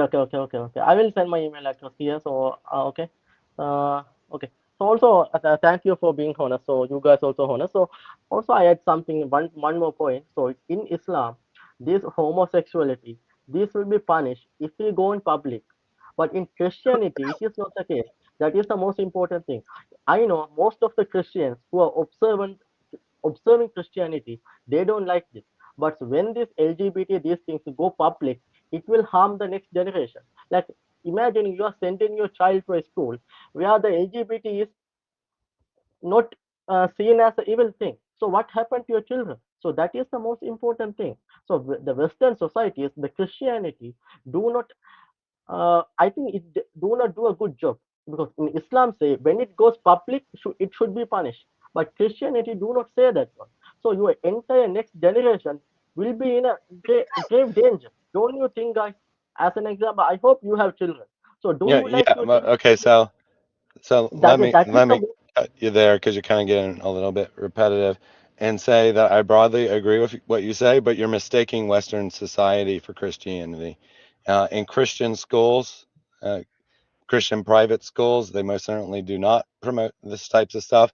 Christians who send their schools to public school, send their children to public schools, fight against this kind of stuff. We just don't. Many of us, there are exceptions, but many of us don't believe in legislating. Uh, saying that we have to legislate that this is illegal and that that's somehow beneficial. And even if we do want to say that, we're in the minority, right? I Uh, do. I absolutely do. But Like just so you know, to be clear, I opposed legalizing same-sex marriage, but the reality of the situation was that we were in the minority, and the majority are in favor of it being legal, and the majority of the country isn't really Christian. A survey will tell you they are, but they don't attend church, and they don't think about God, and they don't do anything that would mark them as Christians. They just come from a Christian cultural background, so they identify as Christians, but they're not actually Christians in any way.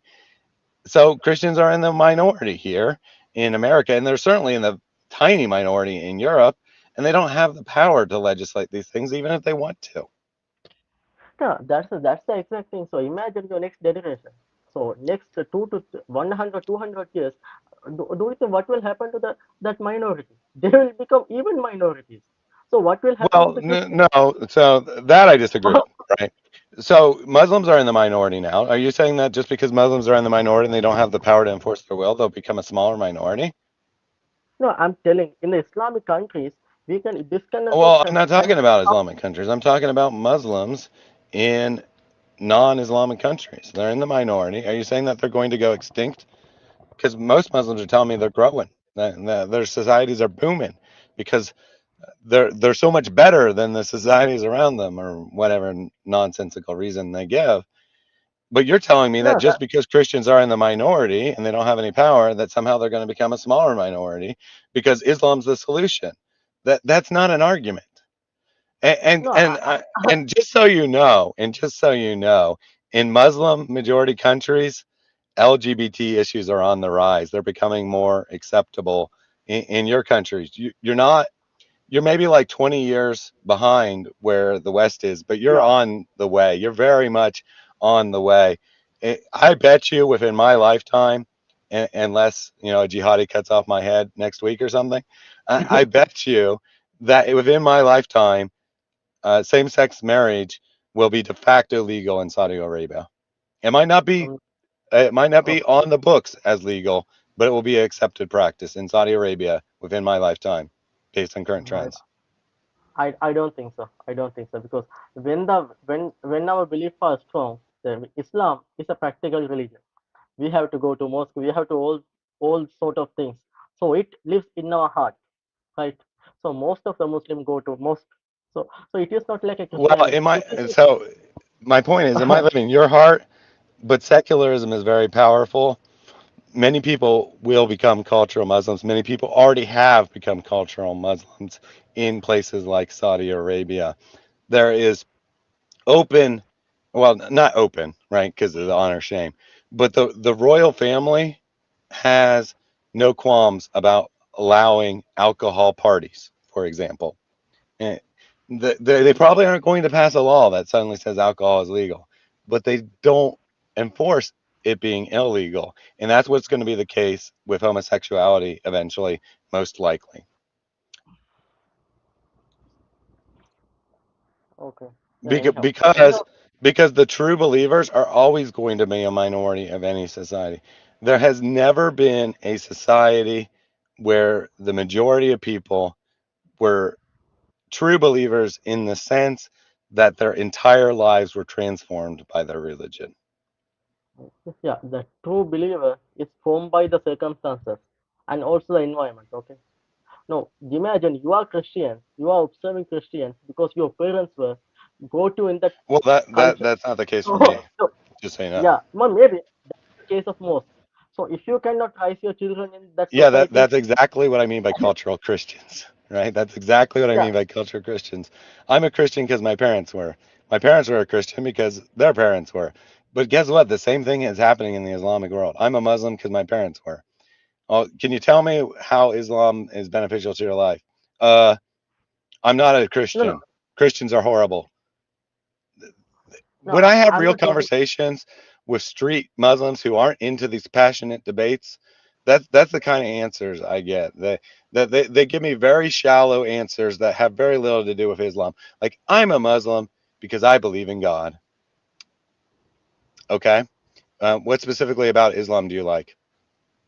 We pray in Islam. Uh, That that that's the kind of things that I get because they're very cultural. They have very little understanding of the religion, and it's not a critique of Islam. It's just a reality of human society that most human beings are not going to be devout to the religion, and laws aren't going to make that happen. No, I disagree because law will definitely change. Because the next everything depends on the next generation. So if you can create a better generation, then Christianity will prevail. Otherwise, I think no longer Christian will exist after 200 years, but Islam will prevail. It's my opinion. Well, you're very wrong, and here's why. Right here's why the history of Judeo-Christian and movements has proven time and time again that there's an ebb and flow. That uh, when there's a group of devout believers and they're small, they propagate the religion to a much larger group. And then when everyone, quote unquote, everyone is Christian or everyone is Jewish, if we're talking about Israel, then the values fall off. People become lax. And if in a few generations, it looks like society looks today.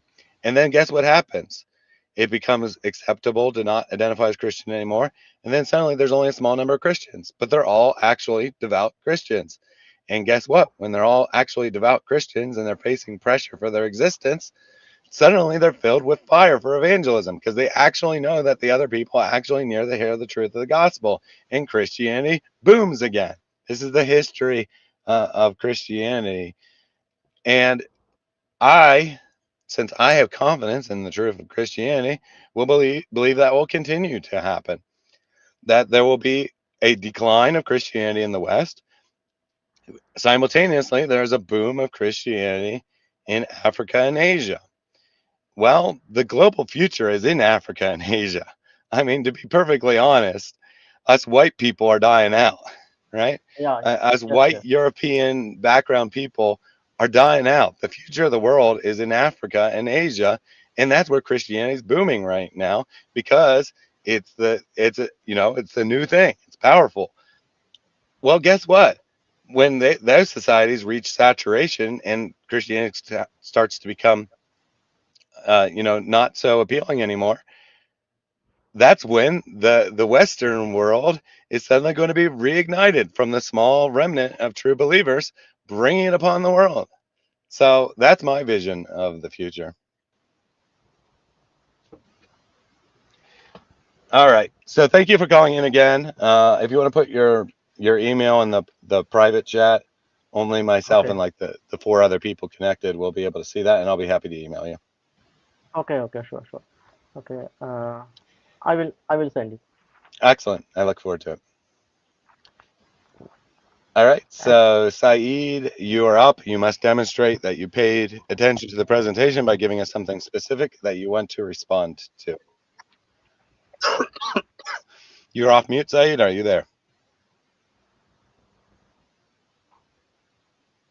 so I have sent my email. Hope you can see it. Yep, I got it. All right, it looks like Saeed is not there. I guess he's kind of given up now that he's told that he has to actually contribute something. So we'll just go ahead and hang up on him. And we will take researcher. Now, we do want to close this out fairly soon, but you've been waiting a while, so I do want to give you some time. We usually end at 11, which is 20 minutes ago, just Okay. to be clear. All right. Assalamu alaikum. Okay. So a little disappointed on your selection of the subject. Um, you should be a little more scholarly than that. It seems like Mary Herb got better of you. You know. I was unaware this was a competition between Mary and I. No, I mean it's like this kind of abusive styled titles. That's no. Sweetheart, he chose the subject. He assigned it to me. He said, Oh, Mary, please present on this. And I prepared it because he assigned it to me. I wanted to do the last Trinity thing. He's like, no. It's, we have to finish in it's June. Pride Month. You We need got to to get do Pride that. Month He now. assigned it to me. So let me be clear here, though, because you called the title abusive. The title says that Islam loves people and doesn't hate anyone. You consider that abusive? Well, it says Islam loves Pride Month. Okay, Correct. Pride so Month is about the and your intent, celebration of people who are your different. intent Do you is not know to what Pride show, Month is? yeah, and your intent is to show that gayism is something which is propagated by Islam, My right? intent is, as I stated multiple times throughout this, is to provide awareness for Islamic history. People can take the material and they can interpret that however they want. If Right. someone if someone is pro LGBT, this is pro Islam. You understand that, right? That the information presented is not inherently anti-Islam. It's only inherently anti-Islam if you're already anti-gay. No, I'm not anti-gay, but I am saying that applying history to Islam it's unfair from your side that when we talk about Christianity, you just say that well they moved away from Christianity, that's why they are doing things. But then you apply when it comes to Islam, you start applying history on Islam. People may have done several things. It doesn't mean that's the true Islam. What you should do is to get the points from the Quran, right?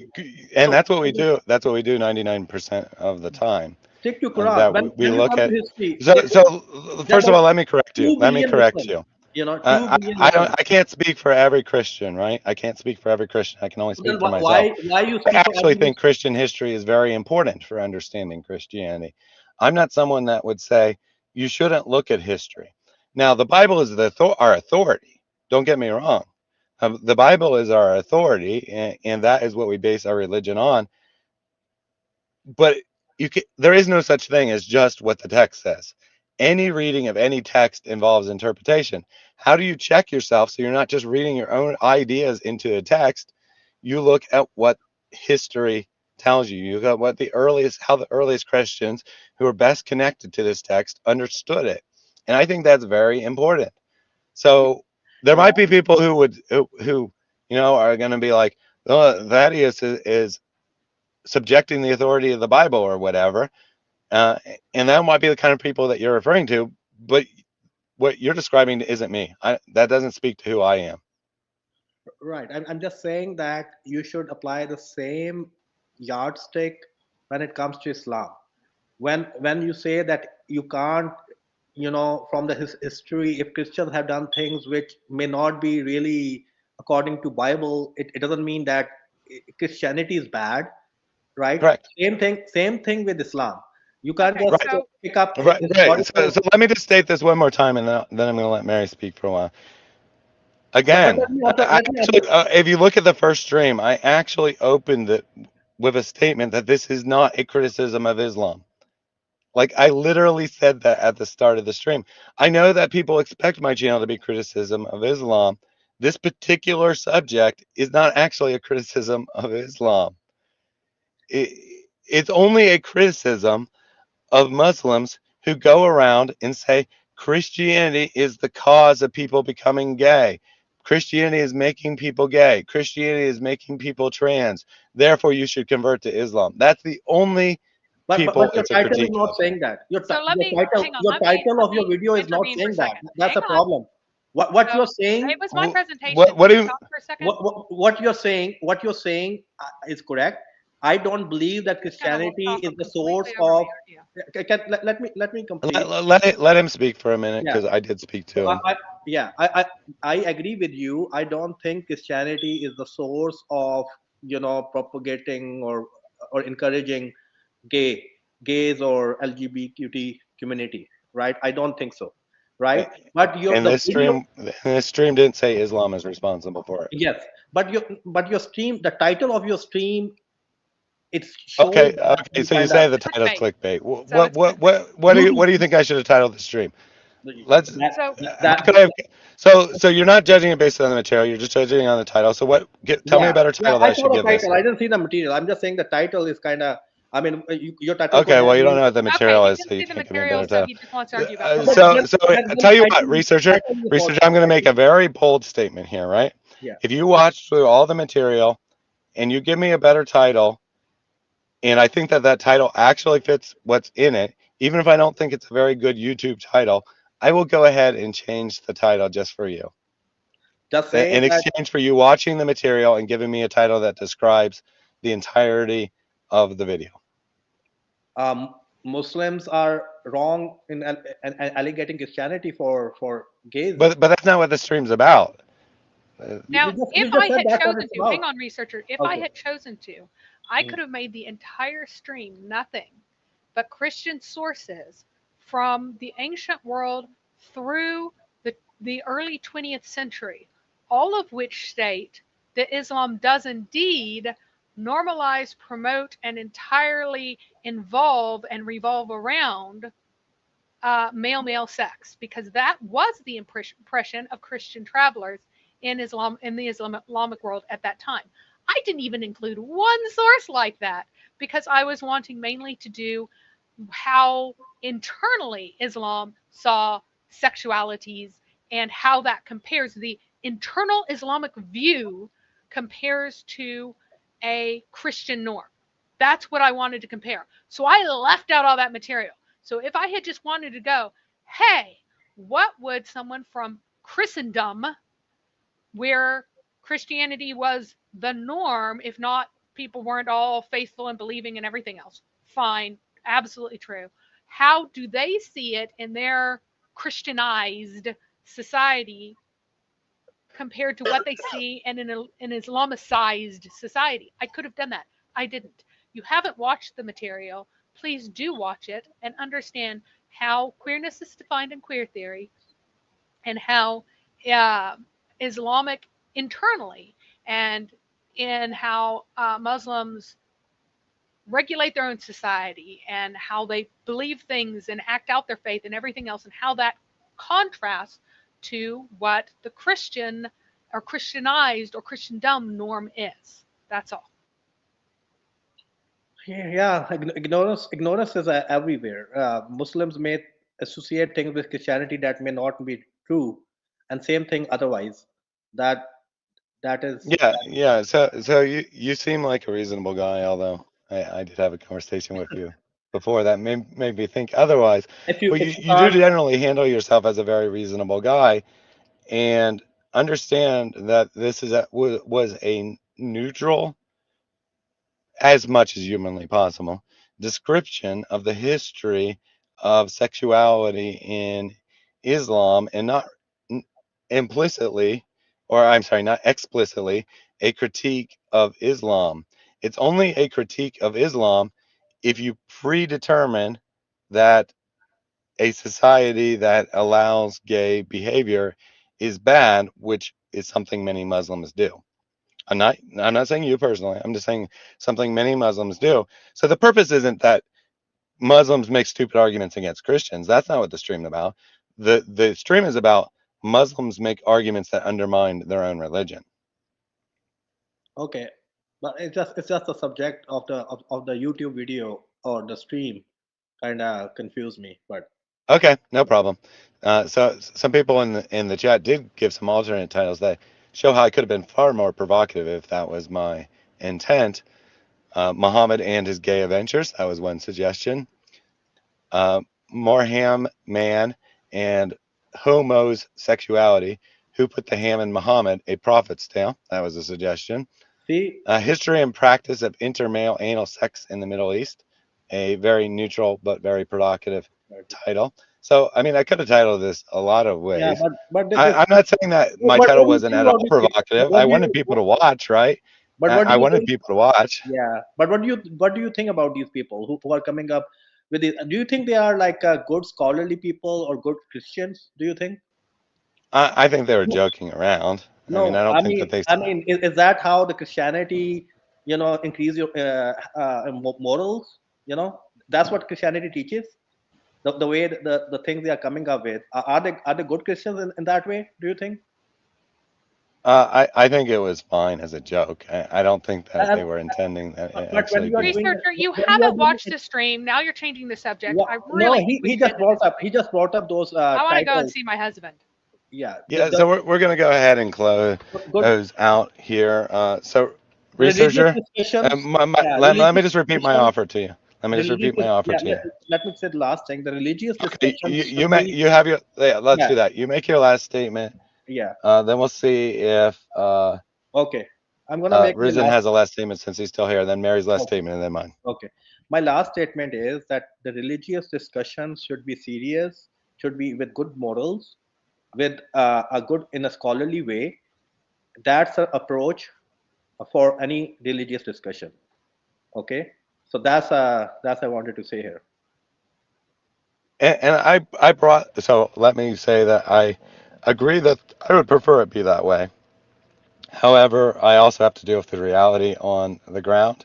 And the reality of the situation is that most Muslims, most people in general, will not be tuning into intellectual discussion contrary to their own viewpoints.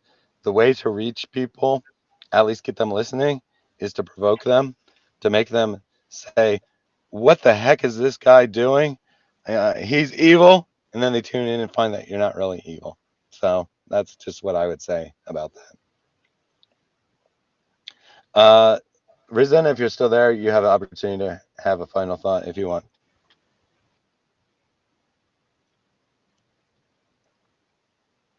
No, I didn't think he wanted to. I think he probably left and just didn't disconnect.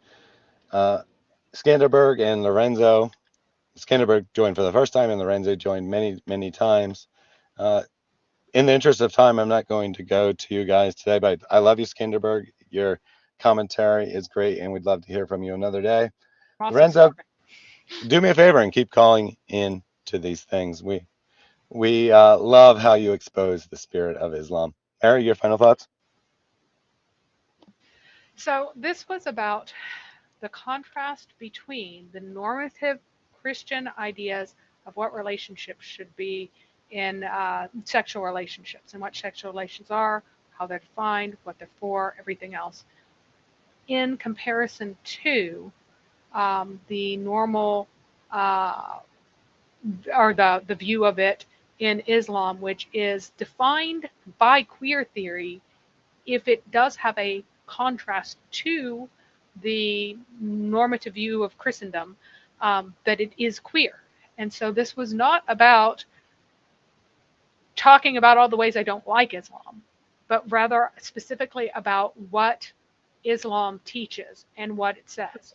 So uh, I would really appreciate everybody going back and watching from the beginning. Nur Ani will not answer me and tell me what the purpose of female genital mutilation is in Of all course the not. schools of fiqh, which is quite interesting. I would like to know that. Nur only wants But to talk about the Trinity, nothing else ever. no, no, apparently. But anyway, um, so uh, there are 2 days worth. You can download my notes. You can download, and if I didn't put a source on there, and sometimes I didn't because this is an oral presentation, you can easily type in a sentence, find the original source very easily for almost all of this. Everything in this is available online. Even when I have hard copies of the stuff, this stuff is actually also available online. So it'd be very easy for you to track, check, double check, whatever else. So I hope to see everybody next week when I will return to the Trinity, this time specifically about how the Trinity relates to family and sexual mores and conduct between spouses in comparison to what Islam teaches because of the view of Allah and how He relates to humanity in sexuality and family relations and that sort of thing. So I hope to see everybody then. Excellent. Yeah, hi. Excellent. Hi, can I add my final thoughts? Go ahead. Hi. Okay, so actually, I actually I agree with the researcher on I think the academic conversation should be more more kind of should be serious. So and also I would like to add to one thing. So that is the in Islam most of the things are punishable when it's become public. So when it is done in Mm-hmm. private, there's no way of punishing that one. So Islam put hard conditions. So innocent will not be punished. So that is the way. That is the mercy of God. So otherwise, more innocents will be punished. So that doesn't mean Islam allows such an act. So so as an example, like adultery, it should be punished when it's come public and when it's come well now. Otherwise, if it is done in private, it cannot be punished, and it should not be punished in such a way the innocents will be punished. So I think that is the mercy or mercy of God. So I think so. It is. I think it is not something of a criticism, because actually I think that's a good thing, because otherwise millions of people will be punished. So as an example, I can make revenge of my enemy in such a case. So I think it's a mercy. I think it's a good thing. I think so. That's what I have to All say. right. Thank you for your thoughts. I did copy down your Okay, thank you. email. You can expect an email from me sometime tomorrow. I'm pretty much going to go straight to bed after this is over because, again, I'm sick and I need to get some sleep. In that regard, I'm not sure when my next streams will be. I'm kind of playing it by ear. I have some things tentatively scheduled, but we'll just have to play it by ear on how I'm feeling. So just keep an eye out. They'll probably only be announced Can less I than ask 24 hours. one last question for Mary? Uh, you can pose it, but we probably won't answer it. I probably won't answer it. I have not eaten dinner yet, Oh, okay. and it was like supposed to be 6 hours ago, but there was a crash, and so I was running late, so Oh, I did not get to eat. okay. But are you following the religious or Christian model for your clothing? Is that the thing you're wearing on your head? Is that you're following? Oh, I can answer that question. No, it has nothing to do with my faith. Okay. I just do it for YouTube. It saves me from doing anything with my hair or wearing a wig or anything else, and it also intrigues people so they click. This is, according to Muhammad himself, this is not an acceptable form of headdress for a woman. Uh, so, All right, very good. I did forget that I had a super chat that I wanted to read from Control Yourself. O son of Adam, spend. I will spend on you. Give, then I will give you. It's difficult because you know what? These are my last few. As it is, the price is going up, the rand is going down, this is happening. Excuses. Those are excuses. You give and watch what Allah does. So that one I added. I think that's the most depraved of all the clips. He literally says to someone, he's like, people are telling me they don't have enough money to donate. Excuses! You don't have enough money to pay your rent? Too bad. Donate to my ministry anyway. I mean, that's what he says, isn't it? Anyway, control yourself without lies. Islam dies. Thank you for the donation. And what I thought was the comment of the night from Marion, Lorenzo demonstrated why Abduls don't eat pork. When they lose a debate, they squeal like stuck pigs. Eating pork would feel like cannibalism. Thank you all for joining us. I will get the link to the presentation posted tonight so that you can take the material. I hope you do incorporate it into your own arguments, your own discussions with Muslims. And until we meet again, God bless. Go and serve the Lord.